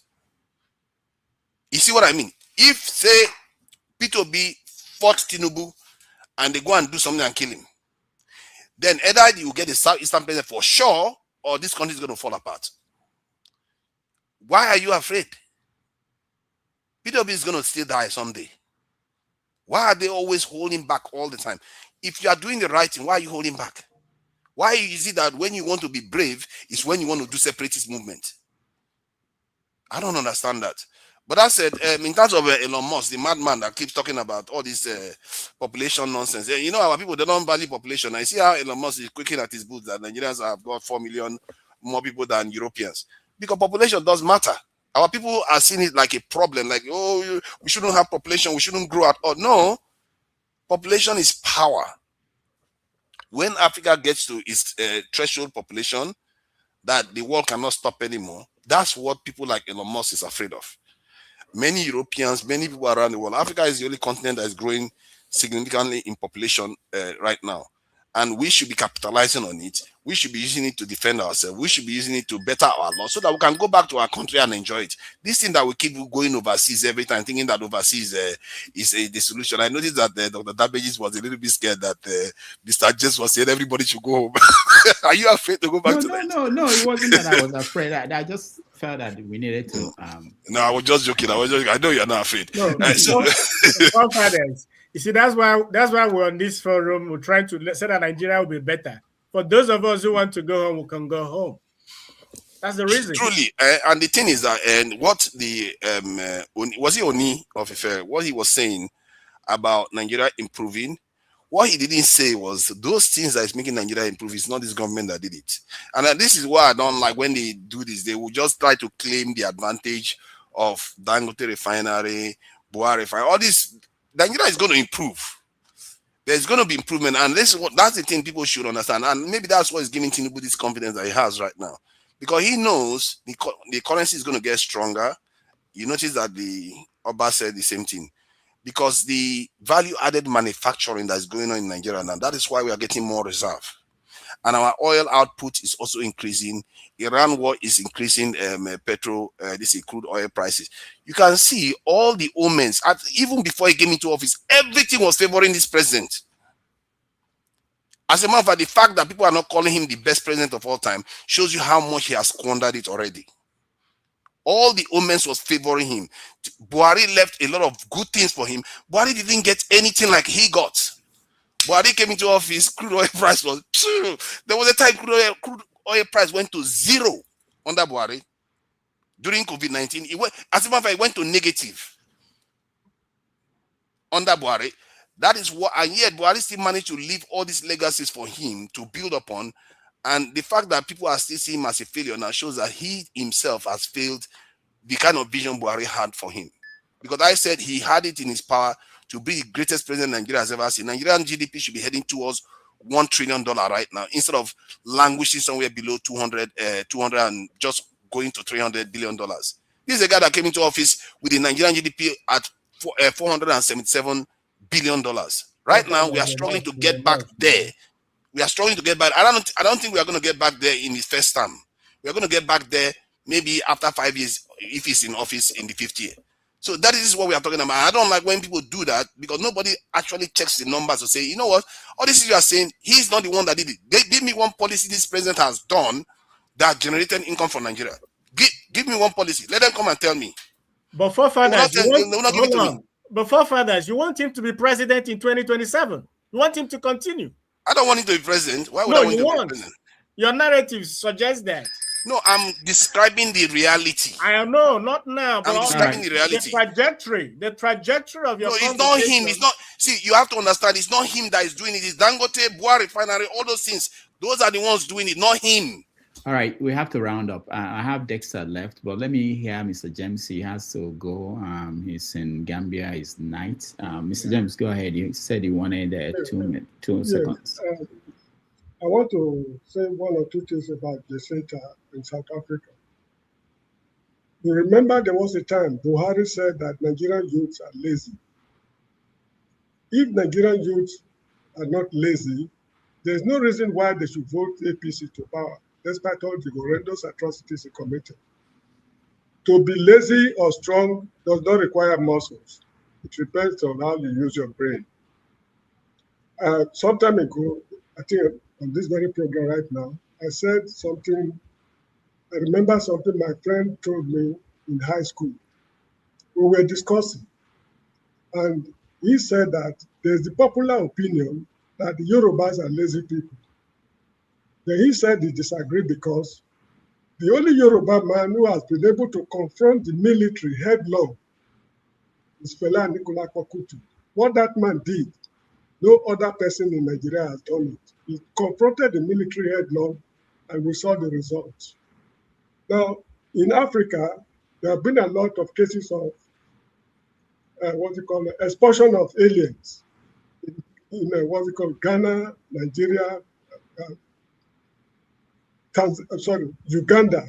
Aliens were expelled during Idi Amin's time, Equatorial Guinea, Gabon, and quite a lot of other countries.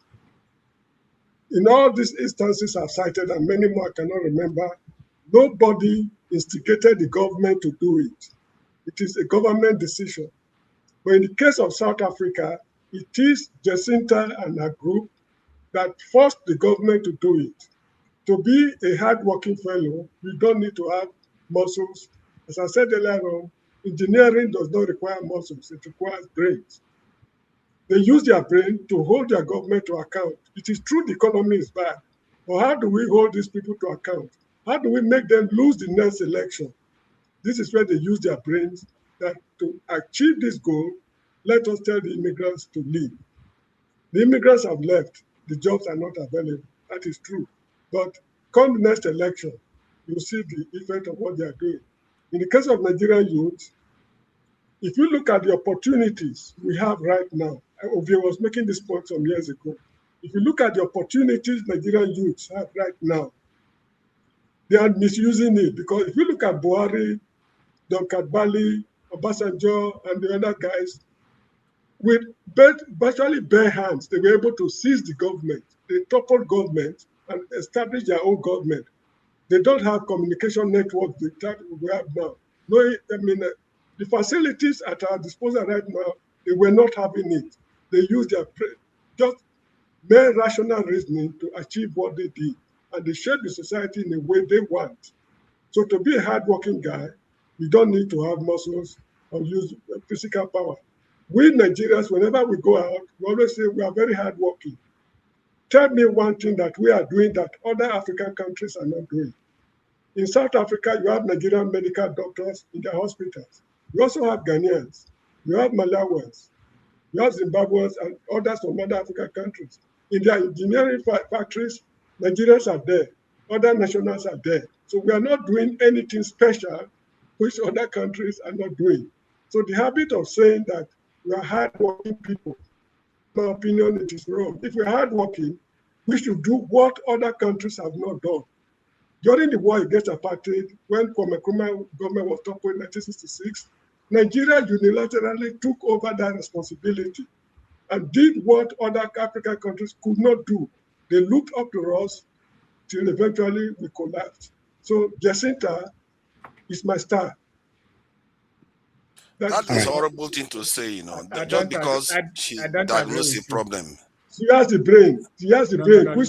What is the brain? She just being xenophobic. Excuse me. She has the brain which you and me lacked. No. She was just being xenophobic. But the Pamela allegedly received 400 million. Allegedly. If she has the brain, she will go after her government. Snakes are swallowing money in your country. Crude oil is being stolen every day. That is true, but if Jacinta had brain, she will go after her government, not go after innocent pregnant women. You and me, to take the government to task, which we have not done. We're a bunch of lazy fools.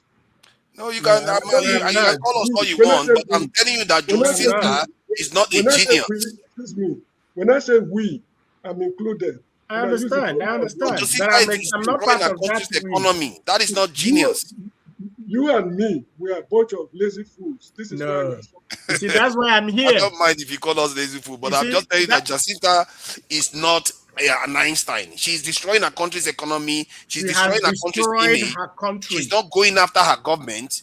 What are we talking about here? She's going after pregnant women. All right, guys. We have to go. From Dexter. Dexter, go ahead. Hi, Dr. Dakiji. Good afternoon. Good morning. I've been listening on the background also. So my rant.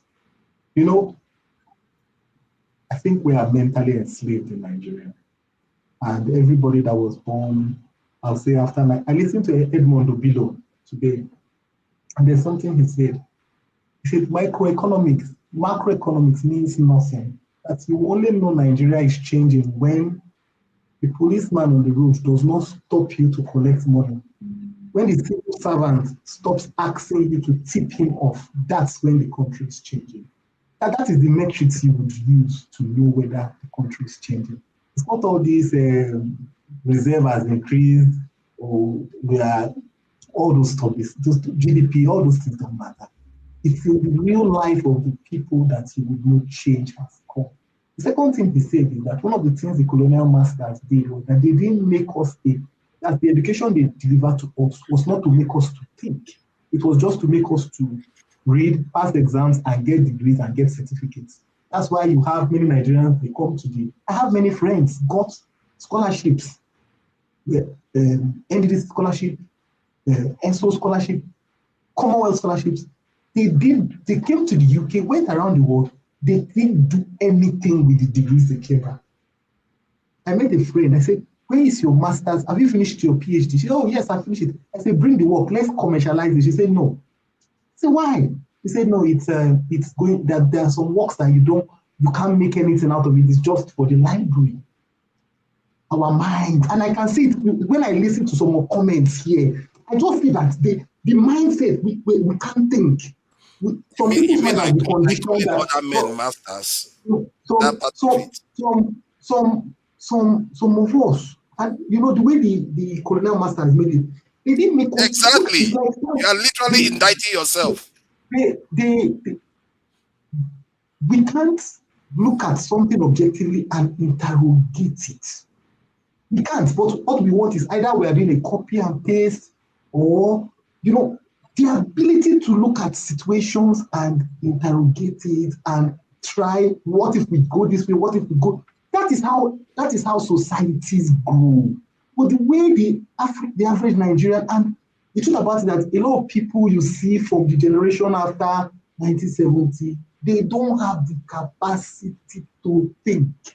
That's why somebody will come here and say, it's as if somebody that has not won an election, somebody that has never contested local government election, who is the one that wants to tell us how the strategy to win election.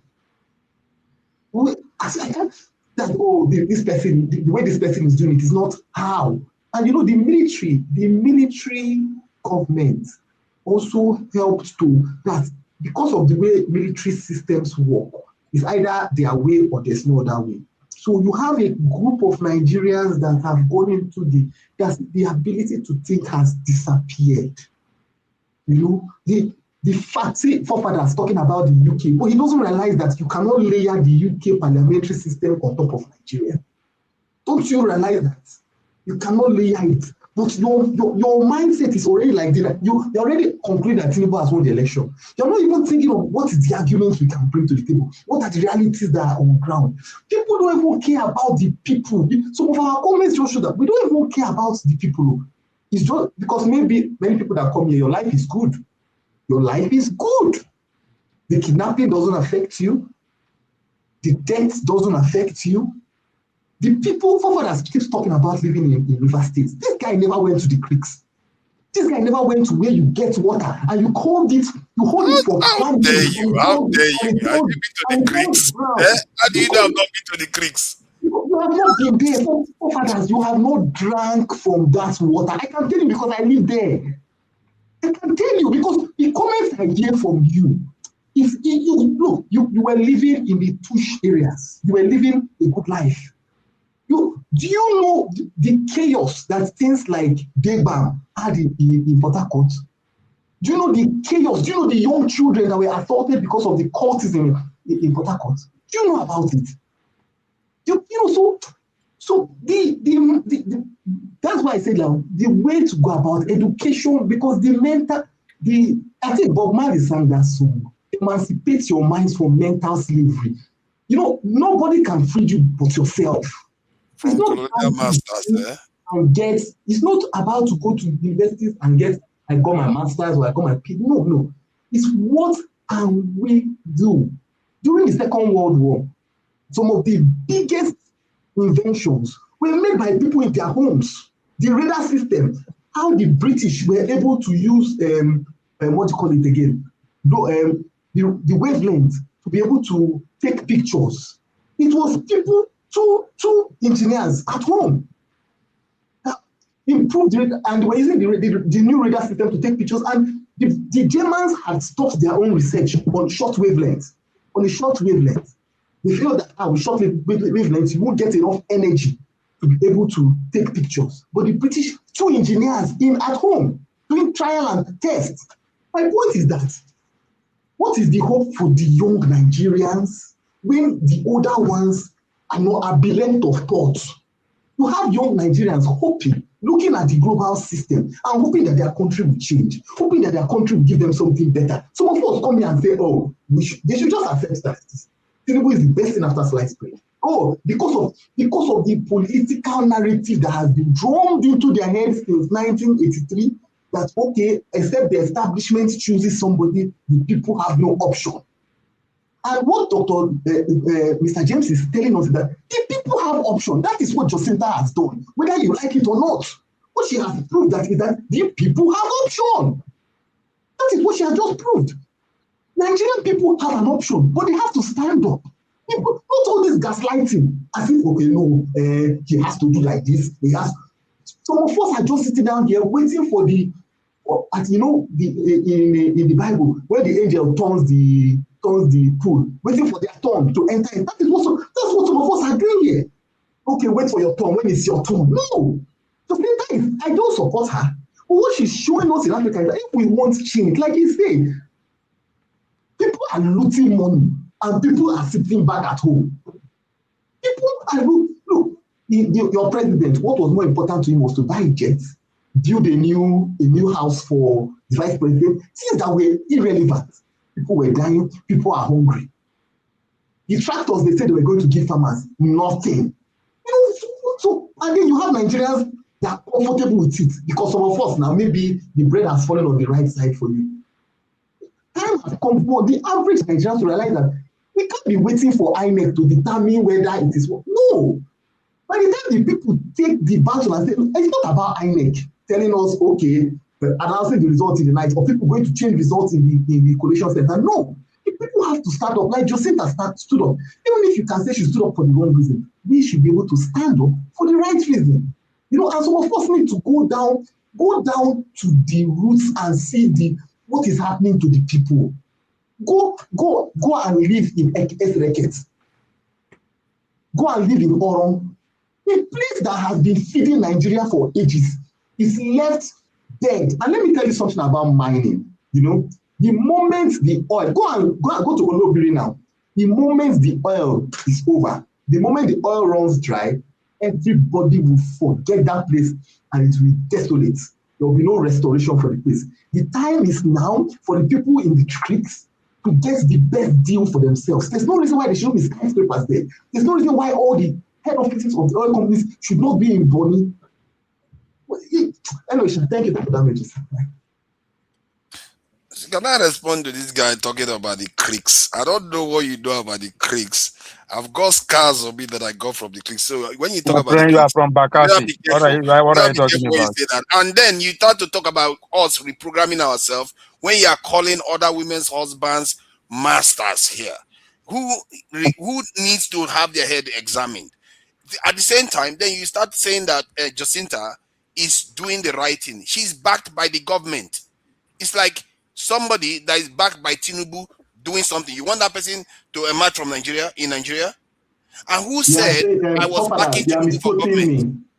You're misquoting me. I didn't say Jacinta is doing the right thing. Don't misquote me.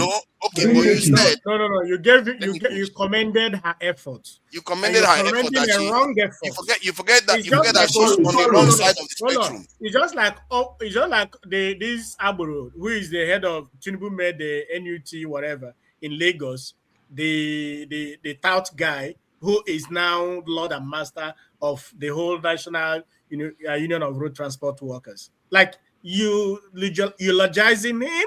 That's what Jacinta is like. That girl has destroyed the economy of that country. Don't misrepresent what I said in my No. See, this is a we should not Nigerian politics.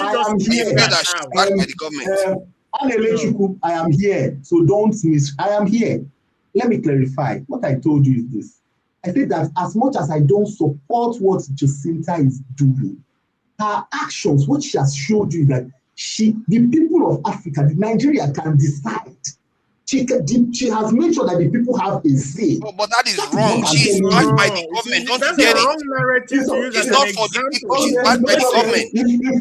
If you guys can see the lessons, I know that you're emotional about it. The lesson is not there. If Kamisha was opposing the government, it's a different thing. She's not opposing the government. She's working with them. Hold on. Someone like me is not even wrong. Going after her, I understand context. Understand that. That you can't be eulogizing. You can't reinforce a wrong narrative or a wrong action to make it good. That's wrong. All right. This girl has destroyed her economy. Can you see that? All right. Thank you. Thank you, everybody. I have to reserve my comments for another time. I really appreciate all of you. My sugar is low. Thank you, everybody, for being here. Let me thank those that supported us before we round up. Thank you, Sho, for your support. Thank you, Oriako Tope, for your support. Thank you, BDB, for your support. Thank you, Oscar Blackstone, for your support. And, of course, thank you, Kulata, for your support. These are people that help us to keep the light going. We appreciate them. I want to also remind people who are just joining us that tomorrow on 90 Minutes Africa, we are going to do something different. We are going to get somebody to report to us directly from Nigeria on the ground. Hopefully he will be moving around and we'll be able to talk to people there. Again, thank you everybody who joined us. We'll see you tomorrow. Thank you, Dexter, for being here. Sorry, thank you, Mr. Going to be? What state? In Lagos. Oh, cool. Thank you, Mr. James. Thank you, Ike. Thank you, Anela Chukwu. Thank you, Ovie. Thank you, Forefathers. Forefathers, we have a show immediately after this that will continue the conversation. I appreciate all of you. Thank you, my producer, executive producer, Show, for all your help. Thank you, the writers, Ngozeka, IBK, and Ola, our graphic designer, for all your support. I will see you guys tomorrow. Bye.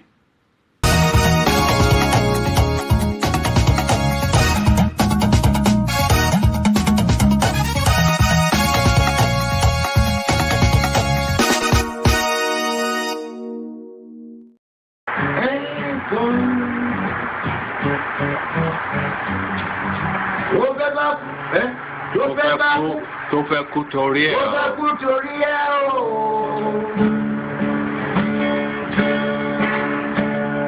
ọwọ́ ẹni ló ti ṣàánú kọ́